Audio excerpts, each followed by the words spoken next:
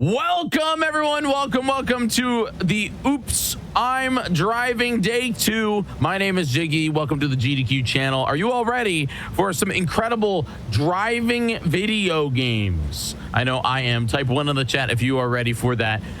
We have some incredible speed runs coming at you today, and I am pumped for all of them. First off, it's a fast run, so you don't want to miss it. It's Forza Horizon 3. Then we're jumping into the Simpsons Hit and Run. Then it's Crash Team Racing. Then we have our F-Zero block with F-Zero GX and F-Zero Maximum Velocity. And then we're wrapping it up with Mario Kart 64 and Sonic Racing CrossWorlds. That's going to be a fantastic day here on the GDQ channel for all you racing fans. So without further ado, I think it's time to jump into our first run of the day. You don't want to go anywhere. You don't want to go anywhere. Stick around because Veyron is taking us through Forza Horizon 3.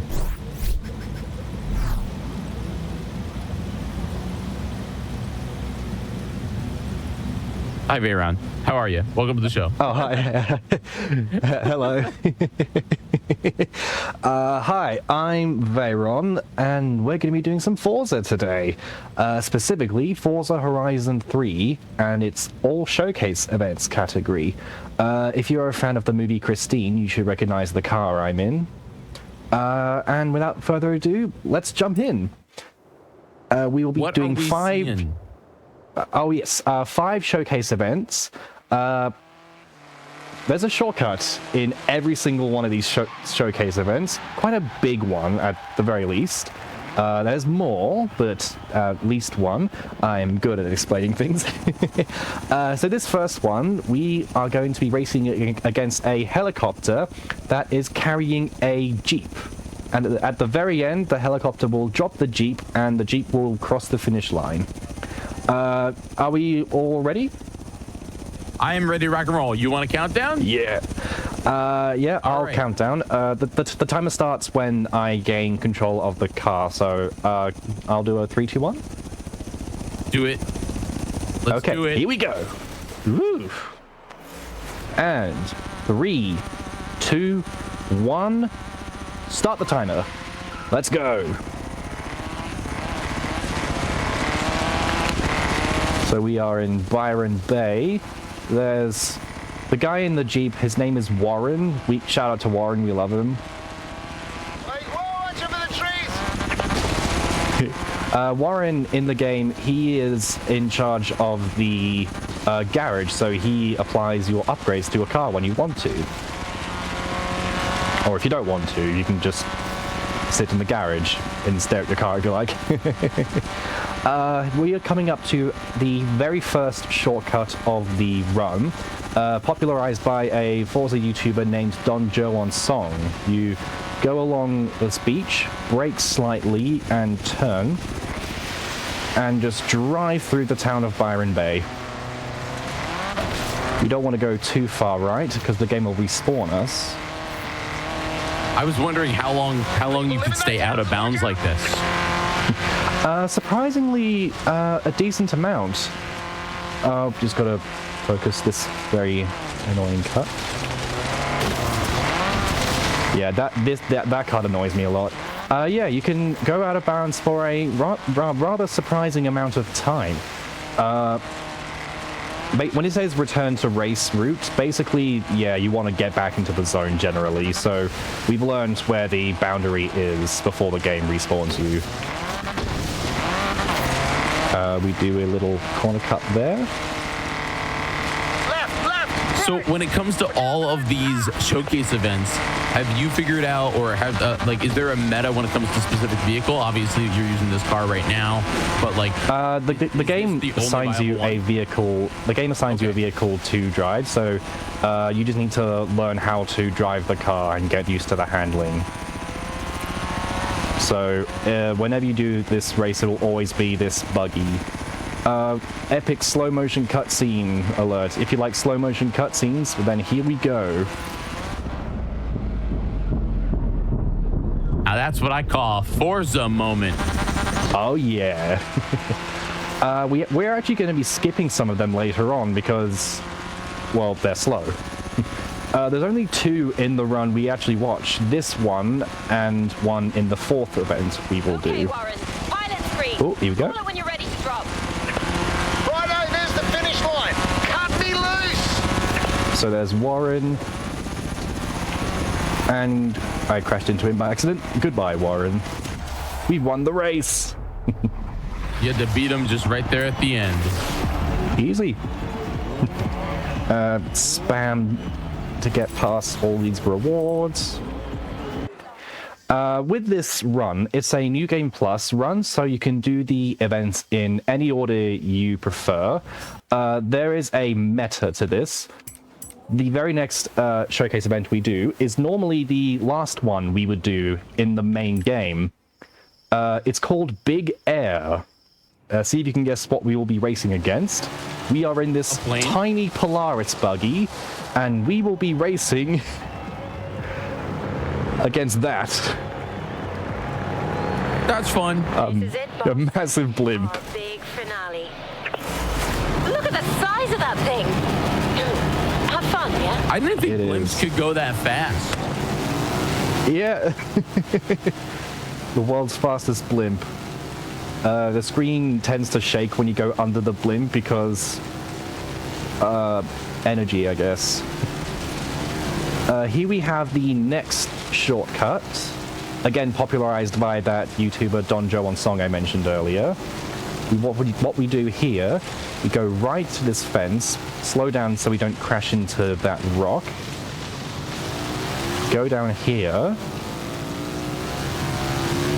and we can pass through this checkpoint. That skips, I didn't check, I think it skips around 5% of the race, which is actually quite a big chunk. We can do another small cut here. This race will also have the first of the slow motion cutscene skips. Slow motion cutscenes are always activated when you jump off a ramp. So what we tend to do is we go around these ramps so we don't trigger the slow motion cutscene. So like here, for example, we trigger the checkpoint and then we go around the big ramp. It might look like we're doing the race wrong, but in the speed run, it's what we want to do. And that skips the trigger.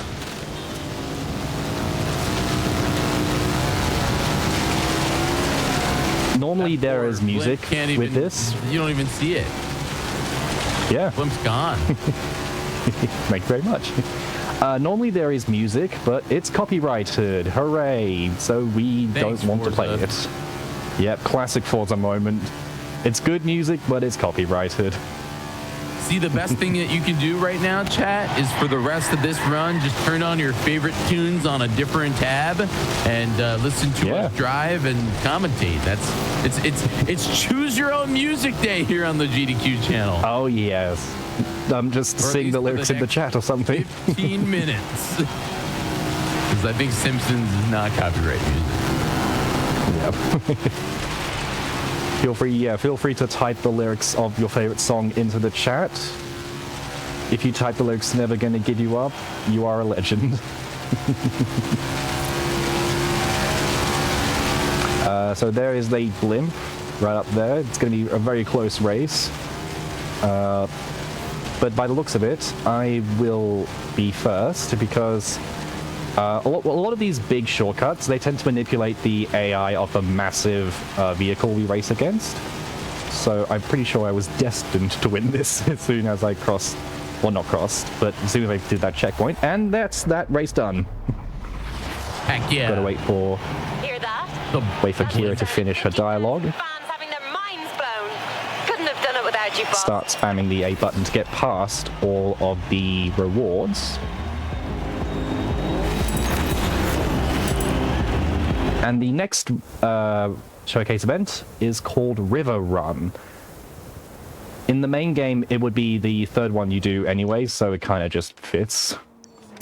What I'm doing in the map is I'm using the D-pad because the D-pad moves the cursor faster when you use the joystick. It is a little bit inaccurate, so I was Not the best at it, basically. Yes, we are in that truck, and we're racing against powerboats. So you're racing a team of powerboats. You're welcome. Who needs to race cars when you can race powerboats or Exactly. blimps or cars attached to helicopters? You got it perfectly. And there's actually sort of a hitbox, I suppose, with the powerboats. Basically, if you hit them, you will stop, but we don't want to hit them at all. Here we have another slow motion cutscene skip. Go to the left of that ramp, and that skips the trigger. I just think it's funny that you can drive through the water even though boats are in it. Yeah. Clearly not that deep. I probably wouldn't recommend doing it in a supercar like a Ferrari or a Lamborghini, but this one should be fine. This trick here, this is common within most of the Forza games.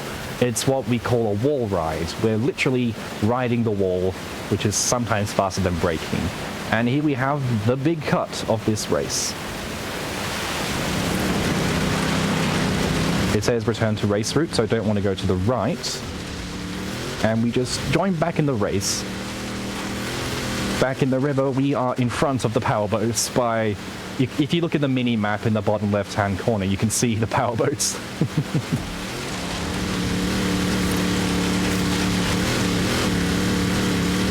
Back in the water again.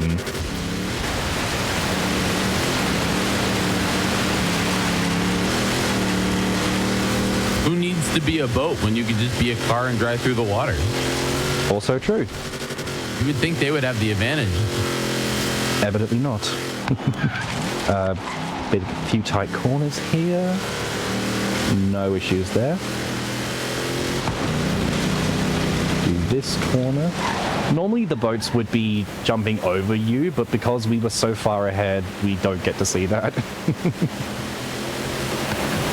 There's the power boats to my left. This one seems hard. Like they're in the lead right now. It does get very close towards the end. We can annoy the people living in their buildings with a very loud engine and finish the race. Nice. Amazing driving. Yeah, this game is in fact 10 years old. We're on Forza It is actually, yeah. 6, by the way, folks, if you don't know. It's fine. Here you are. I think it still holds up, honestly. Like, obviously, I've always wondered, the game... and I guess maybe you know this, but like, how dramatically different is the driving between Forza Horizons 3, 4, 5, and 6? Well, in Horizon 4, the Xbox versions got upgraded from 30 FPS, which is what this game is in, to an option to play in 60 FPS. PC has basically 120 FPS. I think that's the highest one. It's typical in a lot of modern games, but yeah, for a while, Xbox players such as myself could only play this game and the older ones in 30 FPS. Just before I continue, we are going to have another funny skip here. You might be wondering why I am going backwards. Yeah, there's a very good reason. The checkpoint is just there, so keep that in mind. So we go past that, and when the game respawns us, there's the checkpoint. Wow. It saves about 3 seconds from doing the race normally, but we have also manipulated the AI of the fighter jet we are racing against, so we will always be in front of the fighter jet for the rest of the race.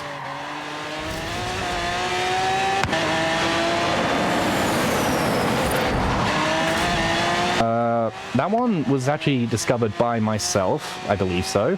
I just discovered it while goofing around in this race. Wall ride!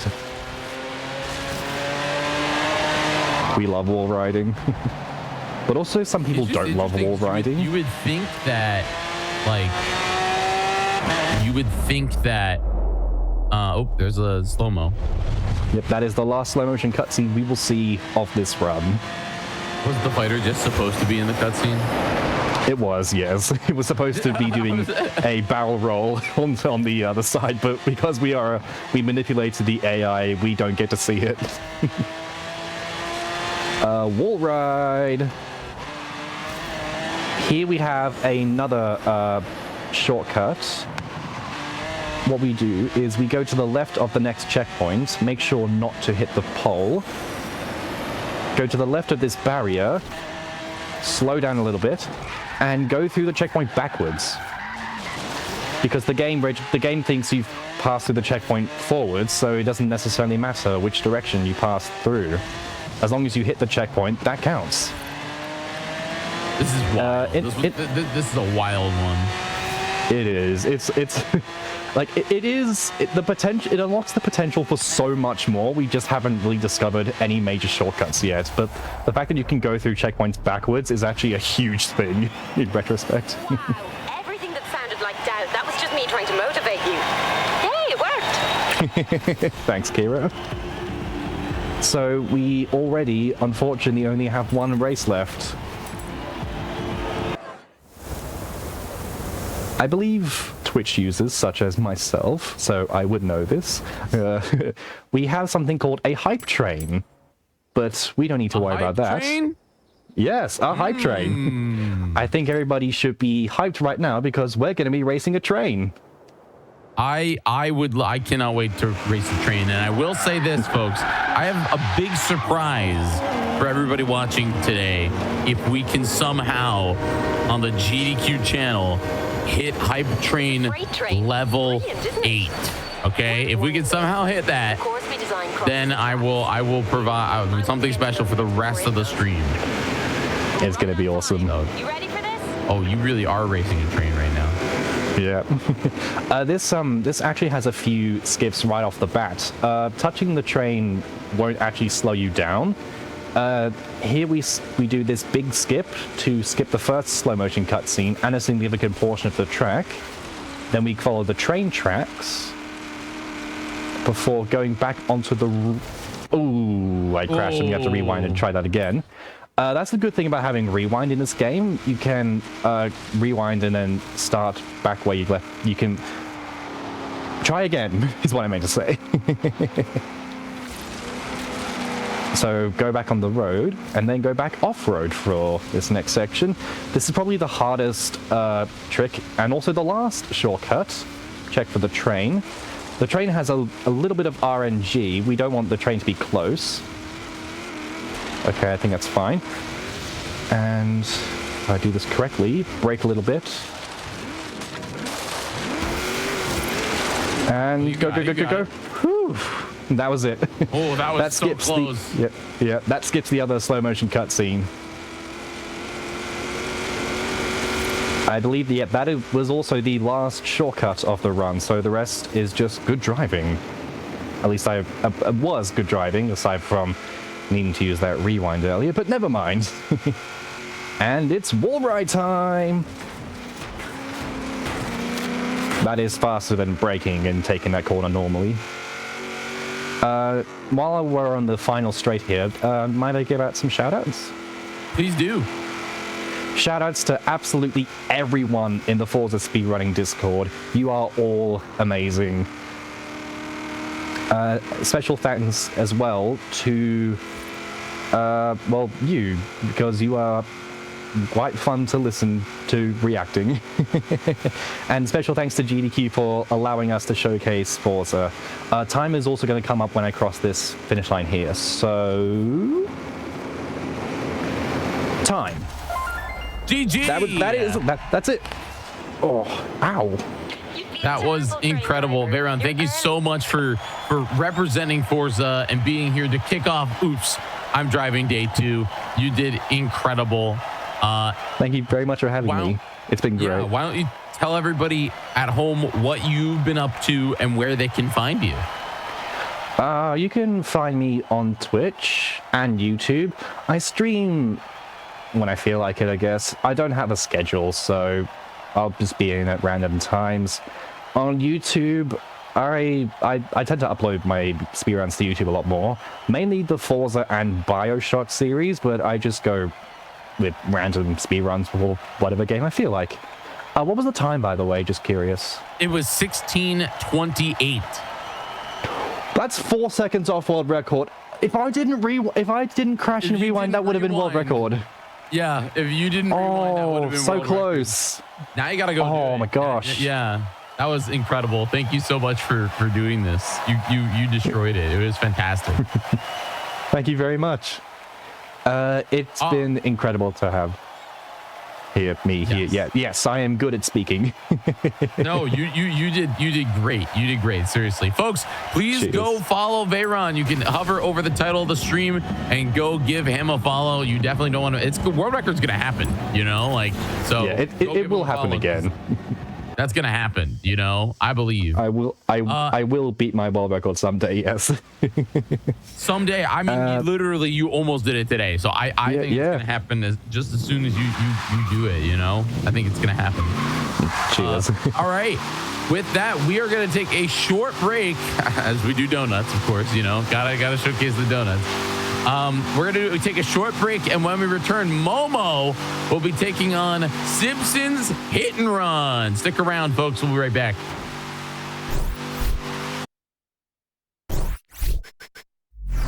Welcome back, everybody, to the GDQ Hotfix Oops, I'm Driving weekend. Now you can see we have our full schedule for the day up. We started off real quick with that Forza Horizon 3 run, and it was 4 seconds off of world record. Veyron's gonna do it. I'm serious. That's gonna happen like probably today. That's how I'm feeling about that. Hopefully you're all having a great day, and I'm ready to get rocking and rolling on this Simpsons Hit and Run. But before I do, I just want to say, if you missed out on any of our wonderful speedruns that we had here, I want you to go over to the GDQ YouTube channel. Sorry, GDQ YouTube channel. You can go over to youtube.com/gamesdonquick. That is where you can check out all of the runs that we do here on the channel. You can check out the stuff that we did at Mainline, the Fatales, Black and Flash, all the things that we do. And yeah, of course, our hotfix shows that we do here throughout the week.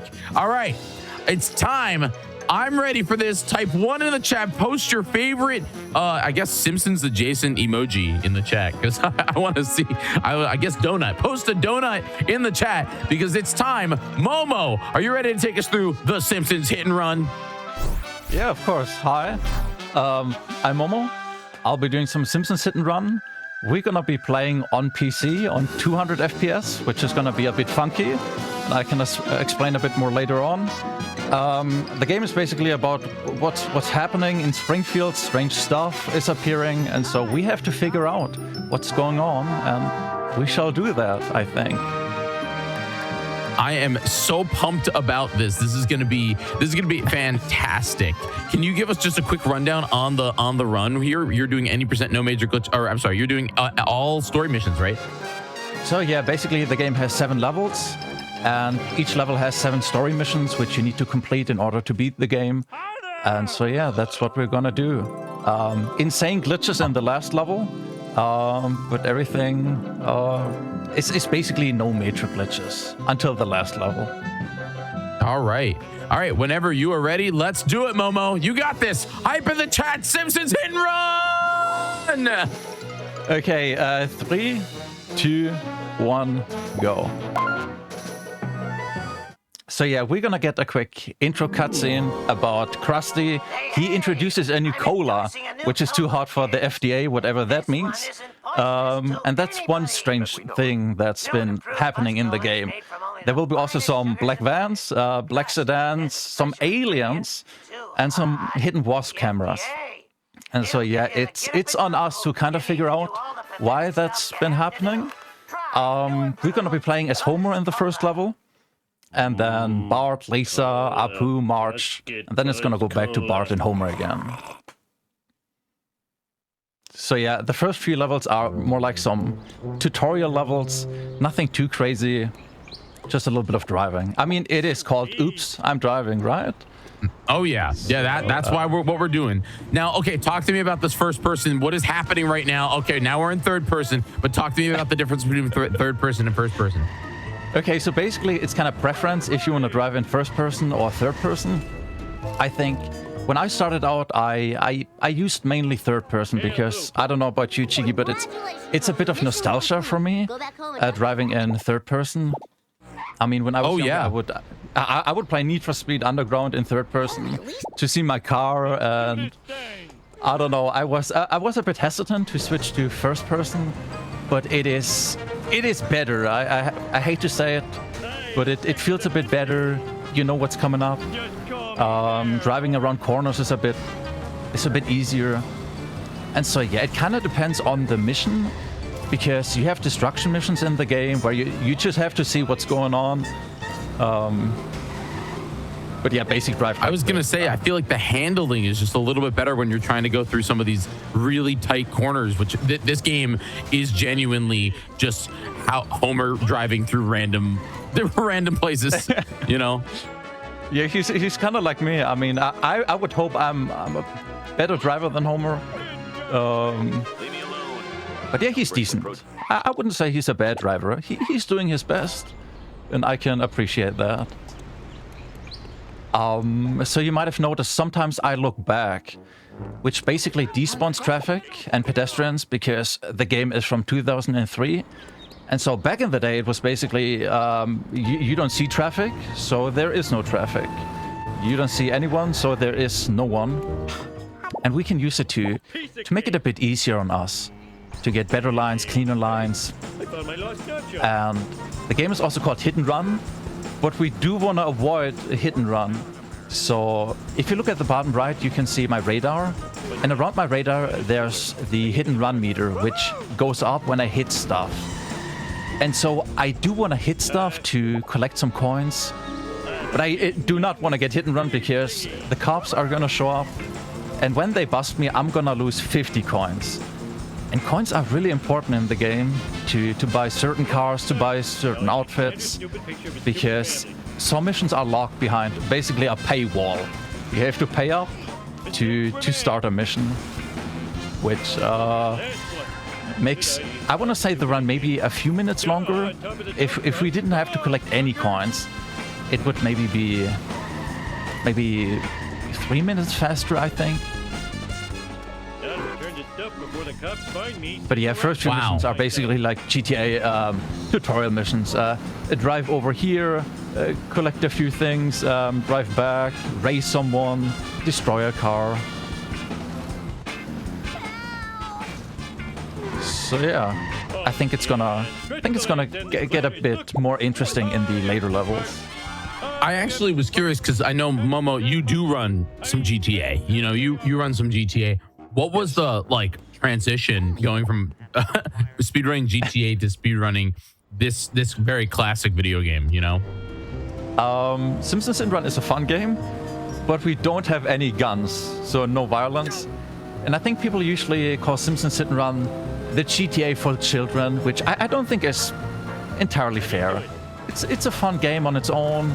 It's not a GTA clone, but it's an open world game. And yeah, the physics are a bit funky, a bit strange. You're not really glued to the ground compared to some older GTA games like Vice City, GTA 3, which makes it a bit more fun in my opinion. It's kind of janky. It's kind of a wacky video game when you think about it. Oh yeah, definitely. And so this should be the first destruction mission, if I remember correctly. And so we need to destroy Smithers' car, which hopefully we can do. There will be a strat where I try to blow up my own car to damage him, which hopefully works out. And so I'll try to guide him into a specific spot. You will see in a second. Kind of like this. And so my car is already smoking. So I do want to destroy my car. And so yeah, if you look at the top left, my car's gonna blow up, and so is his car. And that's yeah, you can still drive it? Oh my gosh. Yeah, you can still get into it because your car is basically a coin magnet. And so you do want to get inside your car to collect a few more coins, which is super quick. Sweet. We'll clean this mess up later. So I know it's called Oops, I'm Driving, but I'm so sorry, Chicky. I have to do this on foot. You got to do a little platforming, you know, Yeah. just a smidge. Mission is kind of interesting because everything is on a cycle. So once you warp to a mission or drive to a mission, the platforms are moving. And so you kind of do want to hurry up. So when you make a mistake and you know, hey, I won't make the cycle anyway, there's no rush. So you can take your time. And so I'm gonna set up ESS right here. I'm gonna walk to a phone booth and I'm gonna call my car. And there will also be a quick cutscene where I can explain ESS. So ESS stands for Enter Skip Storage. So every time you call a car from a phone booth, which basically just spawns a car, you can kind of store the camera pan. And so usually when you warp to a mission, there would be a small little cinematic camera pan in where you are, what's been happening. And so you kind of can store the ESS and skip the cinematic camera pan in, which hopefully makes a bit sense. It's a bit weird, but it saves a few seconds. I want to say like 2 to 4 seconds, depending on the mission. Oh, homie, you're so sexy when you're You just get to hang out and listen to Simpsons episode right now. Oh, basically. I think you can even watch some TV in the game. And so yeah, right here, it's a follow mission. We're gonna follow the black van to see what he's up to. And so we do want to stay close to him. Because of rubber banding, he's gonna go a bit faster. But we also don't want to stay too close to him later on because he can get stuck very easily. And so basically all follow missions are about staying really close, but just knowing when you have to fall a little bit behind. So you talked about this a little bit before, but talk to me a little more about this coin optimization, because you do need a specific amount of coins, right? Do you go out of your way to get them, or I noticed that you get some when you run over like hydrants and other things like that? Yeah, so your coin route is really important because I think we need over 3,000 coins in the whole game. So we do want to collect a ton of coins early on. And so yeah, hitting random stuff gives you a few coins. Like usually 1 coin, a phone booth might give you 2 coins. We got boxes, which give you 25 coins. Wasp cameras, also around 25 coins, and vending machines. And they will give you around 15 coins. So we don't really want to waste our time collecting coins, but we just need some. I mean, we do like money. And so we have around, 300 coins right here. Can you come and get me? I'll pay you in back rubs. But yeah, you don't want to overcoin, so you don't want to end up having too many coins. But you also don't want to have too little, so you have to get backup coins, which might be a bit slower. No talent and good looking. Nothing.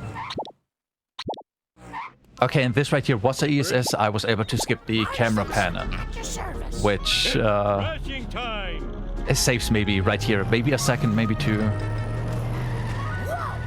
And so yeah, this mission is basically hitting the truck over and over again.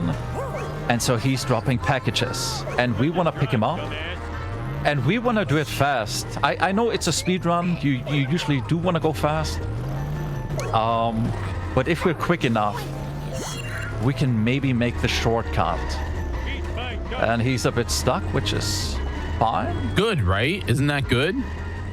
Yeah, I mean, you usually don't want to get him stuck, but we do want to make this shortcut right here. So, perfect scenario would be you're going to hit him over and over again, and then you can make it to the shortcut right away. Yeah, that was not too bad. I'm actually a bit surprised, because you can lose a ton of time doing that mission. Because I think you can probably imagine a game from 2003 doesn't have perfect hitboxes. So hitting the truck sometimes doesn't really count. And you have to have a pretty decent angle. Sweet. Stay on target. Stay on target. Okay, gonna do a little bit of cheating here. It is a race, but we can just reset our car right here. And we are in the power plant. And you're not supposed to be in here. It's just way faster to finish the race. People was an insult. And so I don't really have a timer, but we're gonna finish the first level just in a few seconds.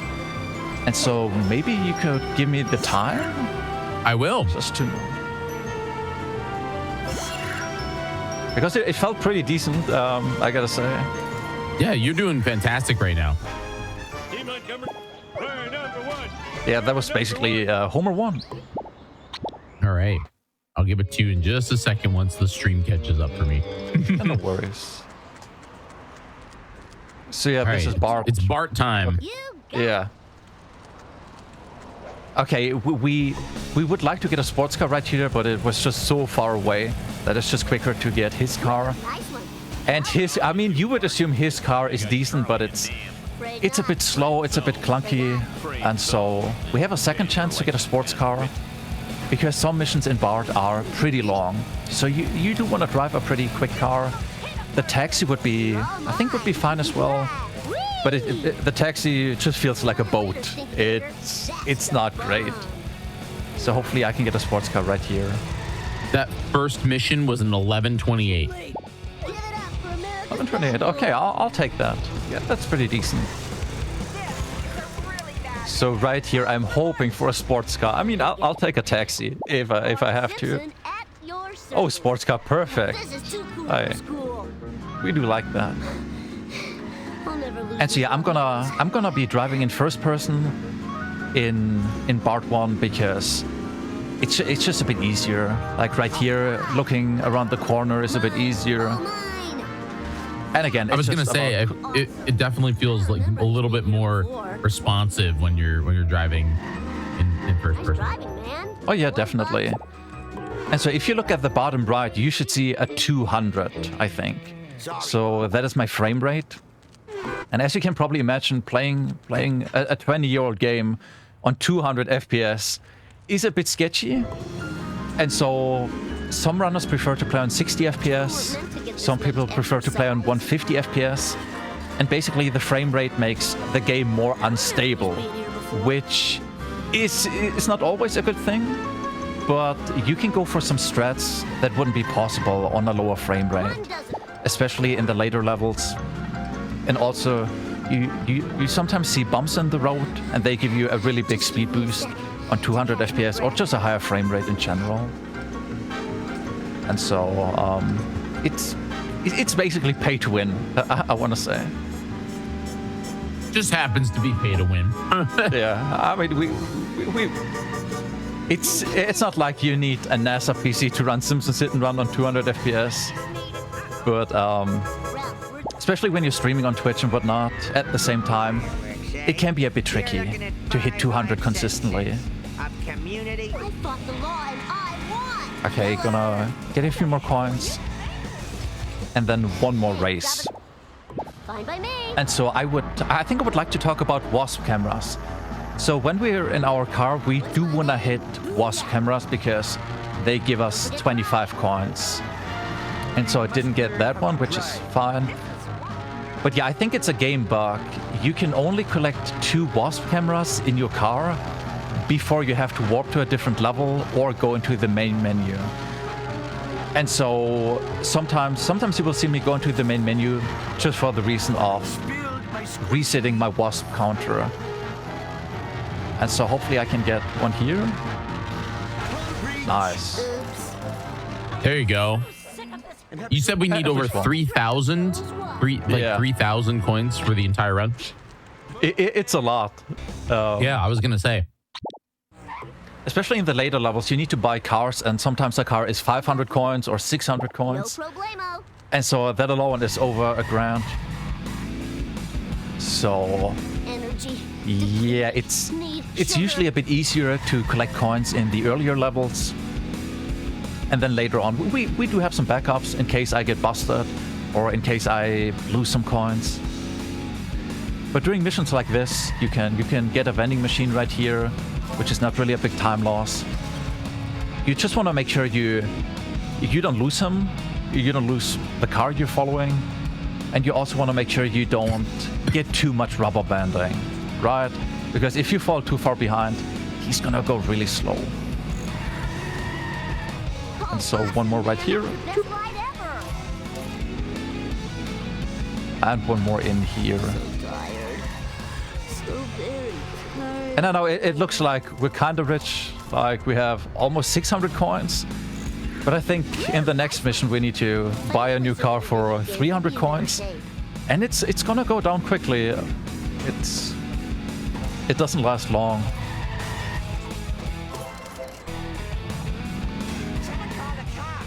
Hey, sprint. Full speed Okay, ahead. and maybe you can tell we kept our sports car since the previous mission. And yeah, this is a long one, so if you're in a slow car, you can lose up to maybe 30 seconds, maybe even a minute. Hey, Snake. Wow. We also do like a pretty quick car for the next strat, which is called Highway Jump. So it's a race again, and we do like to cheat in our races, especially if it's Snake, because he's a criminal. So I think he won't mind. He deserves it. Yeah, Just a little bit. So yeah, we're gonna jump right over here. We just had a nice Forza moment right there. Yeah, basically, you could call it that. And so finishing line should be coming up in just a few seconds. But of course, need a few coins right here. Didn't get the wasp earlier, which is fine. And so there will be a black screen, but I can still walk during the black screen, which is... I think Englishman yesterday talked about how he also kind of walks during some GTA Vice City missions, where it's basically just muscle memory.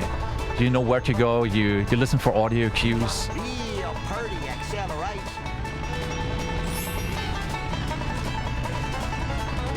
Okay, I think first Cletus mission. And so yeah, his car is kind of slow, but because we are on 200 FPS, we're gonna get a ton of bounces and a ton of speed boosts, which sometimes is even a bit too much. So we do want to slow down, you do want to brake. And I think the main difference between a world record holder and top 10, top 20 is basically driving. I think their lines are just a bit cleaner, a bit better. It's literally just skill based, right? Like Yeah. who has the best run. Yeah, it's usually not too much about strats. Some people go for really, really good strats and they still lose a ton of time, but it's just movement. I think it's kind of like Super Mario 64, where like top speedrunners go for insane strats, but their movement is also super crazy and super optimized. So it just kind of goes hand in hand, where you want to go for the good strats, but you also want to have decent movement, good driving skills, knowing when to slow down, when to accelerate. And so we need to escape Apu in a second, which hopefully is going to be a quick escape. So you can see the meter in the top left. And so yeah, sometimes you can get a quick escape, sometimes it takes a bit longer, but it's usually not too much of a difference. Again, black screen, where I can walk. No problemo.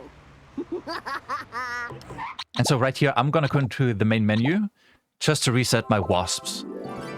And so now I should be able to get 2 wasps again in my car, which I have 3 opportunities to get 2 wasps. So I'm literally just praying. I mean, I think speedrunning is just a bit about getting lucky, praying, getting good RNG. And also, I think best music is coming up in just a few seconds. I'm ready for that jam. So I think I'm gonna shut up for a second and let everybody enjoy the music, Bart Simpson at your service. because we need to collect some monkeys. Eat my dust, dust eaters. Enjoy the tunes.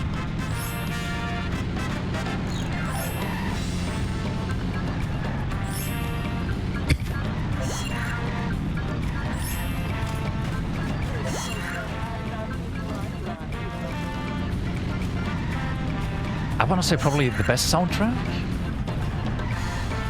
If I had to guess. It's very good. They did not skip. I would say they did not skip on any part of this video game. You know, like I mean, that's true. again, when people think about IP-based video games, and we've had a few of them today, you know, during this show. We had Cars, we have this game. Sometimes they just turn, you know, everyone's played a bad IP-based video game. It's just part of it. But this one and a few other games are just absolute insane. Like, they're so good. Yeah, it's just crazy to me because sometimes a game might be mediocre, but the soundtrack is just so good that you still keep coming back and you keep playing the game over and over again. Oh, awesome, man. That was the best ride ever. And so, yeah, I've heard it from people who are like, I'm not the biggest Simpsons fan or biggest Simpsons hit and run fan, but the music is just so good that I still like playing it from time to time. All right.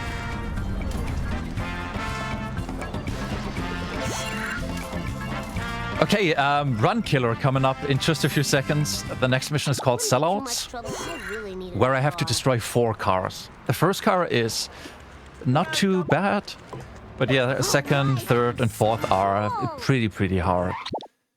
So, Here's your last again, when I'm speedrunning, I'm usually just praying to get decent luck. time for some road rage. Bart Simpson style. But yeah, it's probably just skill. if I had to be honest. Oh, man, that sucks and blows. So yeah, I'm gonna damage him over and over again. I don't really need to hurry up, because I need to drive this way anyway. But yeah, I wanna go for very specific strats on those cars so that my cycle is not messed up. So let's see. Oh, that was so cool. Okay, not a great hit, but we can... not too great, but we can... Eat asphalt. Yeah, okay, that wasn't great. I have a few backup strats to still hit him, Eat asphalt, asphalt eaters. so he should be, yeah. Okay, that's still fine. You just want to make sure you don't drive too far away, so you can still make it to the second car, right here.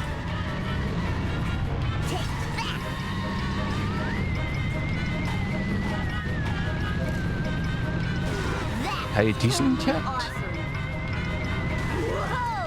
So let's see. Can I get a wall hit? Yeah, that looks pretty good. He should be one hit Time to lay some rubber. if traffic cooperates.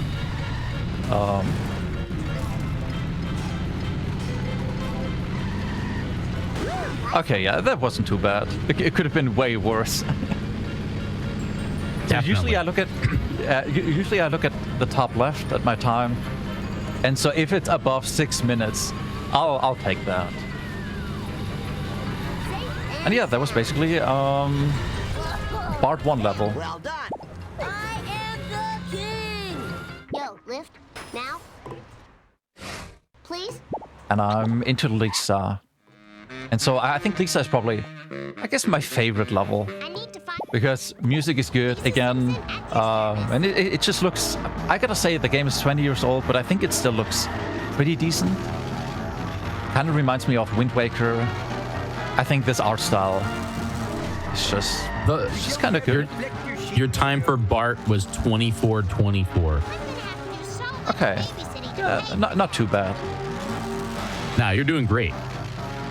Yeah, hey, I appreciate it. I really do. Okay, we're gonna do a little bit of cheating again right here to win the race. Gonna collect a few things again. Now, can you tell me if you see my. And I'm also gonna reset my car in a very specific spot. And I will probably do that later on again, right here. Gonna reset my car, and I'm gonna end up right here. So it just saves a bit of time.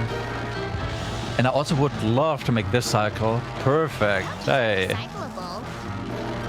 that's probably better than my PB, to be honest. So, again, looking back a few times to despawn traffic. And that's the first mission. Right, not too bad. No, to get. Oh, yeah. I got my. Gonna get a coin right here. Gotta keep going with the coins. You know, you can't give up. Hello, Well, I mean, we do like money. we do like money. It's part of it, you know. Yeah. It's part of the lore. I mean, I'm kind of surprised Mr. Burns is not a playable character because I think he also kind of does love money, right? Guilt. From what I remember, yeah. Yeah. So, but yeah, playing him would be probably, you need to get 100,000 coins instead of over 3K. Oh yeah, 3K would be nothing to him. Yeah, he's like, pocket money.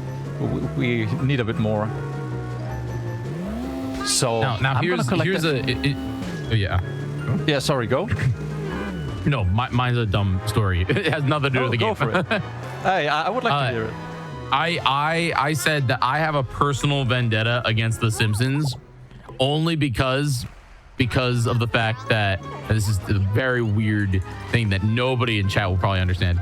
The Simpsons replaced my favorite ride at Universal Studios, Back to the Future. So Really? I'm still never gonna forgive them for it. But this game's fun. Okay. Yeah, I gotta say, I'm not the biggest Simpsons fan. I'm so sorry. I'm so sorry. I mean, That's when I was younger, I okay. watched You're good at some the game. Simpsons. Okay, okay. I mean, I watched some Simpsons, but this game is just so much fun. And like you said, I used to speedrun GTA, and I just kind of like racing games, janky games, older games, retro games. And I played it a couple of years ago for the first time.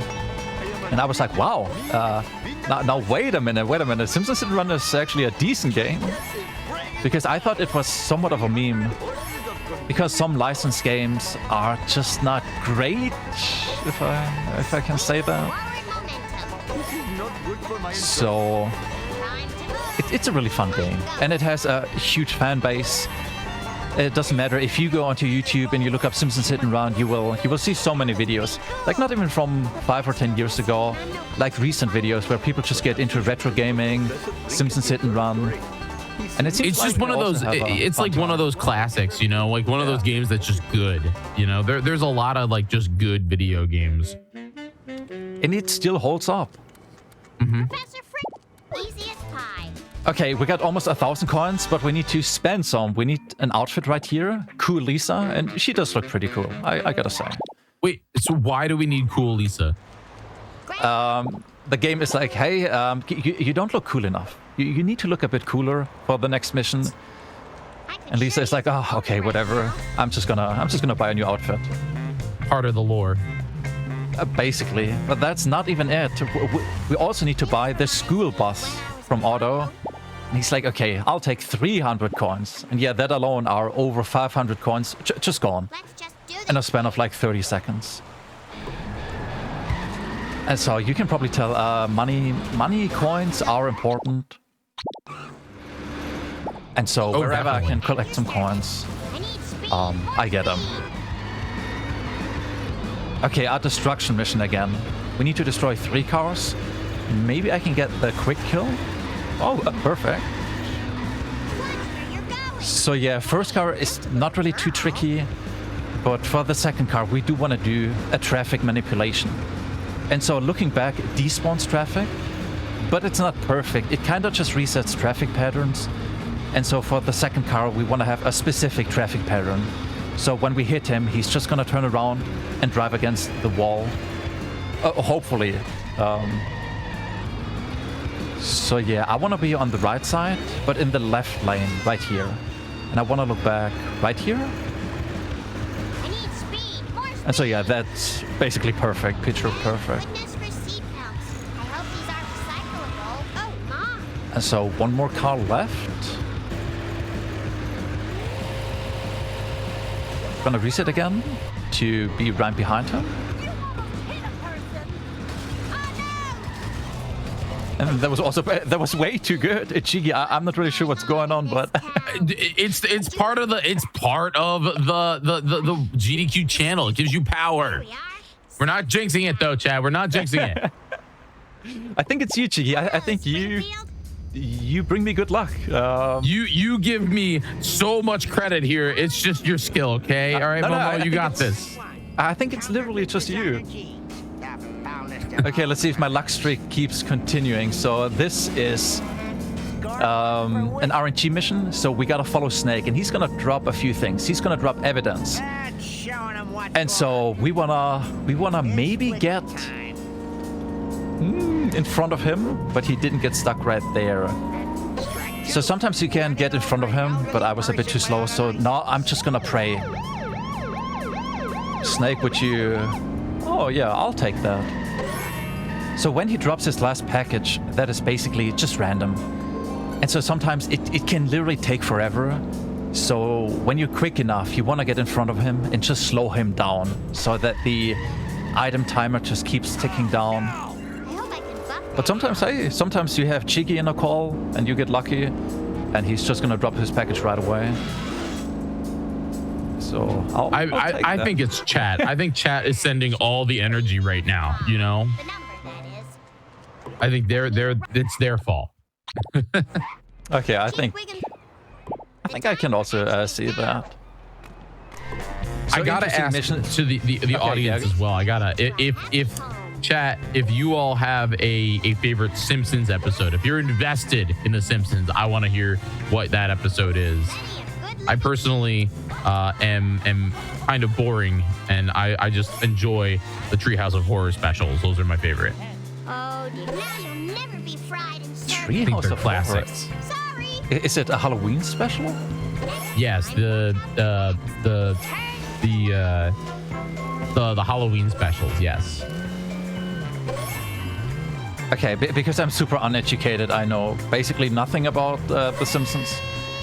I know there's some episode where there's a gold house, but that's basically it. So sorry. I am also rather uneducated, but I do know my I do know Treehouse of Horror. Okay. Yeah, someone told me season 1 to 8 is pretty good, and I should watch it.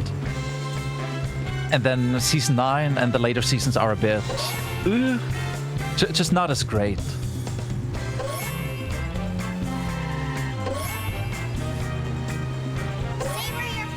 All I know is that Conan O'Brien wrote on the first few seasons, so for a few seasons. I don't know if it's the first few, but oh, okay, that I like sense Conan O'Brien. Yeah, same. He's really funny. And not just because he's a redhead, chat. Don't do that to me. Oh, now it makes sense. Oh, I see how it is, Chigi. Okay. I see how it is. Okay. Okay, a bit of a harder strat right here. I want to guide him into this place. Spawn a car. And that didn't really work out. Okay, I can try again. So yeah, this is called Phone Booth Limo. So again, a car destruction mission where you want to blow up the limousine. But we can do a cheeky little strat where we want to guide him right next to the phone booth and then spawn a car on top of him. So PC. Could you come get me? Okay, that worked. And then he's basically a one-hit. I need a ride. Oh, God. And yeah, again, it's only really possible on high FPS. Like when you're playing on 60 FPS, this strat is not really doable. And so we do like our high FPS gameplay. Because it's just so much quicker, because usually you would have to chase him down, hit him over and over again, you're gonna spin out. The queen. So yeah, we do like that. What's up? And it's time for March. I think Do my best. maybe my second favorite level. I just like the way she runs. It's very funny. Yeah, someone told me I should do a March cosplay because I got long hair and I just need a little bit of hair dye. And then I should be good, apparently. Now, that just sounds like a good incentive at some point, you know?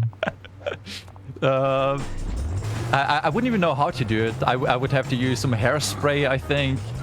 But yeah, maybe at some point.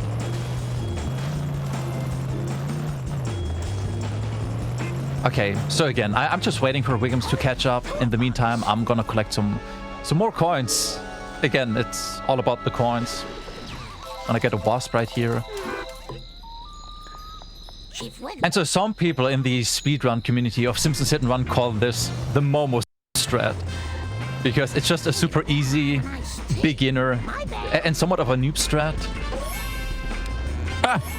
It's good and for noobs. I get it. So yeah, usually you have to chase him down. Oh, that's what I'm currently doing because I messed up a little bit. So yeah, let's see if I can get a decent backup. Okay, I'll take that. So yeah, basically you just want to hit him a few times to collect his, I think it's donuts, if I remember correctly. There are, in fact, donuts in The Simpsons. Yeah, and I mean, it makes sense. We're gonna talk to Wiggums right here. And I think he likes donuts, right? I think so. Yeah. Okay, 700 coins. Looks like a ton of coins, but we have to buy the inmate outfit, which is, I think, 300 coins. Let's see. Yeah, 300 coins. And so coins do go down quickly. And I think if you're a casual player, you're probably going to struggle with having enough coins, especially in late game or even during mid game. And I think even the developers talked about how they just introduced the coins and buying stuff to make the game a bit longer for casual players. They're like, it's padding. I get it. Yeah, because I think they didn't have enough time to finish it. So they were like, yeah, let's just introduce a car where you have to pay 600 coins and one more car where you have to pay 500 coins. So it takes you a bit longer, which I think is fair, to be that honest. So right here, I want to stay really close to him so that he gets stuck. Because when he gets stuck, I have some time to, again, collect a few vending machines, some coins. And I'm also going to switch to a better car because I'm currently in the Canyon Arrow, which is also, I think, from the TV show, right? I'm pretty sure there was one episode about the Canyon Arrow. That I do not know. So let me just get a few more coins right here. But yeah, Canyon Arrow on 200 FPS is a nightmare to drive. I could really use a lift. So we do like the Malibu Stacy car. And it's not really a big time loss because he's just gonna drive around here. And we're gonna catch up super quickly. And again, it's just managing your distance to each car because I want to slow down right here because I don't want him to go too quick, or else he's gonna get stuck in the schoolyard, which is not good. We do want to go fast. We do like a little bit of time save. So you just have to remember where to slow down, when to speed up. My college money. Oh, $2.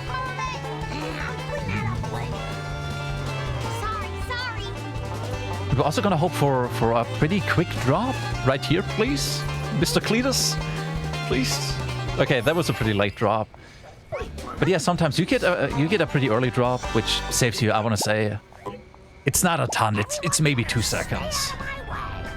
That adds up, though. You know, you get 20,000 time. 2 second time drops, and it's the your game is done. I mean, you can just lose so much time throughout the game. It's not a short run. It's 1.5 hours. Or 120 if you're a really good player. And so if you make a mistake here and there, 2 seconds, they just add up like over time. So yeah, we want to go fast. And so yeah, again, I think Cletus is hungry. I think his family is hungry. So we need to collect ketchup packages for the winter, I think is his goal. Ketchup I'm not really packets sure. for the winter to ketchup packets for the winter, huh? Yeah. I'm Gotta not sure. store up. I don't think ketchup is like super nutritious, right? It's got tomatoes in it, I think. tomatoes, sugar.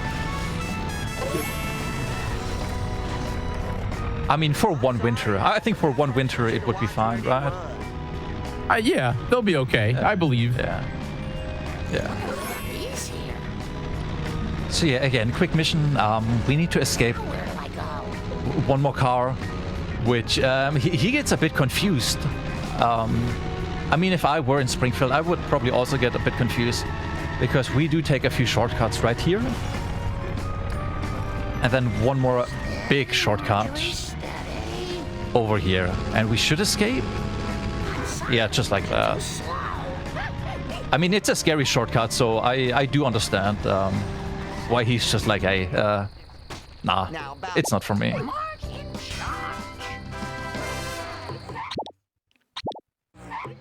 Okay, probably the shortest mission in the whole game. It's a race against Wiggum. And like earlier, we do like to cheat. I mean, he's a police officer, so hopefully he doesn't see us cheat. And take a cheeky shortcut. Because again, we can just go through here, collect the box, and then reset our car, and we should end up, yeah, on the next road. And that's basically the whole mission. Grandpa, I'll do my best. I hope this car doesn't... So somewhat of a long mission incoming. Again, it's about just talking to people, collecting a few coins. But you can also get what is known as a two-cycle in this mission. So in just a few seconds, we have to follow a car. And that car, again, is gonna drop some stuff that we have to collect. But if you stay too close to the car, he's gonna go too quick. And he's like, I don't wanna drop the last package. And so you have to follow him again, which I think loses maybe 2 minutes. And so again, it's just knowing the basics. Where do you have to slow down? Where do you want to speed up? And we also want to switch cars again, because again, Canyon Arrow, it's not a fun car to drive on 200 FPS. So gonna collect this and gonna switch my car. Hook me up with some wheels, man. You got it. I think the Malibu safety car is probably also my favorite car in the whole game. Because it's quick, decent handling. I was actually gonna ask you what like I was planning to ask you what the dramatic differences between the cars are besides speed, and then if you have like a preference on which one works the best for this kind of tight-knit drive arounds. Yeah, I think this car is pretty good for races, just driving around, going from point A to point B. But yeah, it really depends. If you do a destruction mission, like the school bus feels horrendous. I'm not gonna sugarcoat it, but yeah, it's slow, it's heavy. But yeah, because it's heavy, you can just super easily destroy cars. Usually cars are maybe a 1-hit or a 2-hit, because his mass and weight is just so heavy. But yeah, just for casual driving, I think this car is pretty good. We used the traffic car in Part 1, the sports car, which is also decent. But yeah, later on we're gonna get the zombie car, which is really quick, but easily blows up. So you always kind of have to balance what car you want to get, what mission is it. And so I think especially, I mean, when you're a speedrunner, you kind of know what cars you want to be in, right? But as a casual player, I think it's a bit overwhelming. So we're gonna collect some caffeine pills for Grandpa, so he finally wakes up. And then we're gonna. I was hoping Grandpa would wake up. Yeah, hopefully at some point, and we get a short little cutscene. Maybe these will jog your memory. So yeah, I think we're doing pretty good on time, Cheeky. We are. Yeah, we are rocking and rolling here. We are The crap circle. around the 46-minute mark here. That's pretty good. I think estimate was 1.5 hours. So hopefully we can 1:30. stay below that. Yeah. Grandpa, what does this have to do with the crap circle? Is this the spot that you wanted to take the break, or do you want to do one more mission? There are 2 more missions left in 2 more. this level. Perfect. Two more. And then we can easily take a break. Easy peasy. Well, as I recall, it was sort of a So yeah, usually this right here would be a bathroom break for most runners, which I don't really know how it works because it's just a minute. That It's sounds just a awfully minute. That's familiar. not enough for me. I think it was at the Quickie Mart. That's it. It was on a bottle of pop. Maybe that will jog Bart's memory. Okay, we got some new information from Grandpa. And so I'm gonna do a main mission warp again. And I should also still have ESS to skip the cinematic camera pan in right here. Yeah, perfect. And so we're gonna buy a new outfit. We're gonna buy the police outfit, which is, I think, Bart, do you 400 coins. Yeah. So yeah, as you can probably tell, we need a ton of coins. And so no more cars we have to buy in this level, but yeah, in the next one and the last one. And again, probably the best music. So maybe Chad can enjoy some of it. I swear I used to be a better runner. I need more step aerobics. Again, I want those jams in the chat right now. Just let me catch my breath. Also, we are on foot, which is rare. Like usually you're in a car. Yeah, probably one of the longest mission on foot.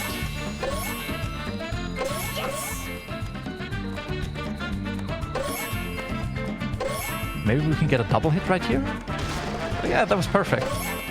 Sometimes the Wasp is angry for no reason and he's like, ah. And so you can get a double hit by ground pounding on the box. Which again saves, not a lot, but it's again 2 to 5 seconds. I need a Long Island. And that does make a difference, you know, like that, Yeah, that it really genuinely does. makes a difference. And so yeah, the next mission is going to be the last one in March. And it's also going to be a run killer. So we need to destroy 3 cola trucks. And it's a bit tricky. We have some strats, we have some backup strats. And hopefully I won't lose too much time. Simpson, at your service. So we're going to hit him right here. This. Maybe push him into the pole. Yeah, that's perfect. I'll take that. Okay, 1 truck He's not down. going anywhere. I'm so happy. But yeah, we got 2 more trucks left. And they are a bit tricky. But yeah, it's usually the first one. Because if you can get him stuck anywhere, he's just gonna keep driving. And you have to manage traffic and try to hit him. And we're also gonna do a tricky jump to get a box. Let's see. Oh yeah, perfect. Hey. Okay, second truck. Maybe 1 small hit right here. And so I do want to push him into a wall. Right now? Okay, just a few more hits. And yeah, so far it's perfect. I think Jiggy, it's literally on you that I'm getting so lucky. I just think that you're good at the game, okay, Momo? I mean, I watched you play this game on your show, on your stream. You're just good at the game, you know? Can we get some hype in the chat for Momo, who's absolutely destroying this run right now? It's amazing. Yeah, I appreciate it. Okay, last truck, which can be a bit tricky. So I do want to push him like this. Again, picture perfect. Just 2 more hits. And yeah, this should probably save over 20 seconds compared against my PB. So basically what's left is we're gonna drive to the Simpsons house and we have to escape Wiggum's, which should be very easy. And then we can take a break if you like to. Absolutely. So yeah, basically just collecting again a few more coins, and then a quick Wiggum escape, and then we should be good. We are all set. Okay, should I give you a countdown or something like that? If you're ready to rock and roll, we can take just a short break. You good? Okay, we can break right now. All right, folks, we're going to take a short break, and when we return, we're going to jump right back into the Simpsons Hit and Run. Stick around, folks. Go get some water. We'll be right back. Welcome back, everybody, to GDQ Hotfix. Oops, I'm driving weekend. Momo, are you ready to jump right back in to Simpsons Hit and Run? Sure enough. So, quick summary. We did some levels. Next up should be Apu, then Bart 2, and then Homer 2. So 3 levels left. Each level has 7 story missions, which we need to complete. So, it's late game time. Late game time. All right, count us down and let's get rocking and rolling. 3, 2, 1, go. So yeah, for me, this right here is probably the hardest level in the whole game. Apu's tricky. A ton of destruction missions, follow missions. And rubber banding is not really a thing anymore. So rubber banding was extremely strong in the first level because it's kind of like a tutorial level, you know, getting used to the game mechanics. But yeah, if you crash into traffic right here while following a car, it's looking grim, and so you can easily fail a mission. Also, missions are gonna be a bit longer, I want to say. So yeah, if you make one big mistake, it can cost you a few minutes. We do want to go fast, and so far I've been getting super lucky, which I don't think it's luck based. I think it's skill based. Pure skill. I appreciate it. So yeah, we're gonna buy the American Apu outfit. So Chigi, would you say this is an American outfit for Apu? You know what? When I see that outfit, I sure do feel patriotism, and it's exactly what I wear every day. So very American. Okay, I see. You got a jersey, you got a baseball jersey, and a big cowboy hat. I don't think you can get more American. I think that's fair, but it was expensive. Again, we had to spend like almost 400 coins. So and we need to buy more stuff. It's not over yet. We need to buy one more car in here, and so it's getting tricky. My coins are not super bad, but I just need to pay attention to my coin count. So yeah, again, right here, a follow mission. And you don't want to fall too far behind, but again, I will slow down in a second so he doesn't get stuck. So yeah, hopefully he's gonna drop his thingy right here. And so now I want to slow down, look a bit back, so he doesn't get stuck. Because I think you would usually assume, hey, I need to hurry up, I need to follow him, I need to be quick. But yeah, sometimes you can just take your time, which kind of weird in speedrunning. Yeah, not speedrunning. I mean, I think speedrunning is about having a good time, not necessarily getting a good time. So I love that. That's a fantastic way to look at it.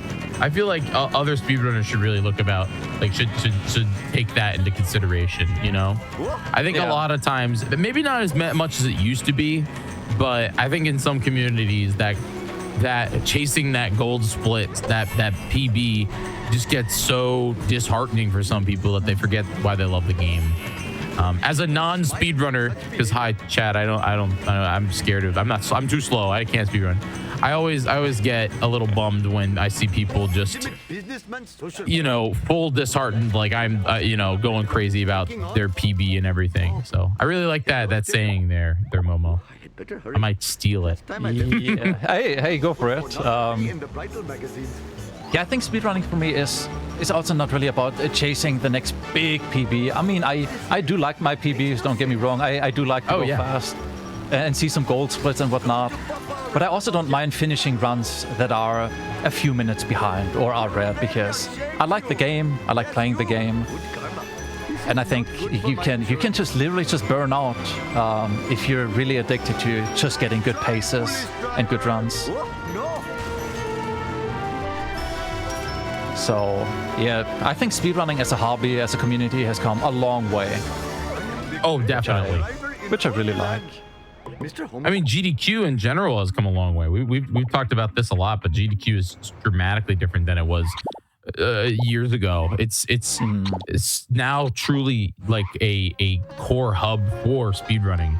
You know, we want to uplift and showcase as many like communities in the speedrunning in the grander speedrunning community that we can. Yeah, definitely. That's why I love doing these oops shows, because you know, as much as Simpsons Hit and Run and Forza Horizon 3 are not in the same franchise, they still have core mechanics that overlap, and it's just so cool to see these runners do such incredible stuff like what you're doing right here. Sorry, I just had to count for a second. I was gonna say you just beat up this van. Yeah, usually you have to chase him down, and it's kind of hard to get him stuck like this. And the game can also crash, so I'm usually really nervous about the mission. But hey, we got it. It didn't crash. So perfect. You couldn't ask for anything more. But yes, so now we got a new car built for Homer, and it cost us 500 coins. It's a decent car, not the best car, but we'll take it. And so again, collecting a few more donuts. And I'm so sorry, I think I just have to say it. I think I've never had a donut in my entire life. I'm sorry. You never had... Wait, hold on. Repeat, Momo. You've never had a donut ever. Yeah. Ever. Yeah, ever. I'm so sorry. I think you just broke my brain. I didn't know. I mean, don't apologize, but wait, like... That's incredible. Never really had the chance or opportunity. I was like, you never had the opportunity. It wasn't by choice. You haven't just been avoiding donut forever. No, I haven't been avoiding it. Like, have you ever had fried dough? No. Have you ever Okay, had I also. Okay, Chiggy, I can tell you a few more things. I never had sushi. I don't know what sushi tastes like. Still have to try it. So yeah, a few more things on my bucket list. Momo, you gotta Momo, come to GDQ, come to SGDQ or AGDQ, and not only will I get you a donut, but we will go get sushi. I promise you. Okay, sushi. I think sushi first, and then maybe a donut, right? Sushi first, then donut. Yeah, it sounds good. Okay. I'm down. Everyone in chat's gonna come too. Yeah, it's not like I'm avoiding sushi or donuts. It's just It I just never really happens. thought about it. I was like, yeah. Okay.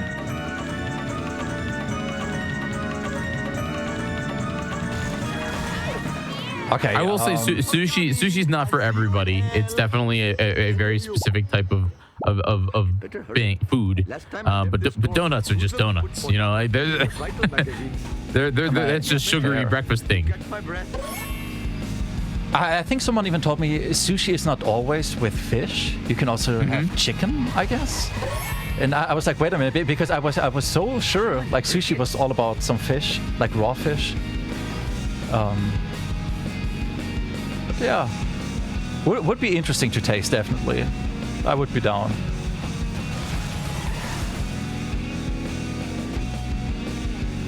Okay, so again, a follow mission for the first part. We're gonna follow this truck, and I mean, you can probably tell he's not a great driver. So I'm just trying to despawn traffic for him, and again, just praying that he can make his way to the destination. I think I do believe in him. He's gonna make it. Nice.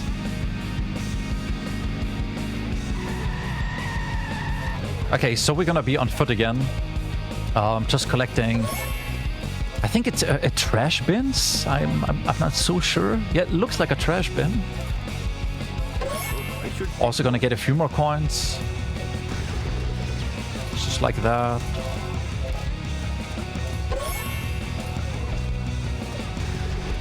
And yeah, so explaining the wasps is a bit more complicated. I mean, you can destroy every single wasp on foot. But yeah, explaining how wasps really work when you're in a car, it's super complicated. You have to be super smart because the game has a detection system. And so sometimes you don't destroy a wasp in your car and it just spawns. And that means the next wasp won't have collision. And so it's for smart folks. So I usually try to get as many as possible. But if I don't get them, I can just get them on foot. I was gonna say, can't relate. Smart folks, you know. Yeah. You really have to be you really have to be high IQ to understand the wasp system.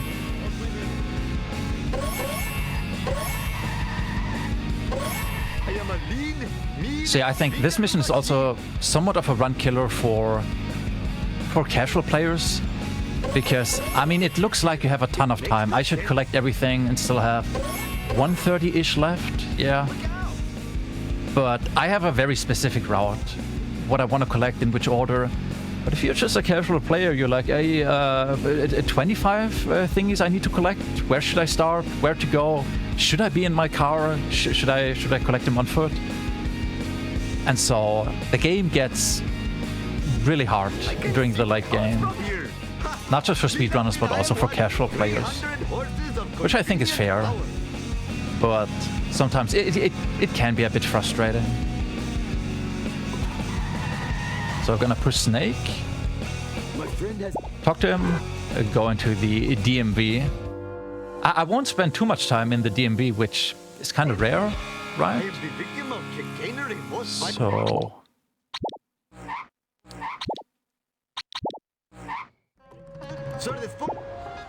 Okay, so we got two missions back to back, which are run killers. So in this mission, we need to escape Wiggum, which is not too hard, but we need to destroy an armored truck. And so we want to get him stuck in a very specific spot, so he just damages himself over and over again, and we don't have to do anything. And so hopefully that's going to work out. But since you're here, Cheeky, I have no doubt it's gonna be fine. I'll get lucky. I'll play the role of good luck guy, but I still think it's chat and also just your skill. But you know what? I'm here for it. You got this. So far, you're killing it. It's perfect. Yeah, and I think I got it. I mean, you can see him. He's basically stuck right now. And he's just gonna damage himself over and over again. Which we do like, because our car is not too strong. Also maybe gonna get a few more wasps. Nice. And so yeah, like you just saw, if you can't really get a wasp in your car, you can just get out and collect it on foot. Because I still have to wait for him to destroy himself. But yeah, one thing to note, I can't really drive away. I need to wait here for him to blow up before I can go. Because he kind of despawns if I'm too far away. So you usually want to look at your destruction meter at the top left. And you can also go two different ways. Kind of depending on where he is.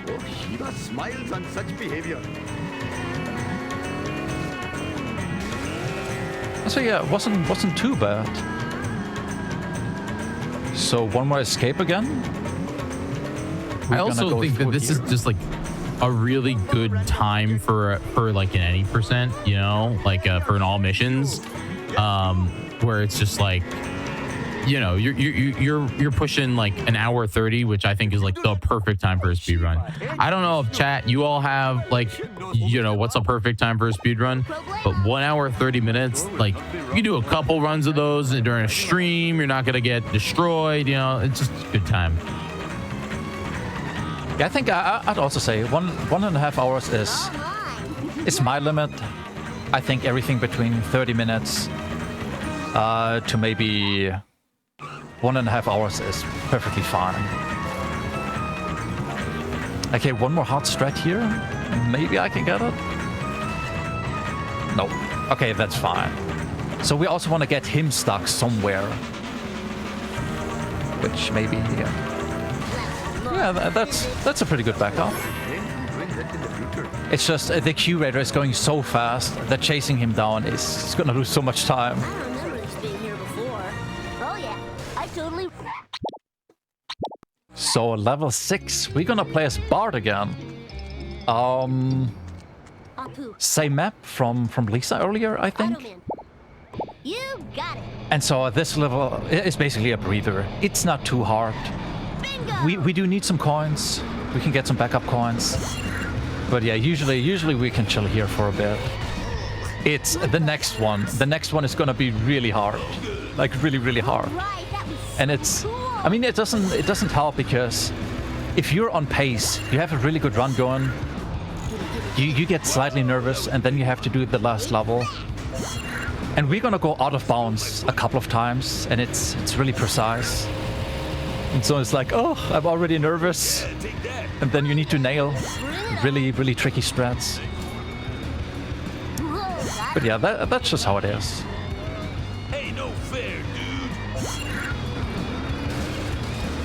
dude. So I need 600 coins. Let's see. That was a bit too early. Let's see. And we have 600 coins. Perfect. So yeah, we need one more car in this level. Getting closer and closer to that big 3,000 goal, you know? Speaking of goals, I will say this, folks. If you all in the chat want to support GDQ, we're doing a little bit of a bit here today where if we can get a little hype train going, we can get a hype train going here, get up to like level 7 or 8. I will give you all a pretty big surprise for the rest of the day. Okay, it's pretty funny. So definitely consider supporting GDQ. Drop your subs, bits, or gifted. That would be great. Any Prime people? Also, any hints, Chicky? What the special surprise will be? Oh, Any- yeah. The hint is Ka-chow. Okay, so something about cars.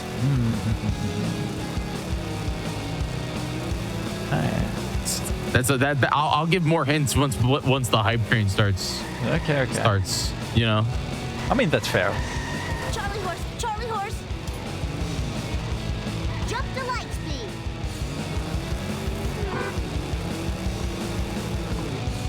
Okay, I'm gonna do a race against. I always forget his name. I thought it was Kermit the Clown, but his name is Krusty the Clown, right? But I always want to say Kermit.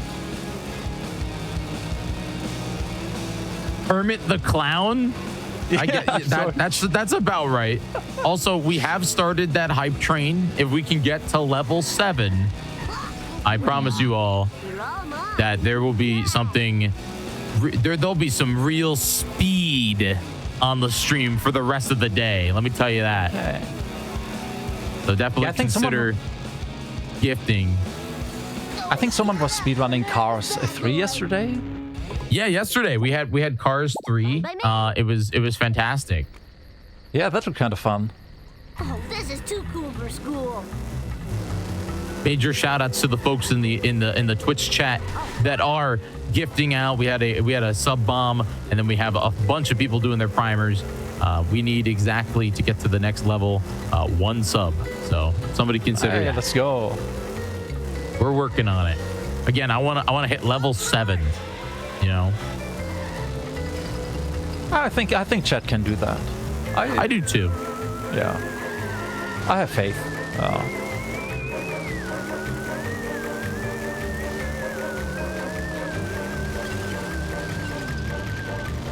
This is a classic race mission, correct? Follow race mission. Yeah, this mission is basically just follow him. It's really not exciting. It's Awesome. it's basically known as the mission where nothing ever happens Not the because detailing. it really doesn't. It's just follow him, collect a few coins.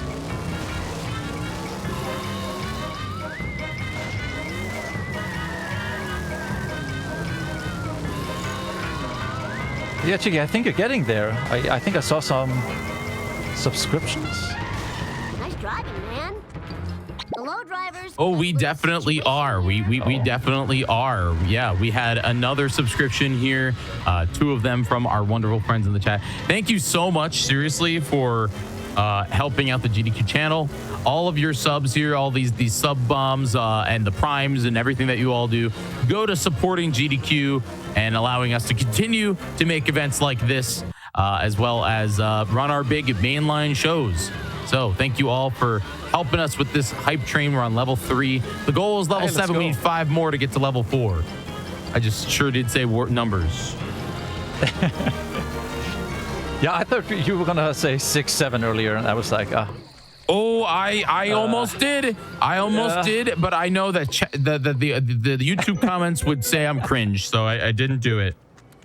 because I think you said level 7, 8, No 6, problemo. 7. I did say level. Yeah, I almost said level 6, 7, and I was like, yeah, 7, 8. 7, 8, maybe. I think 6, 7 is probably the new 21. What's 9 plus 10? 21. Hey, slower truck. And yeah, 9 plus I 10 do is feel kind of 21, old. yeah. I do. I like it. You can all say that I suck, but I think 6, 7 is the funniest thing because it's just the modern era version of what we used to do when we were kids. Yeah. Not to assume people's ages, but I feel like most folks that watch GDQ are around the 25 to 35 range, maybe 40. But we all had our dumb jokes, so why can't kids have theirs? And 6, 7's funny. Eaters. We got 2 whole minutes left of this hype train. Let's push for it, folks. KART Simpsons style. Yeah, they can make it. We have a few more missions left. Whoa, wicked. Lisa did it. Okay, we got 2 wasps, which is really lucky. Krusty, you have to believe me. Yeah, usually you're lucky when you get 1 wasp in this mission.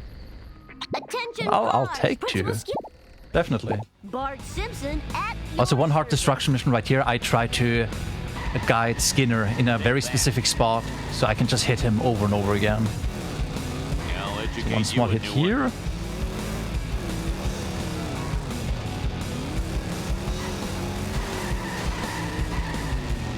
And that looks good. Could have been a bit better.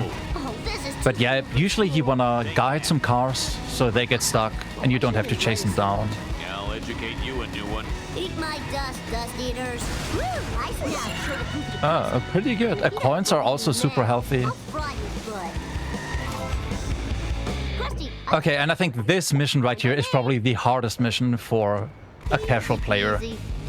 So if anyone remembers this one, Set to Kill, we need to collect, I think it's laser stands, Oh, my skull. and you don't really have enough time. So even during the speedrun, it can be pretty tight. I mean, we do know some shortcuts, we do a little bit of cheating, dare I say it. So it's not really too hard for us. I'm also gonna look back a few times to despawn pedestrians in traffic. So yeah, we're gonna leave those right here for later. But yeah, if you look up Simpsons Hit and Run, I'm stuck, you will see so many Reddit threads where people are like, oh, I'm on the mission, set to kill, not really sure where to go, what to collect. And so, yeah, could have used maybe 30 more seconds. I think you're doing great. And again, it's a pretty fun run, you know? Folks, we need 2 subscriptions more in the next 30 seconds if you want to continue the hype train. All right, let's go.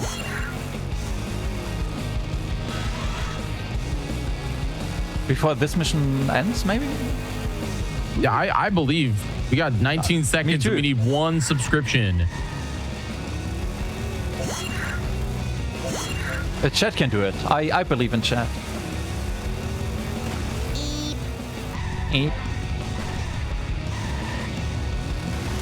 And saved. Good job, folks. Good job. Hey, let's go. Incredible. All right, we need 2 more levels. I think we're on level 5. Oh no, level 4. 4. What Level did 4. I say? 7? I said 7. More hints. Yeah, I think. Yeah. This will probably be. I think we deserve a hint. Yeah, I agree. I think we deserve a hint. Again, for those who are just joining us here, we're doing a hype train. If we make it to level 7, there will be a special surprise that will last the rest of the broadcast today. Let me tell you, this would probably be one of the most embarrassing things ever done on the GDQ Twitch channel, and that's saying something. Okay, so if you want Please don't me, die, Cheeky. I'm not. No, it's just one of the most embarrassing things. Like there have been some embarrassing things on Twitch.tv/GamesDoneQuick. This one's pretty embarrassing. But yeah, so the hint so far is there will be a lot of speed on the channel, and it's very embarrassing. All right. So thank you, Anonymouses, for gifting out a sub to the community. For us to continue this train, we need 7 subs. If you have Prime Gaming, you want to support the channel, or you can gift it out, definitely consider. Oh, and Ka-chow. Yeah. Ka-chow is another hint. All right. I believe we can do it. All right. We just need to dig deep. All right. If you all at home have your Prime Gaming sub, definitely consider using it on GDQ here. And yeah. Vixie, I'm not saying anything. You can get another hint when we get to level 5, okay?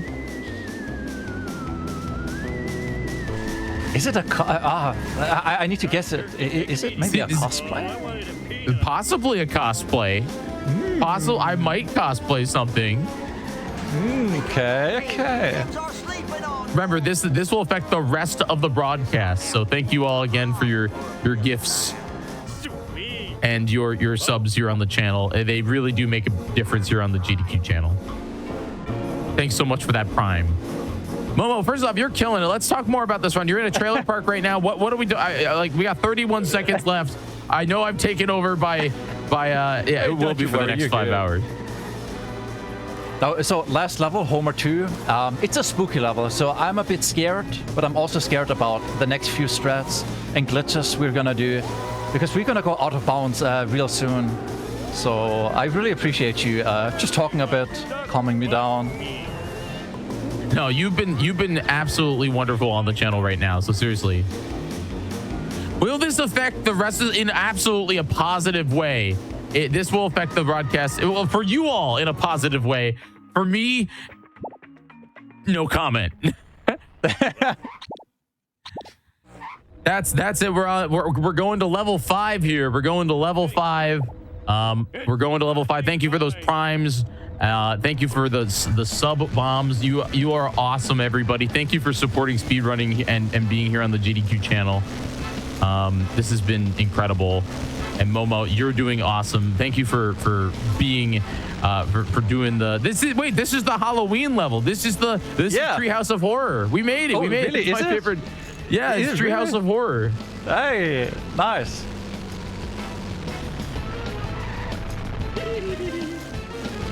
Okay, I need to focus up in a second because we're gonna go out of bounds, and it's really precise. There is a backup strat, but I don't want to go for the backup. It's really slow and tricky.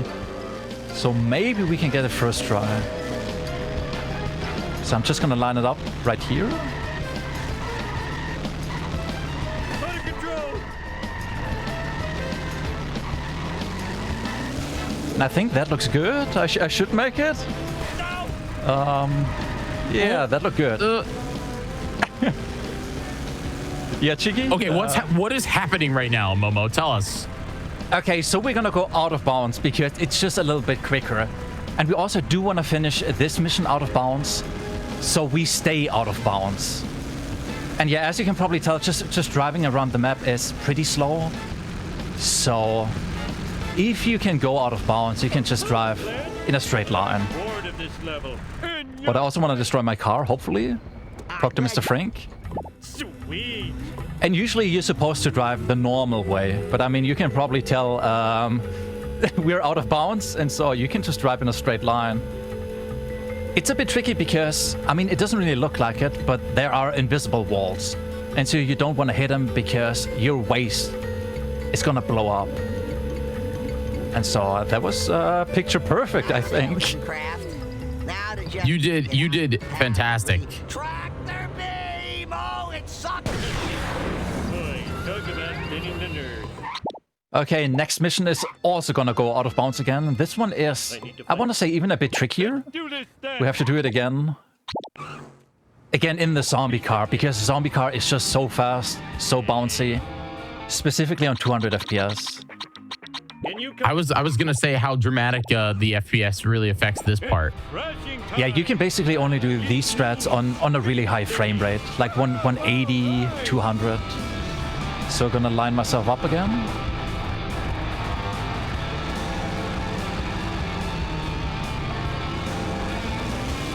And that I can maybe save it. So let's see. I believe you got this. Also, 1 minute 40 seconds left of the hype train. We need 4 subs to get to level 6, and I will reveal what we're doing at level 6 if you guys can get there. Just call me Air Homer. Okay. Decent bounce. Okay, made it. Out of bounds. And now the hard part. I need to count. So let's see if I can count. 1, 2, 3, 4, 5. I'm gonna turn around. And I'm just right here at the power plant. So yeah, counting is really important. Probably the hardest strat. And so yeah, it's just super quick to go out of bounds and drive to the school, power plant and back. My bikini zone's chafing. Over, I'm hitting the stud. Okay, next mission. We're gonna go out of bounds again. Because it's just, again, it's quicker. And I'm gonna do... Let me restart. I'm gonna do a frame buffer strat, which makes it a bit easier for me. But again, some people call it the Momo strat because it's a bit slower, but consistent. So I'll take that. Let's roll. Okay, let's see. Okay, that looks good. Ooh, you Just gotta got boost this. myself. The Momo strat. Hey, the Momo strat. Slow and steady, but consistent. I'll take that. My god, it's really you, Chigi. Every single trick so far has worked. I think it's you and the chat. And the hype train. The hype train that we just crossed into level 6 with that sub bomb from Vanador. Oh Hey, my let's go. goodness. So, folks, if we complete this level, if we get 8 more subscriptions here, I will do my light cosplay as Lightning McQueen for the rest for the rest of Oops, I'm driving. So you want this, folks? I will do my light cosplay as Lightning McQueen if we finish up the That's crazy. This show. I did not think this was gonna happen, but it possibly can. I need to see it. I know, me too. I think everybody in chat wants to. So again, if you have your Prime Gaming, you got 3 minutes. This is the light cosplay of Lightning McQueen that I will be doing if we get 8 more subscribers here on the channel. That's crazy, G. I need to see it. Look, Momo, the energy here is just so good. I feel like we had to do it. Okay, I also need to focus up for a second. Do it. Need to go out of bounds again. Surprise, surprise. Okay, that looks good. Hopefully. Yeah, hey, perfect. Sweet acceleration. Okay, usually you're not able to do this in this car, but we have a jump zone, which is basically super speed, which I'm gonna set up here again. It's basically your car physics are completely broken. So you can go super fast, super quick, and you can just launch yourself out of bounds. And also drive back here super quickly. Awesome to the max. I really Okay, was Jiggy, not. I mean, with the way you've been playing the first chunk of this game, I did not expect us to be fully out of bounds. For this whole point, Grandpa just says mission complete, out of bounds. Yeah, you should. Hey, what's going on? Yeah, last mission.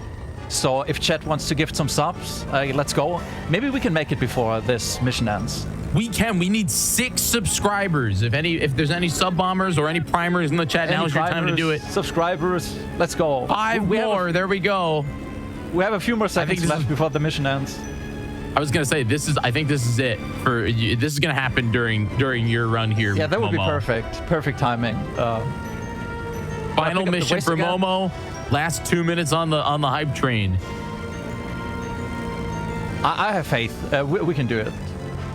All right, what are we doing? This is the final mission. Tell us what we're up to. I'm going to deliver some more toxic waste to blow up the alien ship. And so I need to make sure I don't blow up my car. And that's basically it. Deliver some waste again. And I think we did it, Chiggy. We just did it. Let's go. Thank you so much for all that support, folks. When we come back after before the next run is when you will see I'll put on the Lightning McQueen outfit after the run. But I want to focus back up here on the end of this Simpsons hit and run adventure here with Momo. Momo, you're killing it. Thank you all for the support for GDQ. Ciao. I can also give you time in maybe 15 seconds. You got no Momo, the child Momo. I'm so sorry, I didn't look. Okay, wait. They're just trick-or-treating. I'm so sorry, I didn't mean to kill anyone. Time coming up, right? Now. GG! Hey, GG. Oh my God. Momo, what an incredible run. Seriously, thank you so much for showcasing this. This was an absolute blast of a run. The audience everybody in the chat was super crazy with their power levels, and you are fantastic. I'm calling you out. Momo said this is their first time on the GDQ channel, and let me tell you, you did incredible. Seriously, can we get some love in the chat for Momo? Hey, thank you so much, guys. I mean, Chiggy, it was your good luck. I felt it. I literally felt it. I do end up dying in a though you did incredible, and this was so much fun. Thank you for representing Simpsons Hit and Run here on GDQ Oops I'm Driving. This was a blast. Momo, now's your time. You have so many of our wonderful friends here in the chat watching. Tell everybody where they can find you. What do you do on your show? Because I can personally vouch as a Momo fan myself. You want to go follow this man. You got to go follow him. Hot dog dream. So yeah, you can find me on Twitch. I do some speed running. I like to speed run Simpsons Hit and Run, and I would like to bring some speed run variety back, because I used to speed run a ton of games, and I think I would like to speed run some more of those. Maybe some GTA, Need for Speed, maybe even some Mario again. I would watch, definitely. Folks, please go give Momo a follow. You can hover over the title of the Twitch stream on desktop and click the big old follow button. That would be perfect. Momo, any last shout outs or anything before we rock and roll? Thank you so much, Shiggy, for having me on. I really believe you were my good luck charm. And thank you so much for everybody tuning in and chatting, gifting subs. And I'm excited for your cosplay. I need to see that, Shiggy. I'm putting it on right during the break. That was a 1:26:34, by the way, so I think pretty good. I'll take that. Yeah, for a marathon run, that was pretty awesome, right? Yeah, and I think it should be, I think, a minute faster because of loadless time, I guess. So pretty great. Thanks again, Momo. We appreciate you, folks. Again, go check them out. And when we return, don't go anywhere. Don't touch don't click anywhere. Literally take your hands off the mouse, because when we return, it's Crash Team Racing with Hypno Shark. Stick around. GDQ Hotfix will be right back.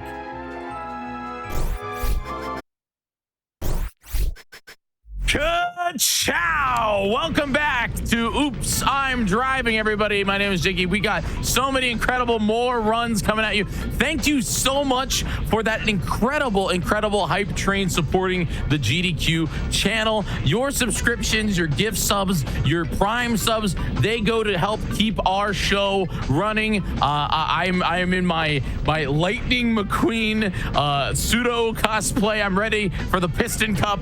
I am Speed, so we are all speed feed here on the GDQ channel. Seriously, your contributions genuinely make a major difference here on the channel, and yeah, we appreciate you. we appreciate you.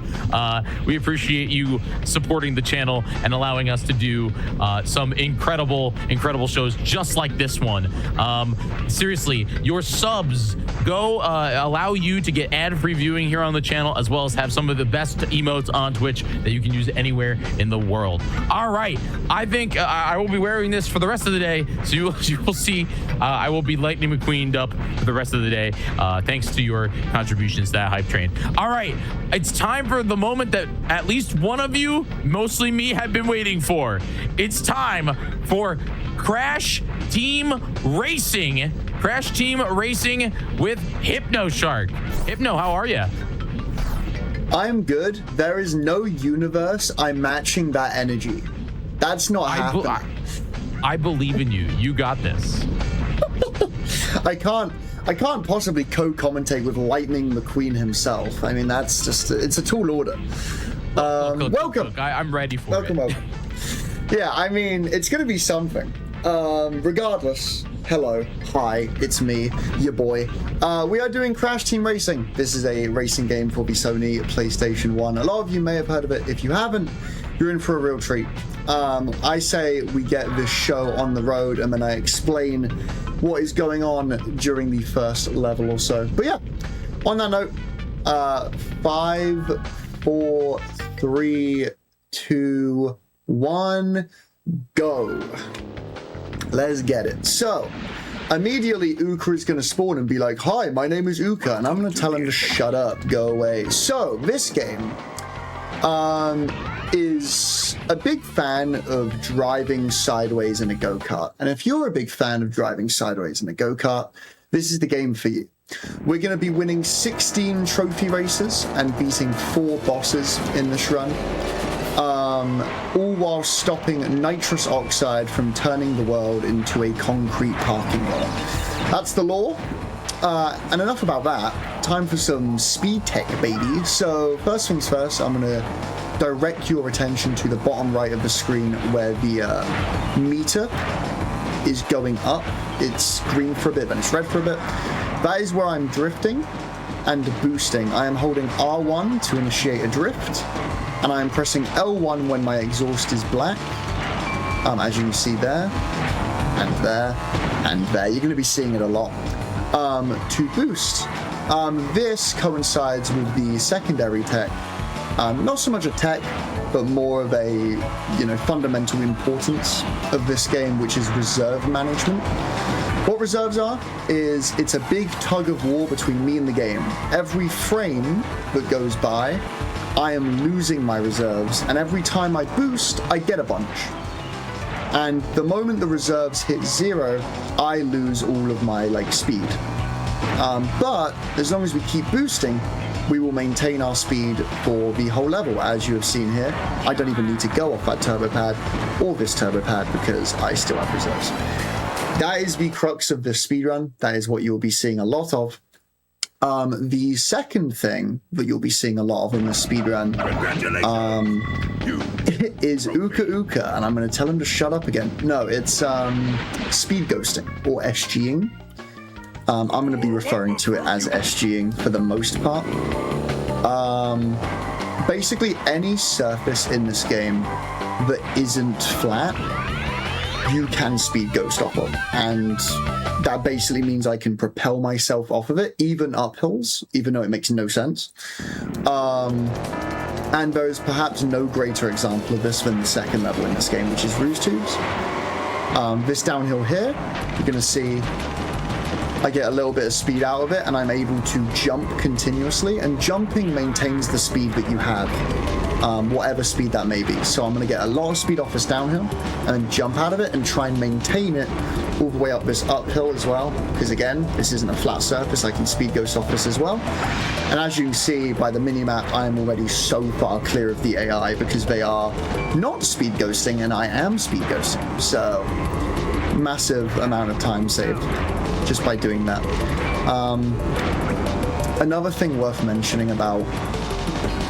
this game that hasn't come up yet really, but will, is items and Wumper. So the Wumper icon in the top right next to the lap count saying 0 right now. That'll probably say 0 for the rest of this level, but next level I will be getting some Wumper. Wumper speeds your kart up, a bit like coins in modern day Mario Kart games. They are, I would say, less relevant than coins are in those Mario Kart games.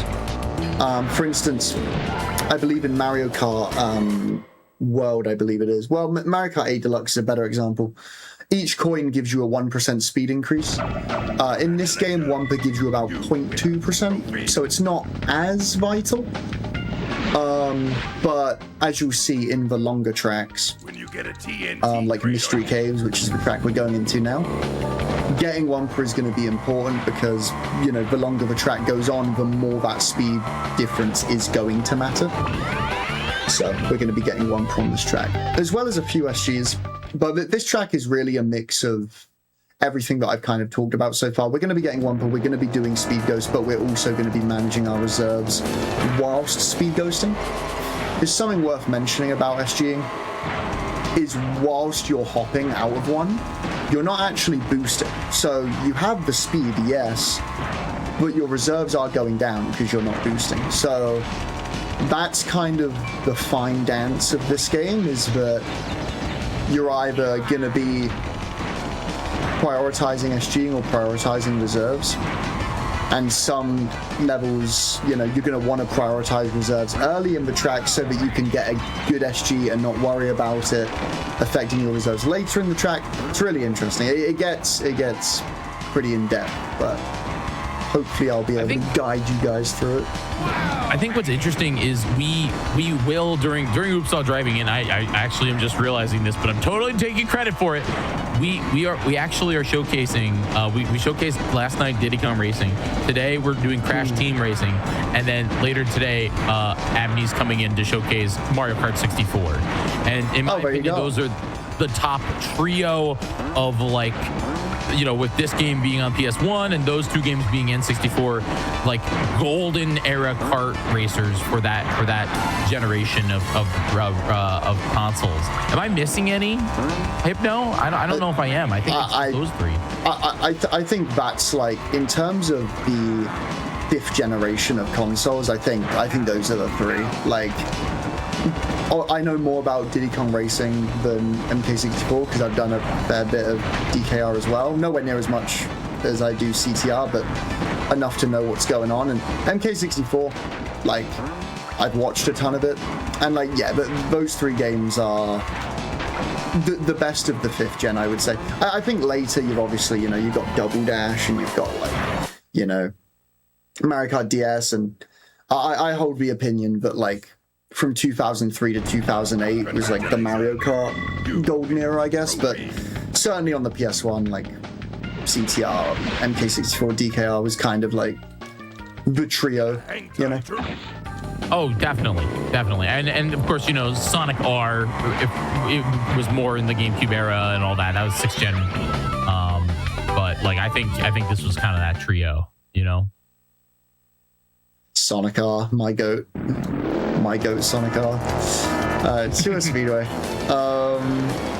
Speaking of SGing, this level is like the most hands-on SG you can find. It is very, very apparent what is happening.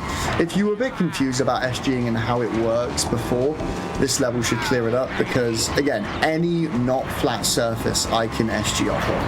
And this track is basically one big half pipe, so it's all not flat. And this SG right here, going up this wall, rappelling yourself off of it, and then jumping out of it, trying to maintain the speed. I actually hit the wall, which means I lost all my reserves, but I didn't really lose my speed. So I was able to get to this turbo pad and not lose too much time. Sometimes losing reserves matters more in some places than it does others, and that was a great example. Because I lost reserves, but there was a turbo pad in like 5 seconds time, and I still had a great SG. It was kind of okay. See if we can do that again, but this time don't hit the wall. So that SG actually took my reserves away. But again, and kind of just froggy it out. Froggying is where you just jump repeatedly. I kind of just froggy it out, maintain some speed, get to this turbo pad, and everything's fine. Ideally, I want 32 laps here. 33 is nothing to worry about, though. These barrel cycles, that one there, and this one coming up around this turn, are consistent, so I know for a fact this one will be on my left. There you go. Nice missile cortex. I see you, bro. But yeah, so as long as you know like where the barrels are, you never have to worry about them. Or if you do have to worry about them, you have an idea of how to navigate the situation, which is nice. Rather than just blindly guessing where it's going to be. Okay, I hinted at there being 4 bosses. This is the first one. The difference with the boss races in this game compared to other racing games of its kind, I guess, like the before mentioned Diddy Kong Racing and stuff. I guess it's similar in a sense, but basically the AI will put out TNT or potions or some kind of item behind them. The problem is, and this is similar to DKR, is if you get in front of them, it's really just a non-issue. It's only an issue if you're lapping them. If you're lapping them, it becomes a concern. However, and this is some niche stuff, we can abuse the fact that this is a PS1 game and it can't load that many things into memory by placing a bunch of items behind ourselves. Because these TNT that Ripperoo is placing right now will stay on the track as long as it can. But if there's too many items on the track, it will explode because the PS1 can't handle that many items. And this was kind of the game developer's way of making sure that the game never crashed due to too many items. And so I'm just going to get item boxes here and I'm just going to place them. And as you can see, there's no TNTs in my way. There might be some up here, yeah, but because I've placed all those items back there, they're not in my way really, and I'm able to just finish. I instinctively just hit my split key. No comment. No comment at all. Anyways, swiftly moving on. Just instinctively hit my split key. That's terrific. That's awesome. I hope me hitting my split key didn't break everything. Hopefully not. We'll be fine. We'll be fine. All right. So next world, we will be driving through a hub world that you will only see right at the end of the game because this is where the final boss lies. That being nitrous oxide. So this hub world is more played in the 101% completion category of this game, but you can kind of see the oxide final boss door all the way over there. But we will not be going over there as of right now because this is hub 2. We will be going to Tiger Temple first. This is the first level that really introduces the idea of RNG into the speedrun. You kind of saw a little hint of it when that AI shot the missile at me earlier. AI can troll. But this is the first level that is very, very RNG. It's the only intended shortcut like it in the game. You need a certain item to open a shortcut door. You can kind of see it on the minimap at the bottom of the screen. Unlucky. So we need an item that we can throw forward. A TNT and a boost item we cannot throw forward. The other 3 items that you get in first, which is a shield, a bomb, or a potion, you can. That is a potion, so we are set for lap 2. We're going to hold on to this until the next lap. The average is 2 out of 3. You can only get 1 item optimally on lap 1 before you reach the shortcut door. Whereas on lap 2 and 3, you get 2 attempts at it before you pass by the door. So the average is not getting it on lap 1 and then getting it on lap 2 and 3. That is kind of the norm, and that is exactly what happened here. So that's completely fine. More than okay. TNT, potion. The chances of getting a TNT is 40%. That is going to be important later on. Because note how I said it's the only intended skip that requires an item. There is going to be a very, very unintended skip later. 2 in fact, but both are going to require an item. One of them being a TNT/nitro. Something I haven't mentioned yet, I did bring up Wumpa and its importance, but I didn't mention the fact that when you get 10 Wumpa, your items get better.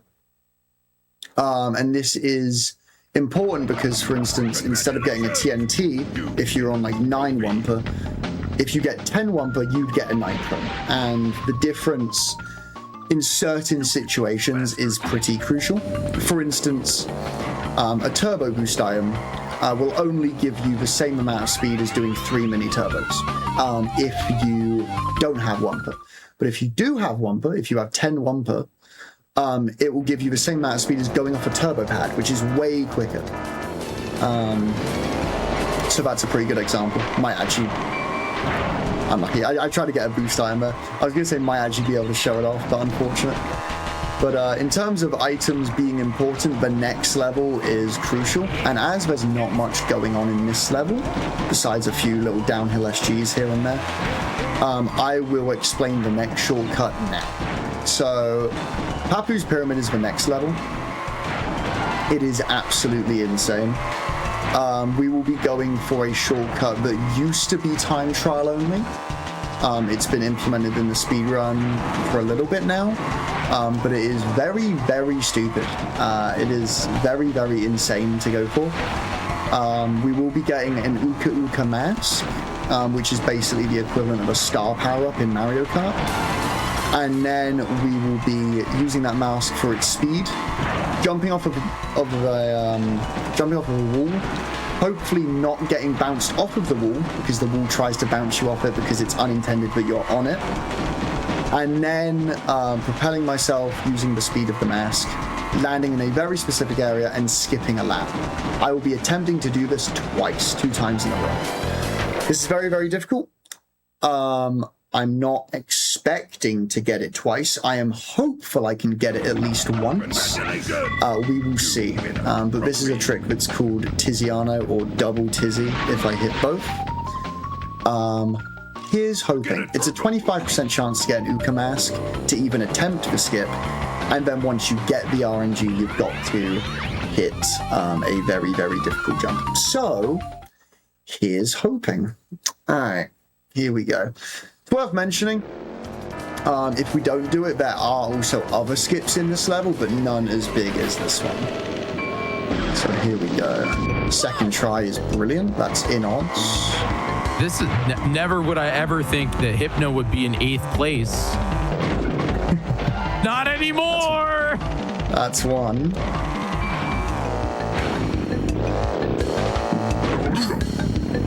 It's close. It's really close, man. Okay. So that was very, very nearly double Tizzy. The line that's going down the middle of the track is kind of the visual cue for if you're going to make it or not. And as you can see on that second attempt, I landed just shy of it. This is the other skip that is in this level. Jump off here, jump to here, and then this is the unintended part. Now I can land near the finish line. The reason why I can't land near the finish line before, and I have to land all the way over there to get the lap count, is because I haven't driven around a lot of the track yet. The way that checkpoints work in this game are, nice. The way that checkpoints work in this game, unlike, like, for instance, and the Carters 2 is a good example, a game where there's 3 key checkpoints and you need to drive through all of them to get a lap count. Unlike that game, in this game, basically, in layman's terms, every time you go forward a pixel, it's technically a checkpoint, because 25% down the track loads in. So technically, if you've done 75% of a track or more, you can skip right to the end, and it will count the lap. However, the reason why that trick works is because of a fail-safe that the game developers left in, where some tracks, if you jump from after the finish line to before the finish line in a very specific area, it will count the lap regardless. That is one such track that has it. We call it an NMZ. I believe it's like no mask zone, I believe is the exact terminology. Basically meaning you won't get picked up if you land there, whereas any other area you will. Again, nerd talk. Anyways, Dingo Canyon. This is a more chill level. so we can relax. We can turn off our brains a bit and smash my finger into the R1 button like I was destined to do. You know, I wasn't meant to use my brain. I was meant to, you know, return to monkey, hit R1, you know, get on a downhill and brain does go not crazy. exist sometimes, and that is okay. Yeah, no. I haven't had mine in years. No, I'm waiting to get mine removed. I'm waiting. It's a long process, but you know, we're getting there. It's okay. Yeah, we'll get there eventually. I'm just waiting to get off the wait list to get mine back. Sure. That checks out. Might be a long wait. I mean, I've been waiting years, so yeah. I gotta be at least halfway through the waiting list. Opium. Oh man. 360 for the fellas. It had to be done. Yeah, so about that whole brain removal thing, like... Yep. You know, Uh-huh. Did it just happen? You know. That was funny. Alright, Patrick. Oh boy. So, second boss in this game. The first boss, Ripperoo really can't do a whole lot to us. This guy can. We won't be going for Tiziano in this level though, because you cannot get Uka Uka masks in boss races. So we will not be doing it.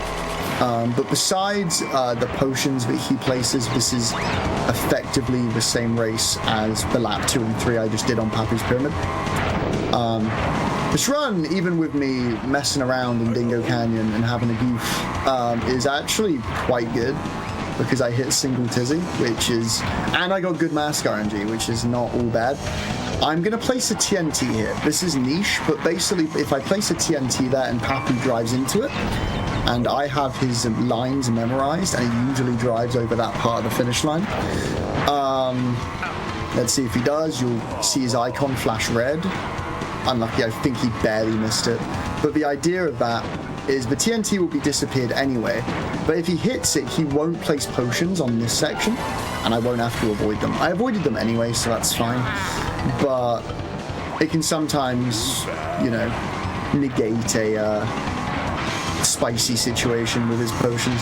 His potions so far have been completely fine. They might get in the way here, kind of. Nah, we're good. That's actually a really, really nice Papu. Should be anyway, as long as I don't mess up this, which we don't. That was really good. That was really clean. Good run. Good run. Again, besides me being hilarious in Dingo Canyon and getting brain removal surgery, you know, it's fine. It's okay. Everything's fine. You're doing great. I'm interested, actually. I wonder what this pace is. Is it at, like... I'm going to go ahead and assume we're at, like, 21:10 on the timer right now. It's my guess. Hard read. Yeah, we're at about about 22. Yeah, 22:10, something like that. Yeah, it's pretty alright. It's not bad. Going into Hub 3, this is where the run gets really, really spicy. If you get past Tiziano, which is kind of the main reset point for top level runs, this is where post Hub 2 things get really, really interesting. Blizzard Bluff is a 1 minute 10-second level with 9 shortcuts, 3 per lap. This is one of them. This is definitely the easiest one by a mile. But there are 2 coming up back to back at the end of this level. This boulder cycle is worth mentioning as well. I'll bring it up on lap 2, but that's the second shortcut, and that's the third. Very good. That's a clean bluff lap 1. I am worried about the boulder. So this boulder cycle is technically consistent. However, lag on the console massively affects where it'll be. Luckily, I kind of noticed that there wasn't that much lag on the console, so it wasn't going to slow the boulder down that much. So the boulder was always going to be ahead of me there. Weird looking rail shortcut, but we got it, and that's all that matters. Let's see if we can have good lap 3 here. It's not been the cleanest bluff, but as long as you don't fail one of the shortcuts, it's never really a worry. Pretty bad SG through those hills. Oh, that's a no drift. Polar, don't you dare. Thank you, sir. Thank you, sir. Okay, really weird bluff, but it's a-okay. Very weird, very strange, but it will do. Speaking of strange, this next tech is new. Uka no longer gives us hints, so we can hit start, frame perfectly, and skip him saying the congratulations, you win a trophy line. Very nice to hit that. That is 1 out of 1. We get to do it 6 times. We don't get to do it 8 times, even though there are 8 more trophy races left, simply because the last of each hub world is interrupted by a boss cutscene rather than taking you back to the hub like that. So we get 6 attempts at pauses, that is 1, and we hit it immediately. Another level with cycles like the boulder, there's minecart cycles here. These are consistent and these aren't really affected by lag the same way, so I am more easily able to predict where they are. They are still affected by lag minorly, but not to the same degree as bluff. So 26.64 lap 1 means that this boulder should be just ahead of this minecart, excuse me, should be just ahead here. And it is. Very good. And that is probably a good enough lap 2 to mean that I will be beating the next minecart cycle. I should be ahead of it as long as this start to lap 3 is clean. Let's see how this SG goes. That's beautiful. Got a landing boost there as well. Don't really need to worry about reserves anymore. This is terrific. Give me a boost time because it'd be funny. Unlucky. The final tech to explain, which I haven't really delved into yet because it hasn't been like stupidly relevant, but it's about to be, especially when we get into Tiny Arena, is U-turning. U-turning is a tech that involves losing all of your reserves on purpose. Unlucky, no pause there. Losing all of your reserves on purpose, but allowing you to do a really sharp turn. And because of froggying / SGing, we're usually able to, if we're not able to keep the reserves, we're able to keep the speed, because again, jumping continuously maintains the speed. So we are playing as Dingodile, who has the highest top speed in the game, but the lowest turning. However, U-turning kind of allows us to get away with our bad turn stat in situations where we otherwise wouldn't, and the minecart shortcut back there in Dragon Mines was a great example. This is also hopefully a great example. Oh, unlucky. So I made it, but I didn't quite U-turn sharp enough to enable myself to stay on. We'll take like a half boomerang out of 1 though. That's a tech called boomerang. You're doing a boomerang shaped jump on yourself. You're going back on yourself basically as you clear the lake. But it's a very, very nice tech. And it is one of the 3, I would say, main run killers before Hub 4. Tiziano, Tiny Arena, which is the level after this, and this. It saves 8 seconds every time you do it right compared to failing it. So there goes 8 seconds. Well, actually, hang on. I have a boost item backup. That is the coolest backup to get at GDQ ever. That's so sick. That's 2 seconds faster than the normal backup of going to the turbo pad and doing it that way. I would like to hit 1 normal lap. This has been the most non-standard polar pass of all time. 1 boomerang where I made it but I fell off, which is rare, and then 1 where I got a boost iron backup, which is even rarer. This is a very weird polar pass, but I wouldn't mind getting this last one. Let's see if we can do it. Unlucky. Too wide. That's okay. This is the normal backup here. You just turn around at this turbo pad, get the speed, and go at it from this angle. That angle is an infinitely more forgiving angle because you're already driving that way. So it's way nicer. But yeah, very weird polar pass, but it's fine. as I said, that's one of the main run killers, and sadly, if this was on world record pace with a polar pass like that, it definitely wouldn't be any longer. But that's fine. Probably lost about 20 seconds there or so, but that's okay. 20 seconds to optimal, it's worth having. Congratulations. Nice pause. So 2 out of 3 on the pauses, not bad, not bad. So, to be honest, everything that I've just mentioned in terms of time saves and time losses and blah, blah, blah, none of it really matters until this level. This level has a skip that, if you get it, saves 45 seconds over failing it, and you get to do it twice. So I could save or lose a minute and a half here, depending on how this goes. I alluded to needing a TNT/nitro to doing a skip earlier. That is what this is all about. I need a TNT or a nitro at some point in this lap 1. He says as he doesn't get his 40% chance. There we go. Thank you. So, I'm gonna get Wumper and make this driving is interesting. I'm gonna, make this a nitro and then place it against a wall, drive into it at a specific angle, and attempt to launch myself over the wall using the propulsion of hitting a nitro. This is very, very difficult to do consistently. It's not too difficult to get once, but to do it consistently is hard, and this is a great test. So here we go. Maybe placed it a bit too early. It can work. Come on, man. Let's go. Okay, that's 1 out of 1. Just flexing a little bit, Hypno. Just flexing a little bit. I get it. I mean, a flex would be hitting 2.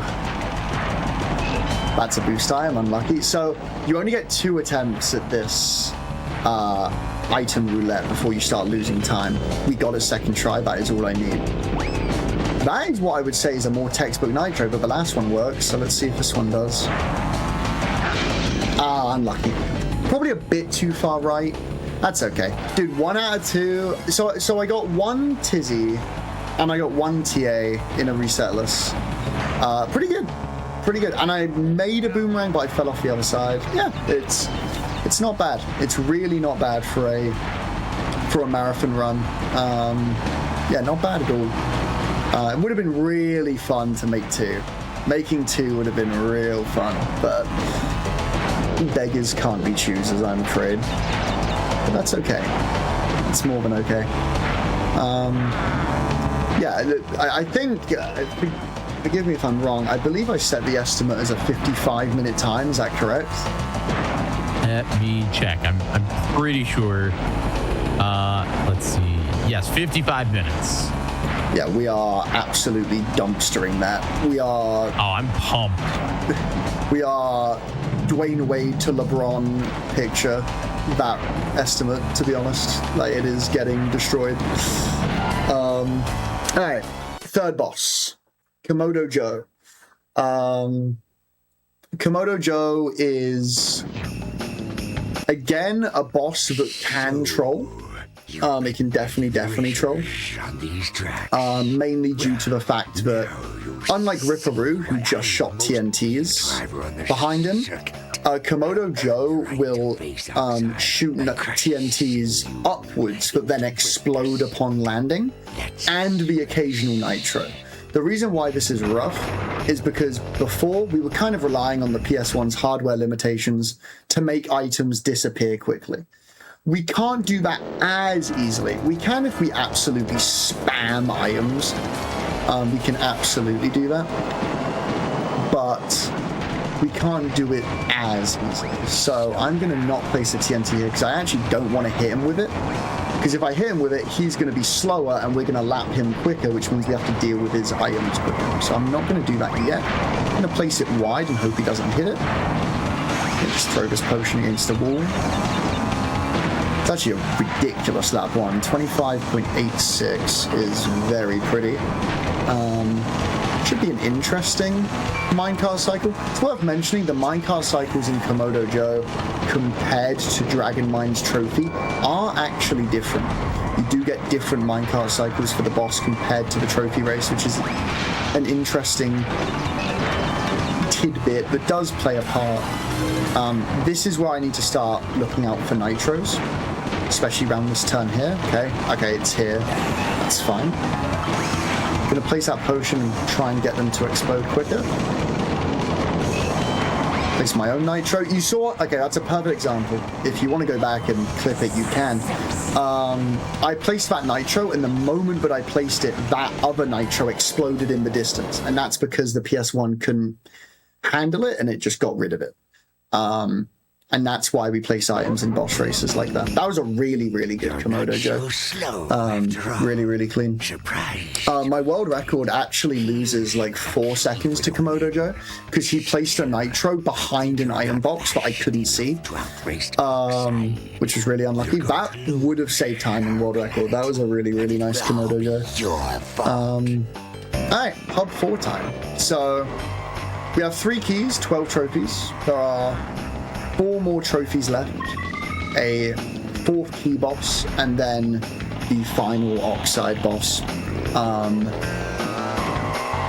This part of the run introduces a brand new tech, the final tech of the run. It's called Ultimate Sacred Fire.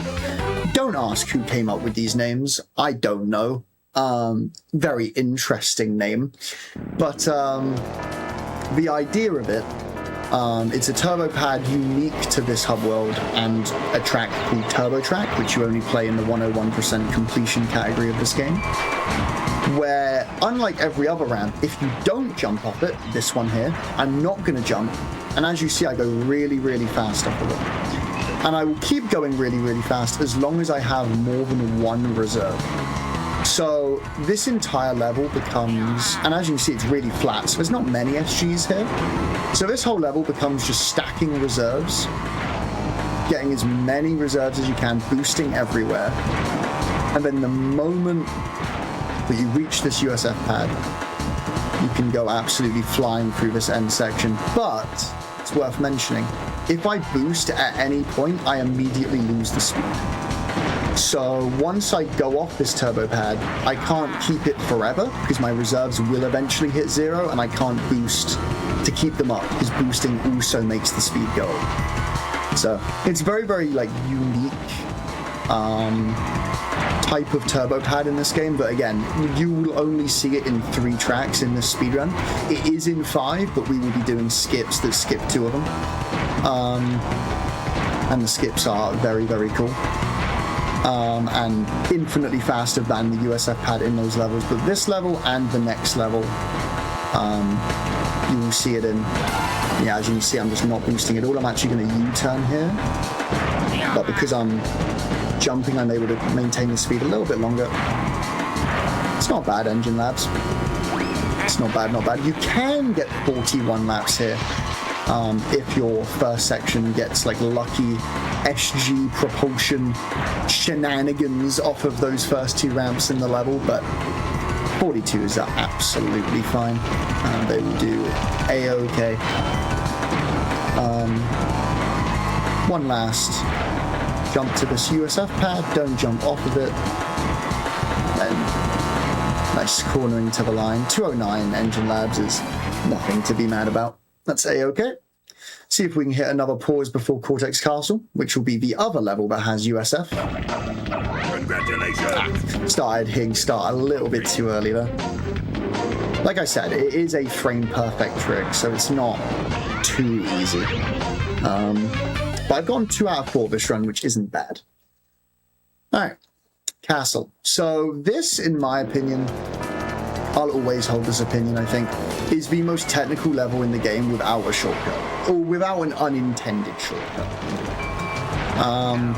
It is all 90-degree turns, and with a character with such a low turn stat like Dingo Dial, and the fact that it has a USF pad in it, meaning you can't really rely on U-turns because you want reserves, and U-turns, obviously, as I say, make you lose all your reserves.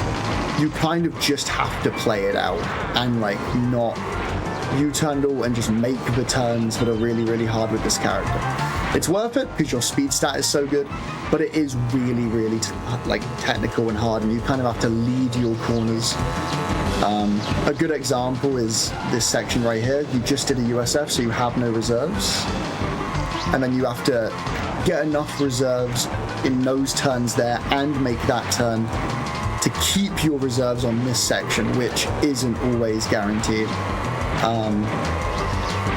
And then make this turn. Oh my god. Yeah, you can see how it's hard with this character's turn stat without U-turning. We are going to go off this turbo pad here just to rely, or not rely rather, but to ensure that our USF off this turbo pad is reliable. And it is. Oh, barely touched the wall trying to go inside that spider there. Unfortunate. May as well start stacking reserves early. It's a little, like, 1 second time loss, but not a big deal in the grand scheme of this run. Like I said, we got 1 TA skip and 1 tizzy, which is all important in resetless marathon style runs, so I'm very, very happy with that. But yeah, in fact, it's worth mentioning, the intended shortcut feels just like part of the level. I haven't even brought up that what I'm doing here is a shortcut. You're cutting off that whole turn there. We are just gonna froggy this to the line rather than try and take tight lines, because we can now afford to U-turn, because that is the end of the level. We have no use for our reserves anymore. May as well U-turn to the line. This next section is what we call the Gauntlet. This is Hot Air Skyway and Oxide Station, followed by Hot Air Skyway and Oxide Station. This section of the run is very, very difficult. Hot Air Skyway has 9 shortcuts in it, and you're playing it twice, so 18 shortcuts, and Oxide Station has, no matter how you do it, 6 shortcuts in it. So that's 12. So 30 shortcuts are still left in the run, even though there's only 4 tracks left. This is one of them. I'm going to drop down here. Got a really good SG on that downhill, which is not guaranteed. Going to link it into turning around here and jumping over this wall. That's the easy one.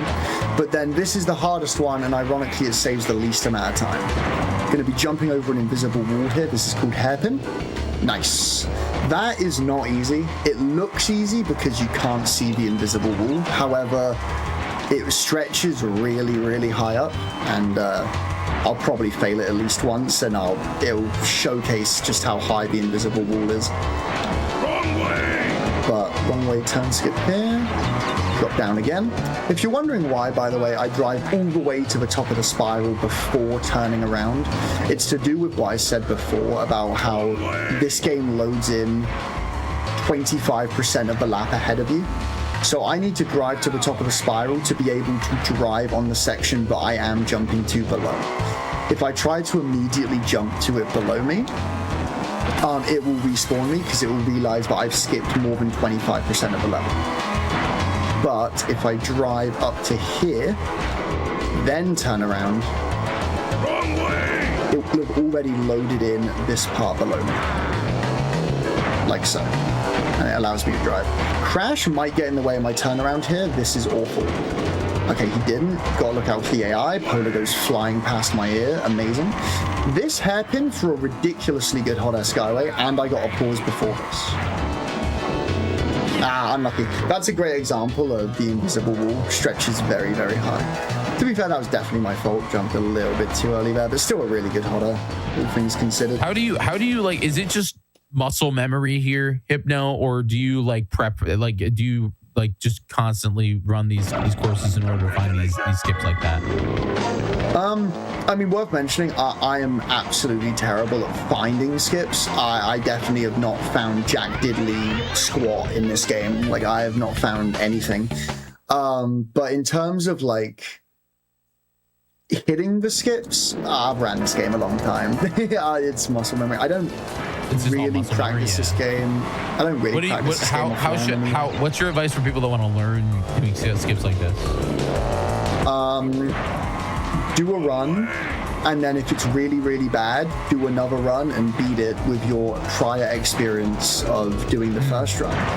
and then do it again and again and again. I'm very much. There are some speedrunners Full that repetition. yeah, there are some speedrunners that are very much like, I'm going to hone in on this one part that I'm struggling on and practice it for a really long time and then do runs. I've always been kind of a believer in you can't practice for being in the run. Like, it's very well, for instance, me practicing this skip here where you drop down to the spiral, load it in, then do this next part. It's very well me practicing it, but when I'm on world record pace and the nerves are going, it doesn't mean anything, right? So, Sure.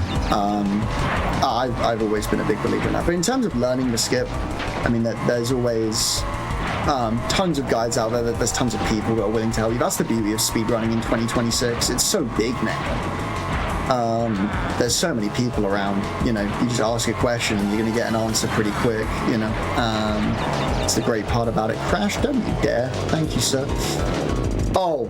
Should I go for a skip that like hasn't been hit in a run that is PB'd for anyone yet? Sure, why not? This is a time trial only shortcut that we're looking to implement into the speedrun. Let's go for it, why not? Gonna jump to this rail. Unlucky. So I'll go for it in the final boss as well. Because why not? Nice one. Because why not? That's really funny. There we go. There's the backup. But there is a shortcut there that saves about 5 seconds. But it requires you to land on a rail, jump on the underside of a turbo pad to load in that part, get propelled off the underside of the track, go flying, land on a really thin rail, stay on that rail, and then turn around at the finish line. And it counts the lap. It's ridiculous. It's absolutely absurd. It's stupid. It realistically should never be done in a speedrun, and yet speedrunning in 2026, we're doing dumb stuff in order to go fast. Imagine that.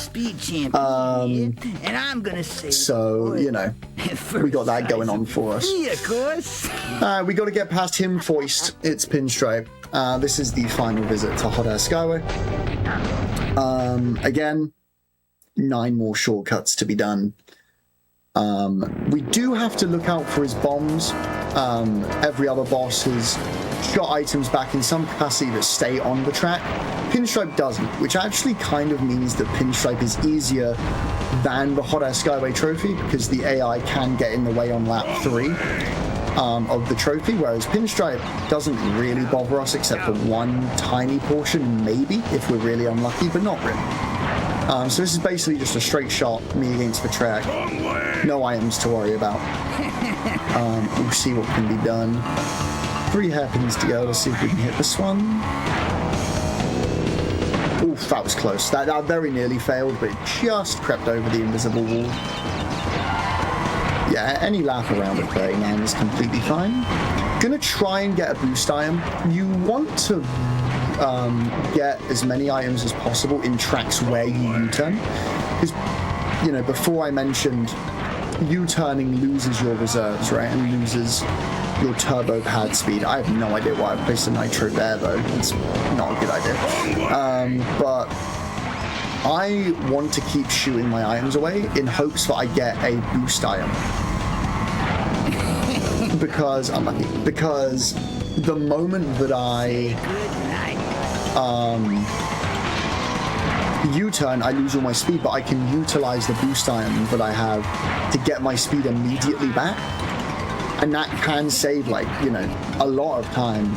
You know, having turbo pad speed where you otherwise wouldn't usually have it in the speedrun route is quite the time save for just rotating your items.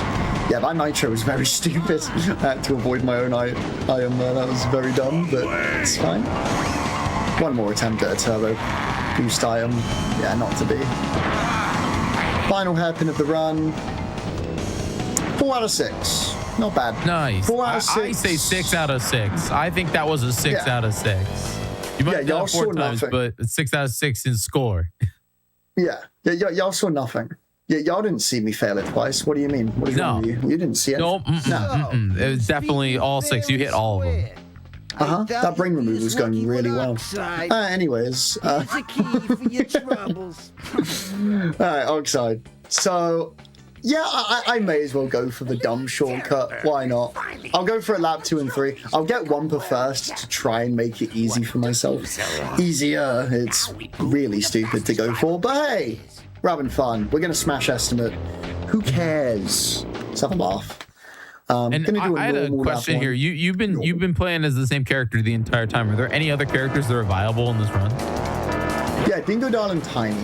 Dingodile and Tiny are basically just reskins of each other. They have the exact same stats. High speed, whatever acceleration and low turn. If you're starting out with this speedrun, I would really, really recommend you go with Coco and Engine. They only lose 30-ish seconds across the whole run to optimal speed character play.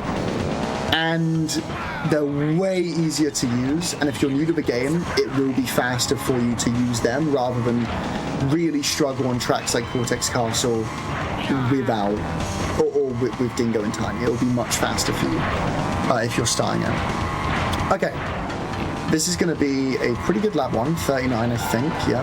Alright, we're going to go for the dumb cut. We're going to go for the really stupid thing, and we're going to have a laugh. So instead of jumping to the left, like I have been doing, I'm instead going to jump to the right and catch this rail.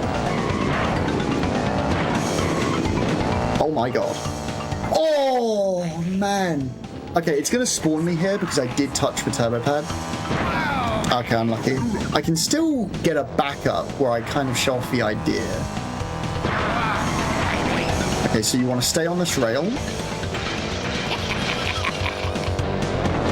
Okay, I got it. That's cool. It's at least cool to show off the idea. So if I had somehow stayed on the rail there, that's what I would have done. I would have gotten like a 34-second lap instead of a 45. But yeah, I mean, it's a ridiculous shortcut. The fact that I nearly got that is insane. Okay, I guess I'll go for it one more time. That wasn't that bad of a lap. Why not? Let's see what we can do. Nah, not quite. I'm lucky. We'll give it one more go. I have 8 Wumpa, it's still somewhat doable. Wrong way! Ah, no, not quite. Alright, we'll finish the run. Why not? Good attempts, though. I'm happy that I got that close to getting it. That's really, really cool. Oh, hi, Oxide. How are you? Hey, bud. What's up, man? How's it going? Can I get something to hit you with? Yes. Hey, Oxide, catch. That felt mean. It was deserved. He was going to turn the world in the concrete parking lot. And time. GG's, man. GG's. GG. Oh my gosh. Hypno, this was epic. Seriously. Thanks so much for showcasing Crash Team Racing here. It was so much fun. Seriously, you absolutely killed it. This was a blast. Hypno, why don't you tell everybody that does not know who you are, what you've been up to, where they can find you, and what you've got going on. So yeah, if I may shamelessly plug myself, please do. I stream every day 12 till 6 UK time at twitch.tv/hypnoshark. You can find me there. Yeah, every day 12 till 6. That is where I am at. I do a lot of Crash Team Racing. This is my main speed game. But I do a fair bit of Crash, Spyro, niche PlayStation stuff. Nintendo stuff, I do a fair bit of Mario Kart speedruns. I talked about my history with Diddy Kong Racing. I speedrun that a bit. Name it, I've probably speedrun it. I'm a bit all over the place, but Crash Team Racing is where I most reside. But yeah, that's where you can find me. Thank you again to GDQ for having me. This has been really, really cool. I always love doing these hotfix runs. I will always love doing these hotfix runs, truthfully. Yeah, perhaps next time I do one of these hotfix runs, I'll have to do a different game because, like I said, I do speedrun a whole bunch of different stuff. I've done CTR a fair bit for hotfixes, but it's always a blast, man, like showcasing this game. If you ever don't know, by the way, CTR is currently kind of going through a golden generation, golden period, whatever you want to call it. It's got a incredible mod scene now. Custom tracks are being made every day. In the last week, we had 2 custom track adventure modes where it's like an adventure mode like this, but with custom tracks and custom hub worlds and everything. It's quite incredible. Yeah, it's quite unreal. So if you want to keep up with the happenings, then yeah, CTR is the place to be right now. But again, thank you for having me. I've shamelessly plugged myself. That's enough of me. But yeah, thank you again. Well, much love. Hypno, really appreciate it. we appreciate you so much. Seriously, this was awesome. And folks, again, you should hover over the title of the stream if you're on desktop and click that follow button if you're not already following Hypno. They're, again, an incredible member of our GDQ community and also just an awesome speedrunner. We're going to take a short break. And when we return, we are jumping in to our F-Zero block. We're jumping into F-Zero GX. Stick around, folks. Hotfix will be right back. Welcome back, everybody, to the GDQ Hotfix. Oops, I'm driving weekend. We have so many incredible runs today, and we are entering in to our F-Zero mini block. But before we do, we actually have some upcoming events here on the GDQ channel that I want to remind you about. First off, Gamescom. GDQ will be at Gamescom August 28th all the way to the 30th in Germany. It's our first ever European event. It's going to be absolutely incredible. You guys can go check out the schedule at gdq.gg/schedule/Gamescom, and there's some incredible stuff going on there. All right. Without further ado, it's time for our next racing game, driving game. This counts. Just because they don't have cars just because they don't have wheels doesn't mean it's not a driving game. We're jumping in to F-Zero GX, all tracks max speed with Fifan. Fifan, how are you? Good. How are you? I am doing fantastic. Tell us, what the heck are we about to see here on the GDQ Oops, I'm Driving weekend? All right, so this is max speed all tracks. We're going to be playing underneath the max speed rule set, which means we are going to be driving around almost normally. There are a couple categories in this game, like snaking and space flying, where the slider is going to be all the way down to max acceleration, in which they're just going to be driving in like a zigzag the entire time.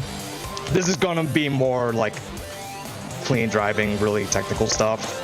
It's going to look almost normal. I love almost normal driving. That's really a good. It's going to look almost normal. Almost normal. We're gonna have trouble. You're gonna see very quickly. Well, I believe on commentary we have AKC 12 and Fibat. Welcome on in as well. Hello, welcome. Thanks for having us. Yeah, thank you for having us on for this little mini block. Yeah, it's gonna be a blast here. B-Fan, you ready to rock and roll? Oh, I'm ready to go. Whenever you're ready, let's do it. All right, 3, 2, 1, go.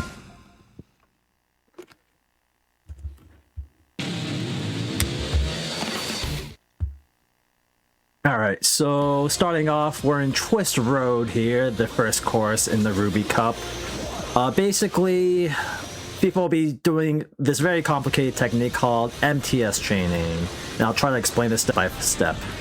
First, you do a drift turn, and you can induce a drift by holding both trigger buttons and steering. And then, as you're steering right, for example, you keep only the L button held down while releasing the R button, and the momentum of the strafe will make the machine gain a ton of speed. As you see there, he's already going over 2,000 kilometers per hour temporarily. And then in the boost lap, he's going to try to get some shift boost by MTSing off a hill and trying to gain a little bit of air off of that hill. And then if he presses the A button right on time, he'll get a very big speed boost. Let's see if he gets it in the third lap here. He does. All right, and he's gonna try to do something at the end here.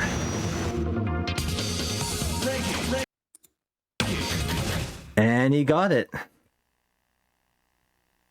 Let's go. Heck yeah. quick question: is the video feed on delay on Discord?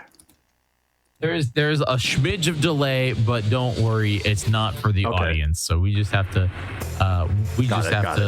yeah. All right, Fi, you want to take it away for commentary on this track? Yep.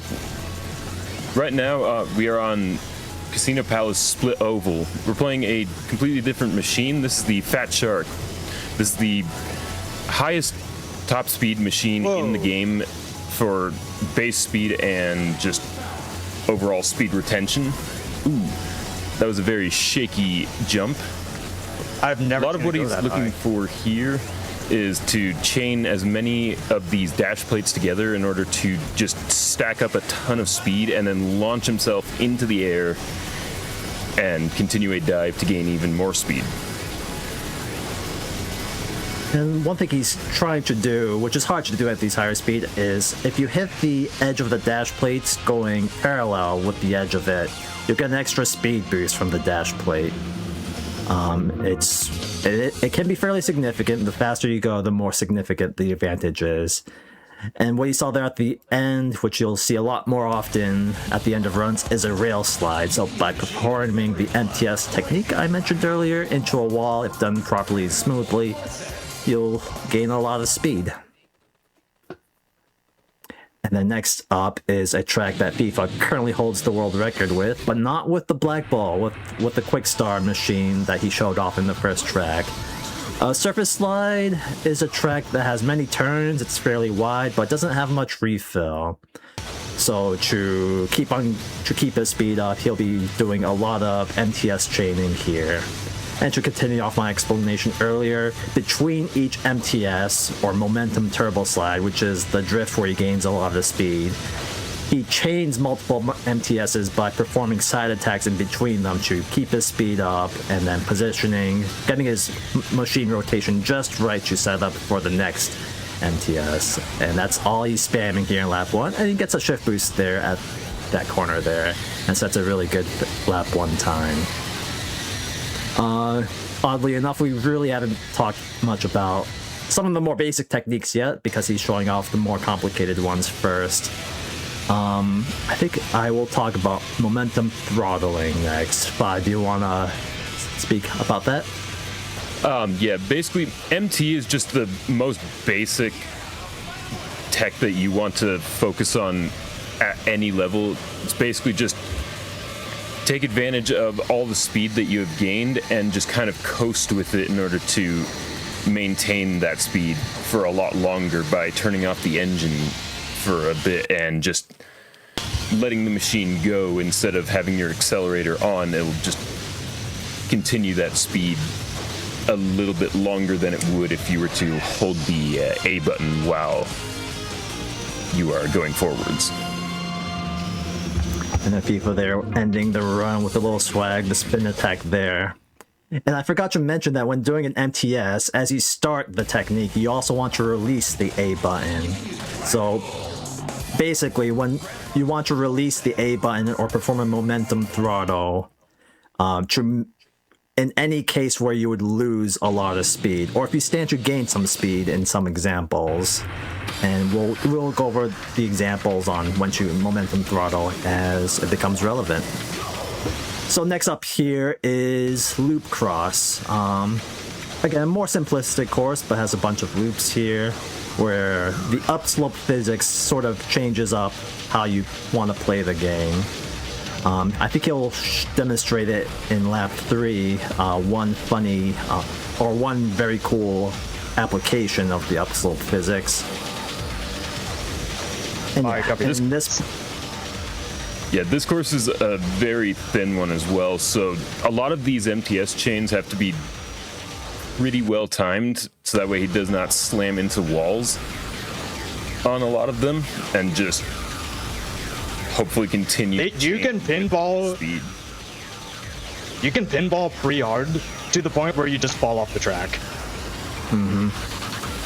It's both equally hilarious. It's both equally hilarious and frustrating at the same time. Yeah, unfortunately, in tracks like this, you do have to slow down or risk falling off. Like, especially if you're upside down on the course, if you hit a wall or go over the wall, you're pretty much done. You see here, FIFA was doing an MTS, but he didn't hit the wall for some reason. That's just a funny quirk of the up or loop physics, where even though you're driving towards the wall, there's like this magnetic force that prevents you from hitting the wall, as long as you're not turning too sharply into the wall.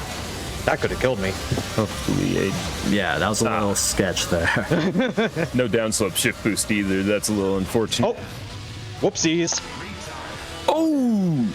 Yeah, that final tunnel is very brutal. There are kill planes on basically every side except the floor where it insta-kills you, so now we got to go around the course once more. Now would be a good time to talk about energy. As many of you guys may know, your energy is your health, but it is also your boost resource. So whenever you press Y to boost, you expend some of that energy. You have 10 seconds of boost with a full energy bar, and each boost typically lasts from about a second to 2 seconds.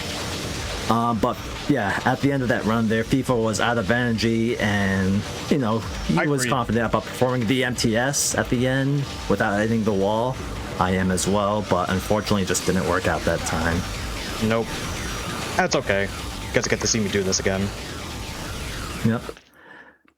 So I want to talk about like the actual world record machine, which is Quickstar, but he's going with Black Bull because you avoid some menuing. To use a custom machine, you have to load your custom machines through your memory card, and that takes 3 or 4 seconds. And oftentimes it is worth it, but in this track, unless you're really good with Quickstar or bad with Black Bull, that's probably not worth it. Yeah, ultimately at top levels, this track is kind of a toss-up between which one is viable, although currently Quickstar has a lot of strategies that Black Bull cannot perform. Yeah, I think helps push it over. I do think it's handling Quick's favor for the moment, at least. Alright, let's see if we can complete this run without issue. Surely. Alright, playing it safe. All right. Oh, I got scared. You're boosting there. It's like, what are you doing, FIFA? Don't you want to get to work? It's okay. It's okay. Yep, it's all good. You're good. So, FIFA, would you say that this next track is your favorite? No. Everybody loves this course. I think it's mid. Yeah, the turns, the speed, the mines. I don't see it, mate. I don't see the hype. I don't see the hype. I swear they are they're in the minority. Trust me. But I do agree that when trying to go fast in this course, there are some frustrating points with it. FIFA got the shift boost there. So shift boosting, let's talk about that quickly. I might have mentioned it briefly earlier, but whenever you go off the edge of the track and quickly re-enter it, or quickly gain air by going fast enough through a hill and go back to the quote-unquote ground, you'll gain speed. And it's one of the hallmark techniques of this game that lets you go incredibly fast in certain courses. Are we going on the mines? Not bad, not bad. Yeah, mines act 1900. Yeah, mines act similarly as shift boost, but you take damage from hitting one, and you have to hit it pretty much dead on the center to gain meaningful speed from it. People got the shift boost there and lands at pretty good speed there, making sure to get the refill. So yeah, there are zones you need to go over to recharge your energy meter, and sometimes it's a bit tricky to get the most out of them. So far, so good. Go ahead. The one good thing about this course, definitely shows the extent of just simple basics in the game. Is like with just quick turns, MTS, and a little mine boost, you can go really, really fast. You don't need to do crazy fancy stuff sometimes. All it takes is the basics. Oh yeah. And machine control is incredibly important. There are techniques where you gain a lot of speed, but without the control, one for one. That was actually a really good multiplex. Definitely. For first try, that's incredible. Your PB's a 135, I want to say, or 37. It's got to be a 137 or something. It's been a minute. Ooh, time for a really fun one.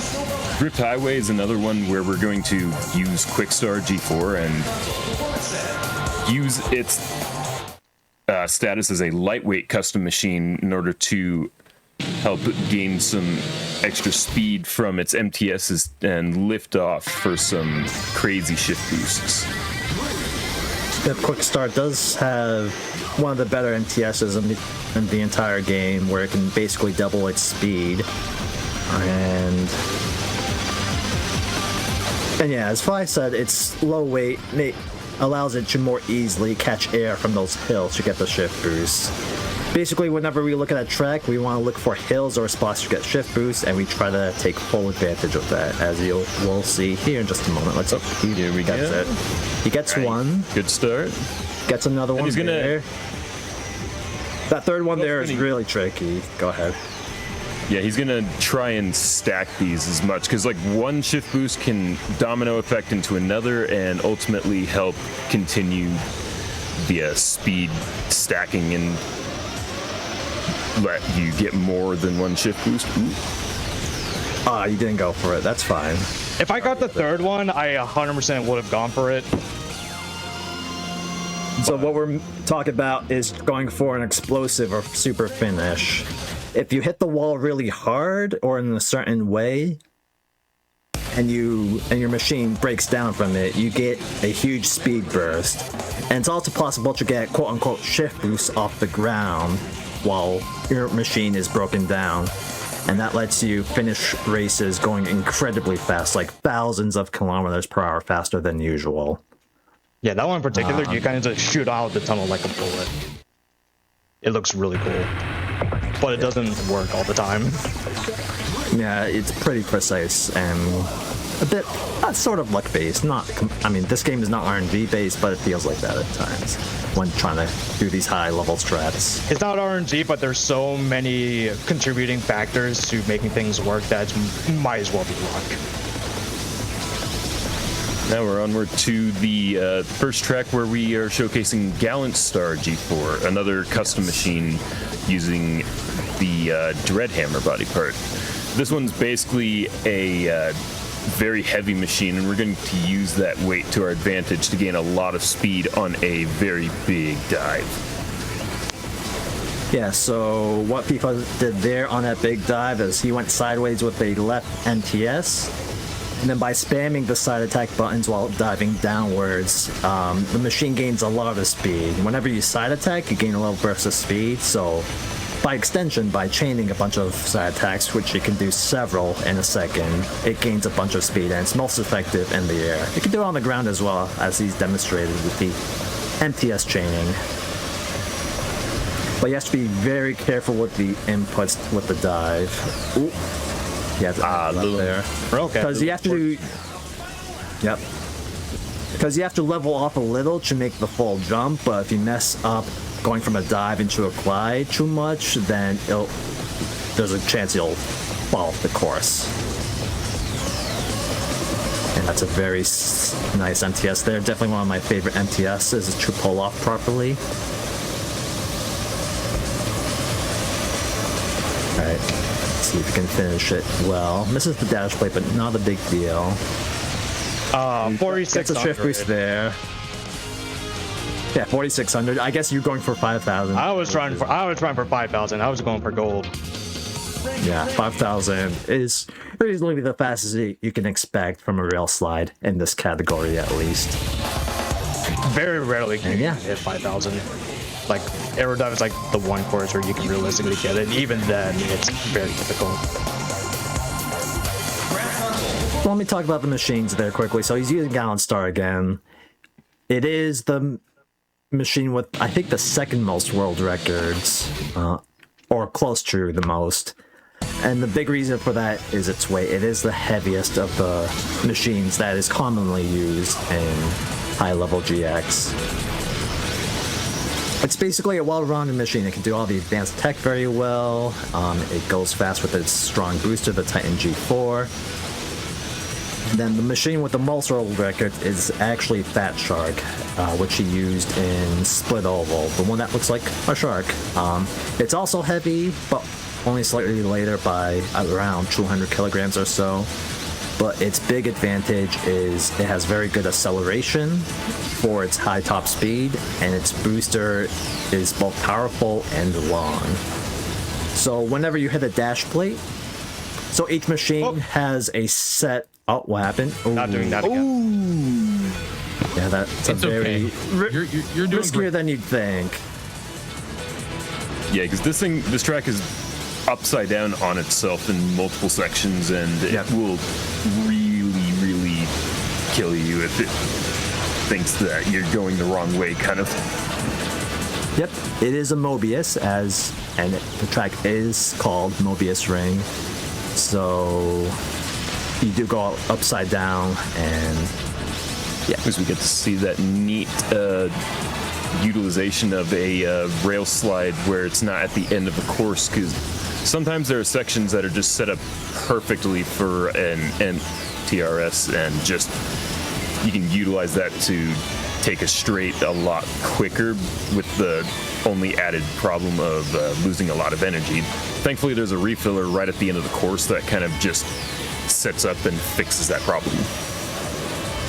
And the refiller in this course is absolutely the worst, I feel. It is very thin, and it's in the middle of like this little valley. And if you aren't going completely straight through it, the machine will wobble, and it's just a nightmare. And you can easily lose control and lose speed and energy.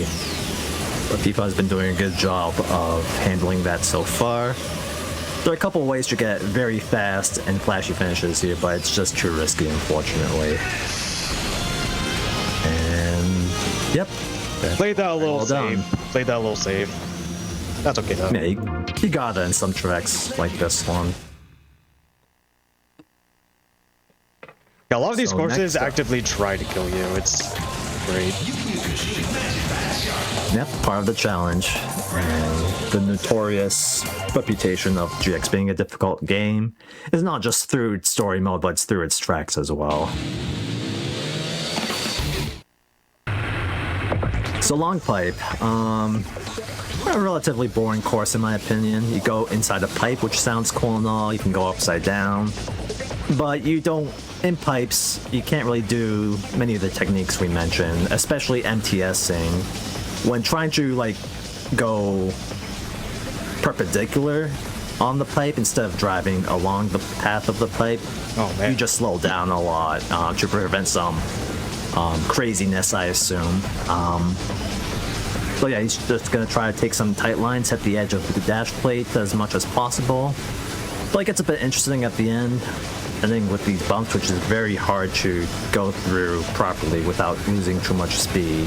I really haven't learned the method to the madness yet. And that little pipe chicane is a little tricky as well. Go ahead.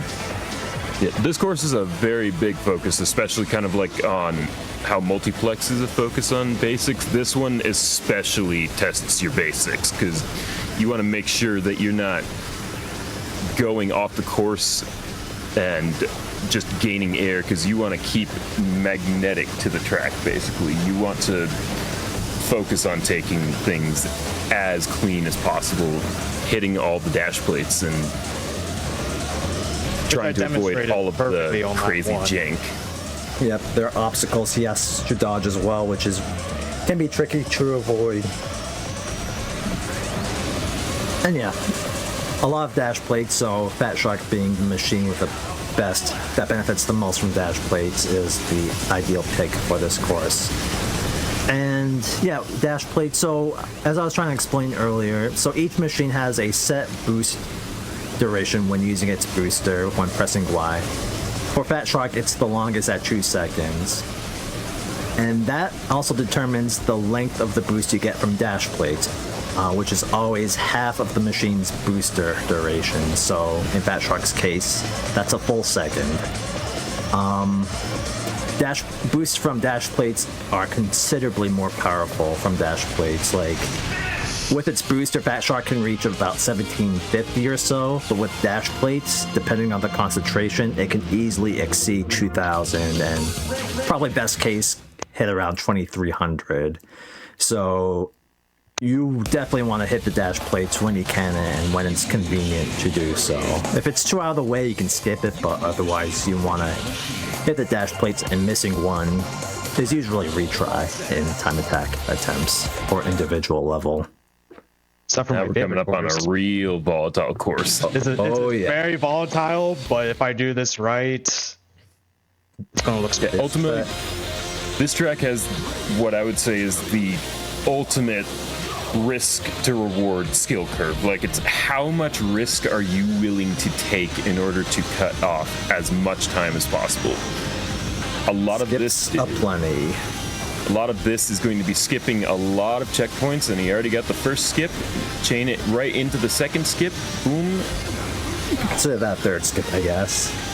Well executed there. Let's see if he can do it 2 more times. Very high risk indeed. Oop, things ooh, that was tight. Just chained into the second. It's the shift boost off the platform there.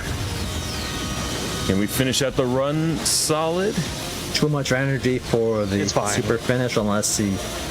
Ooh. Oh, that's all right. Good. That was a good run, actually. Like, that was sub 50 excellent. Is insane for America. That was with a slow. That was with a slow ending. I took it safe.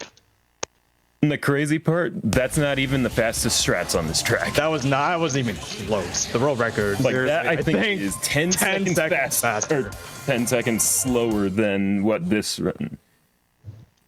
There's a super difficult skip that requires a lot of speed where you can jump from the end of the lap with that uphill and jump straight into the tunnel. And yes, it can go through tunnels and through under the track and weird shenanigans like that. Definitely one of the craziest world records ever.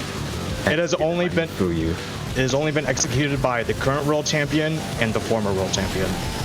No one else. Yes. Now we're up to Cylinder Nut, and honestly, this course is going to be a lot of staying on top of the tube in order to keep our momentum, much like many Fat Shark courses are, although I would love to talk about a little bit of like the jank factor. A lot of the things that we're going into on this is stuff that can happen purely based off the fact that this game is based on the Monkey Ball engine. Wait, really? Well, made by the guys who worked on the Monkey Ball engine. Supposedly, it's a completely different engine, but made by the same guys. That makes sense. It's made by the Sega team, so it makes sense. Yeah, I think it also plays into like, because some of the speed tech in this game has the vibe of a Monkey Ball 2 run. Like, specifically Monkey Ball 2 for some reason. Where it's like you hit these little sections and then you just gain massive speed off of them. Much like that setup for that double shift boost off the knot that this course is named after. Yeah, it's weird. Fat Shark has these perfect setups for these double shift boosts on this course and some future courses we'll go over soon. It's like they made this game for Fat Shark, even though they try to make it balanced by having it lose a lot of speed whenever it turns. It's just not enough.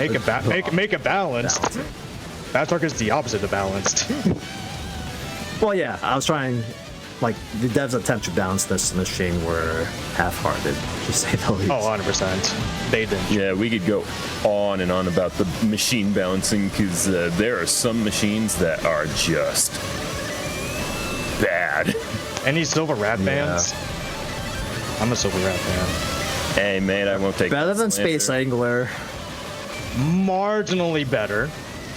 I guess. All right, 2 for 3. That's decent. We take honestly, those. 225 is pretty decent. This course has one of the more difficult staff goes, which uses Black Ball with its very high top speed. The staff ghost is a low 240, I think. It requires memorizing or knowing the location of the dash plates to beat it and clean driving.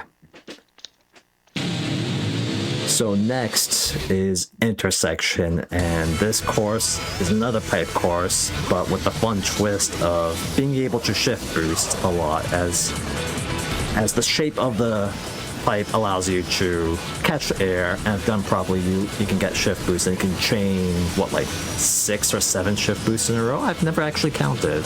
Guess we'll find out. Oh, Can we count? Lap 2, unless he gets the shift boost here. Hey, I'm trying my best. Alright, that'll be 2, but he's not getting them, just... Oh, I got 1.5. Half one. 4, so you can chain 4 shift boosts there. Okay. Yeah, that one shift boost was probably more an airtime than a shift boost. Hey, I got. You want to make sure that you gain as little air on a shift boost as possible. Okay, let's see if I don't die here. Okay, we didn't. Good job, everyone. Well done, well done. Does an MTS there. That MTS can kill you, but you have to do it. It's safer to do that than like anything else, believe it or not. There we go. Okay, gets a shift boost there. 2, 3, 4. So 4 out of 5, 80% success rate. Well done. Yeah, a nice little domino effect there. Kind of just one shift boost can access you to another shift boost, and then you can kind of just continue that chain in like the ultimate kind of domino effect. Yeah, there's really no... Really neat. Yeah, there's essentially no speed limit in this game. As long as you chain your boosts and shift boosts, you can keep going faster. The only real limiting factor is the deceleration rate of your machine. And that is fast. You got all of them. Well done. Perfect lap 3. Let's see if you can close it. Does an MTS here, and then change the dash plates here. Great rail slide. Excellent execution. Oh, yeah, the feed's a little behind, so I was expecting an actual great rail slide, but you fooled us. Yeah, rail slides can get really bad if you are not set up properly for them. You want to be like absolutely parallel, and then it'll just... So one technique I feel we should talk about is quick turning, the most basic of them all. So there are a bunch of different types of turning. You can just steer with the control stick by itself. A drift turn is, a drift, indicated by the red sparks, and you can induce it by pressing both L and R and then steering. You can do what's called a strafe turn. So strafing is simply shifting your machine left or right without rotating the machine with the trigger buttons. Combining that with the turn will give you a sharp inside turn, but for many machines it's not sharp enough to make certain turns. A quick turn basically combines both drift and strafe turning. So you do the inputs for a drift turn, LR and steer, and then you quickly release one of the buttons once you're in a drift state. So if you want to do a right quick turn, you then release the L button, and then your machine will do a very sharp turn. And it's usually the best type of turning, which loses you the least amount of speed, and it's the sharpest as well.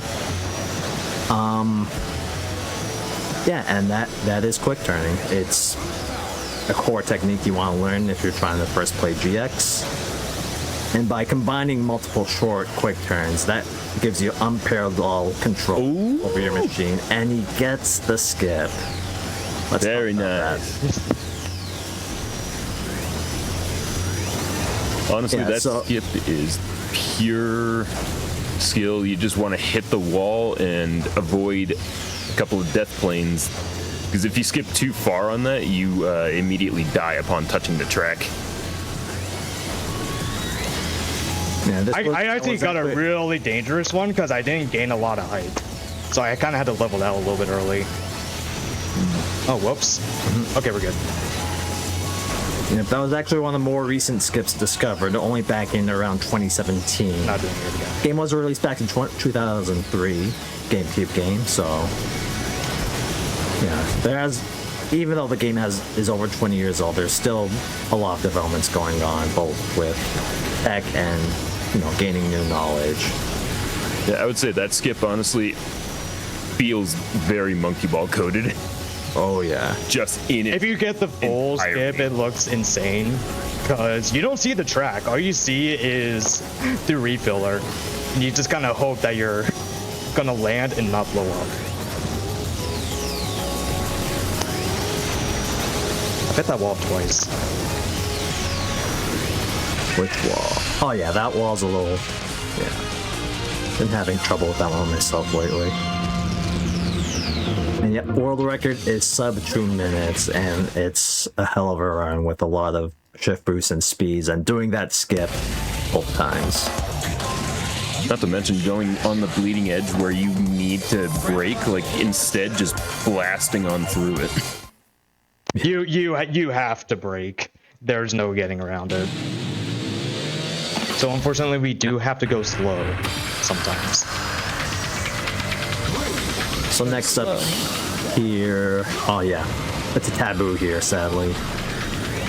So FIFA is gonna try to go for a double shift boost setup here. Let's see if he gets it. He does get it. Okay, I had to land a little sloppy. Yep, he used that speed to make that jump skip, but yeah, slow landing there. If I tried to level out, there's a chance I just clip through the course, which is both hilarious and annoying. Yeah, I'm not exactly sure why that happens in this and certain other tracks. I'm not sure if it's my favorite spiral. Cause you straight up just phase through the course for no reason. I'm guessing the track is just not thick enough at some parts, or it hasn't fully loaded. Maybe I don't know. We'll talk about it more when we get to it. Well, and the only time we see lasers in the run, these things take 1 HP, and honestly, some people's runs have been killed just by the risk-reward factor of absolutely boosting everything out. If FIFA gets the double shift boost again, that is very tricky to do consistently. So awesome they pulled it off here. It's a very rare thing to see it happen on both laps. And yeah, this course, I feel it's a fun course. There are a bunch of skips that you can get by just flying off the half pipe.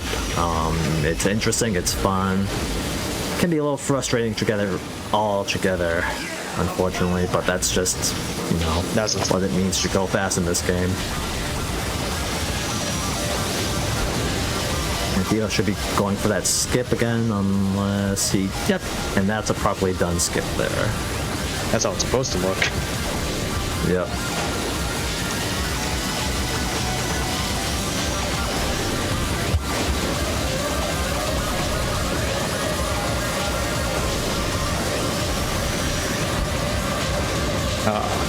It's low on energy, so don't boost. Didn't get the shift boost there, he wasn't going fast enough. Yeah, honestly, no point in boosting at the last section here, because you won't get a full boost out of it anyway. Alright, FIFA, what Big Blue music are you playing? Very important decision here. Oh, we're going with what came with the game. We're not doing the remix. It's the objective choice on this course. I do prefer the original as well. The remix is good, it's just not as good. Pick the remix on Drift Highway.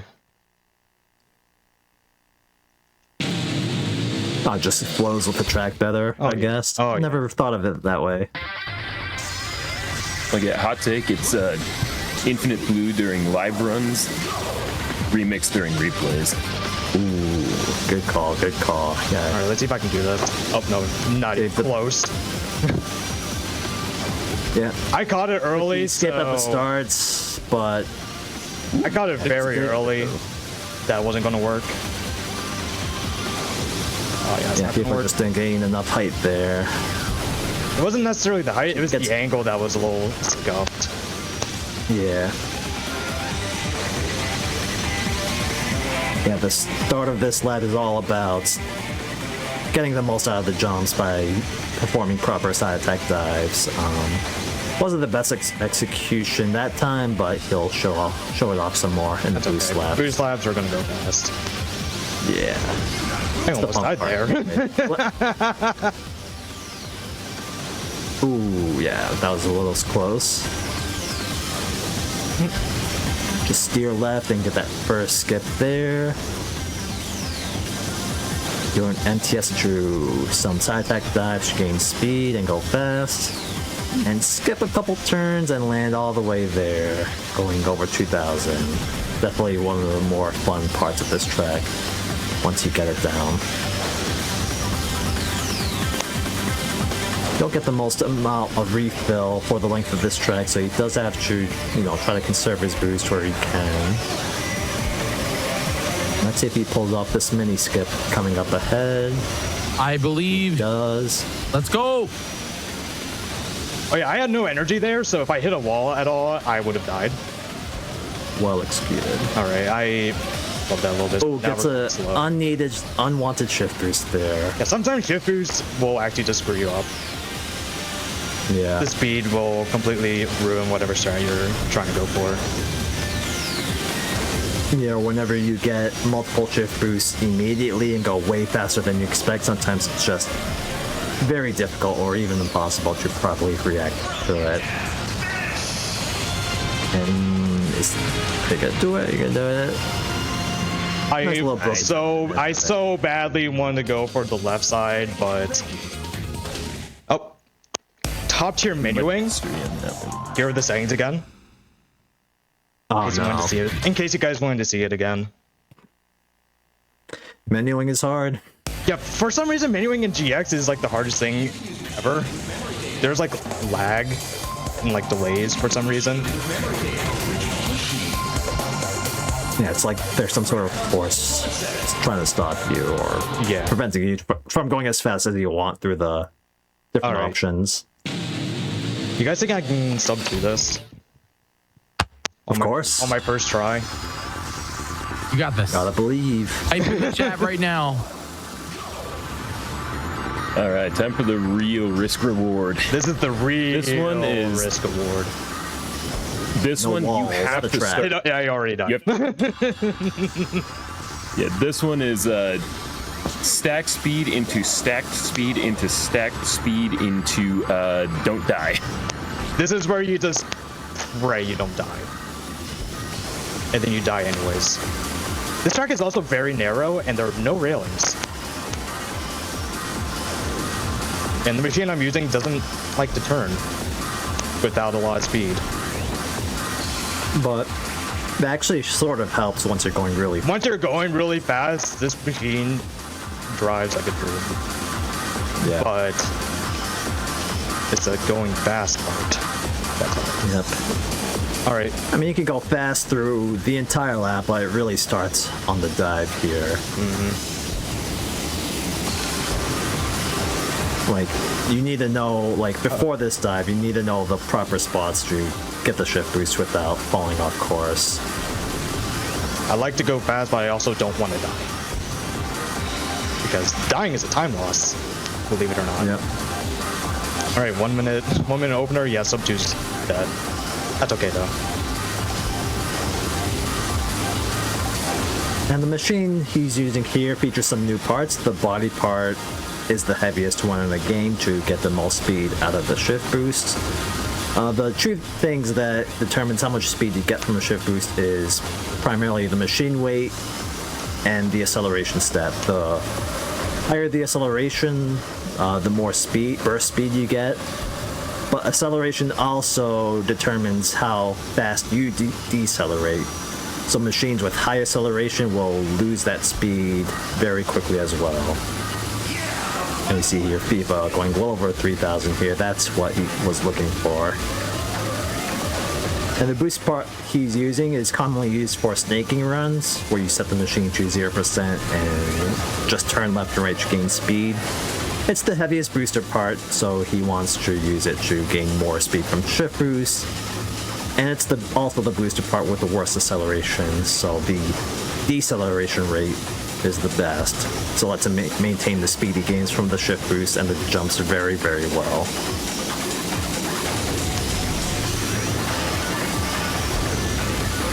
And did he get it? Looks like he did. All right, I just wanted to get the heck out of that course before it just snowballs into me resetting for 5 minutes. I mean, 224 can't complain. You can't complain really. about that. On that course, you just have to take what you can get. Otherwise, you're just stuck on that course for 5 minutes, and me personally, I don't want to do that. Yep. We'll go fast on this course. Past GX runs here have struggled in tracks like that, unfortunately, but that's just the reality. A speedrunning this game might be why it isn't the most speedrun game in terms of RTA. So lateral shift here is another shift boost having heavy courses, but there's a little twist to it where by going off the edge but then re-entering the track where the track shifts, quote unquote, you gain speed because you meet the conditions of going off track and re-entering it.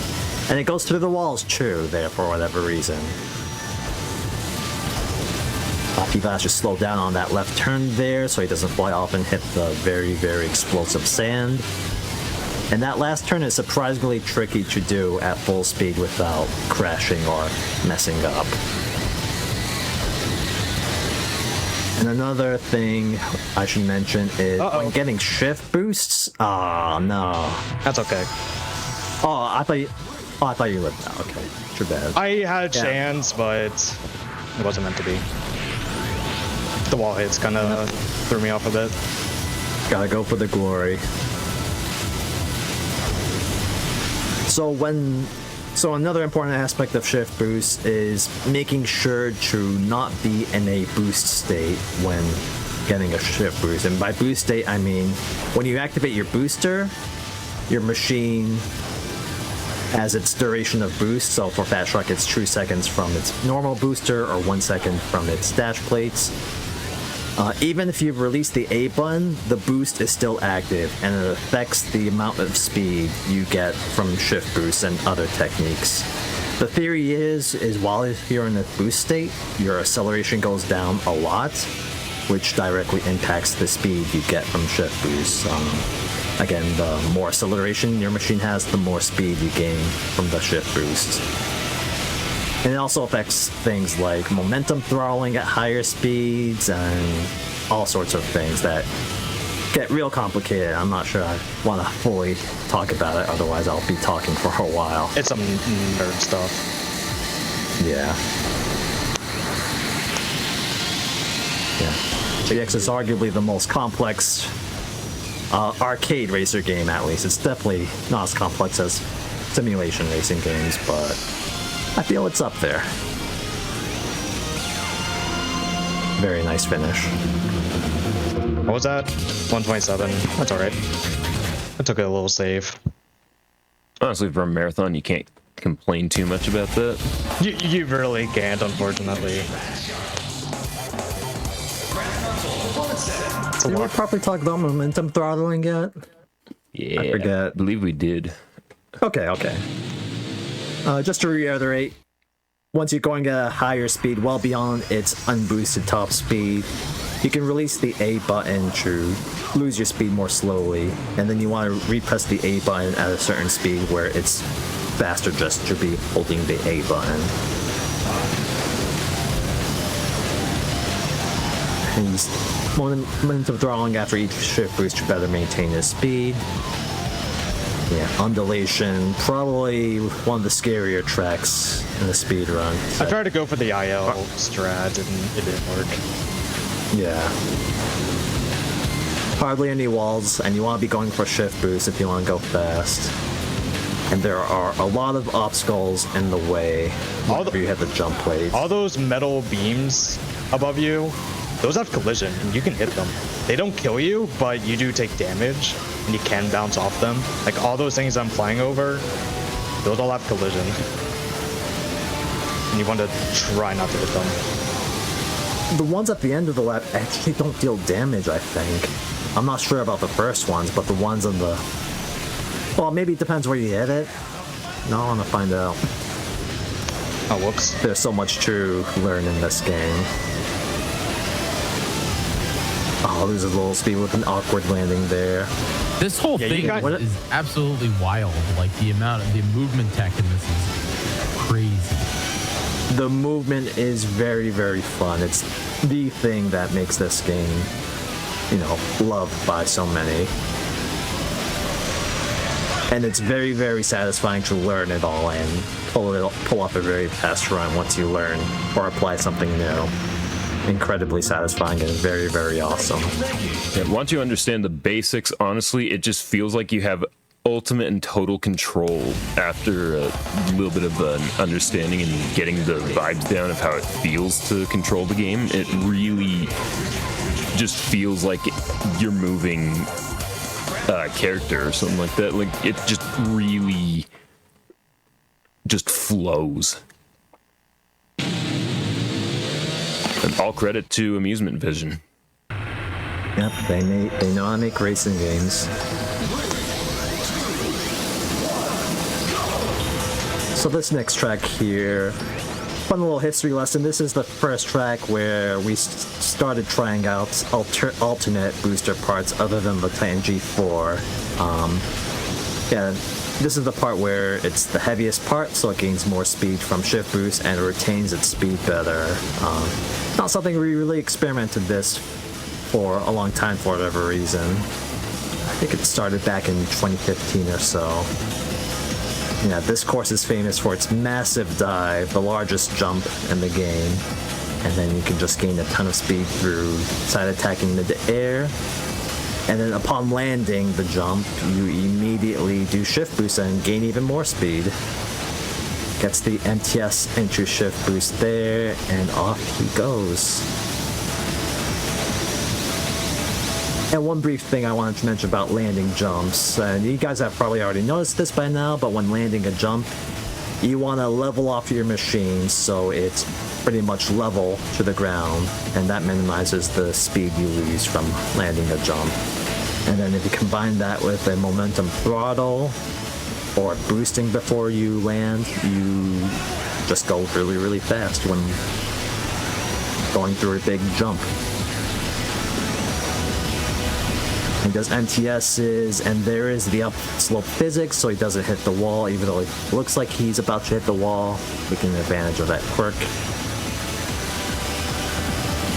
And also, just to stress, the benefit the MT plays on this course is really funny because the staff ghost for this track, you can beat it with quite literally the most crazy setup you could think of. One hand, Silver Rat, first person, and you can beat it with that kind of a handicap on yourself. Yeah, probably the easiest staff ghost in this game, while there are a few that requires you to get pretty good in order to beat. Twist Road is one of them, and there's a featured course where it's among the 3 or 4 hardest in the game. That's my favorite course. Yep, and the most annoying / difficult course, I would say. The Rainbow Road of F-Zero GX, except it's called Phantom Road. It's a relatively narrow course. It starts off narrow and it gets even narrower once it splits into 2.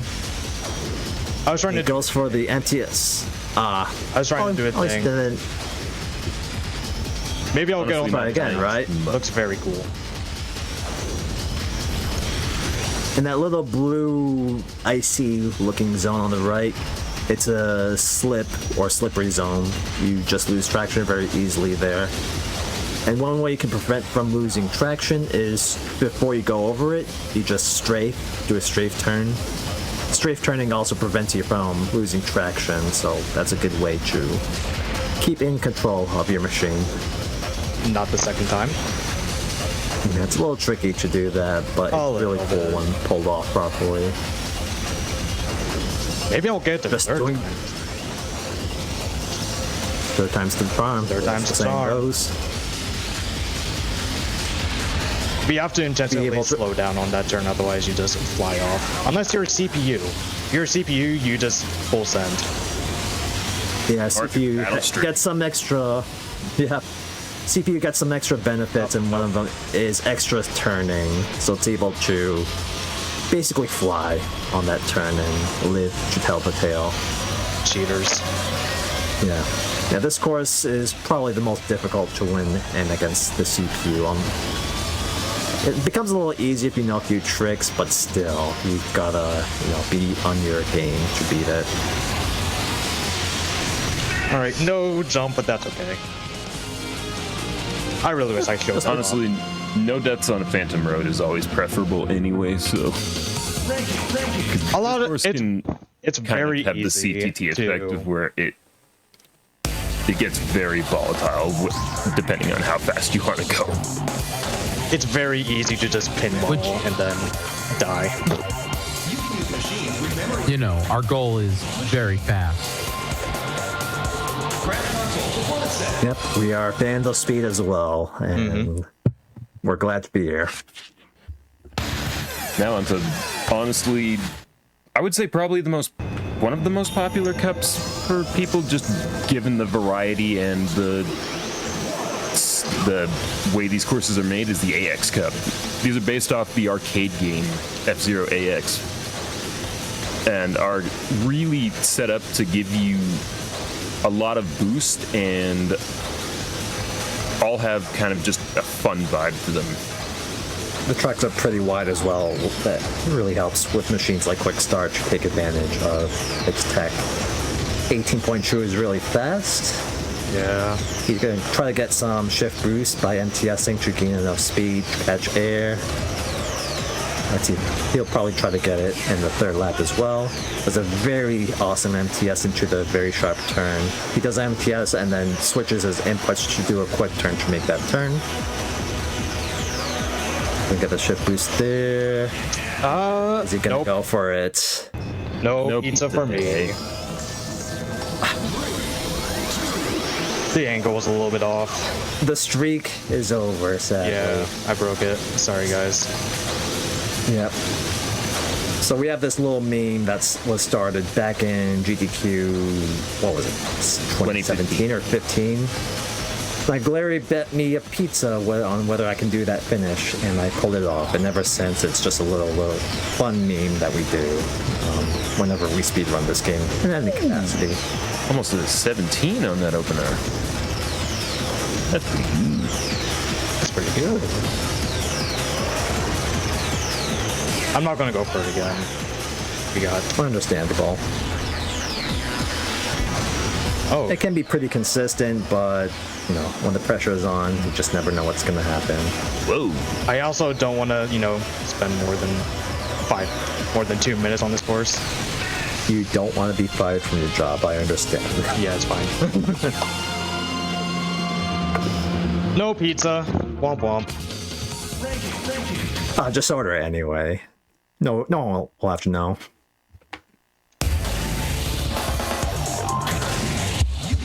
Alright, next up is a fun course, Meteor Stream.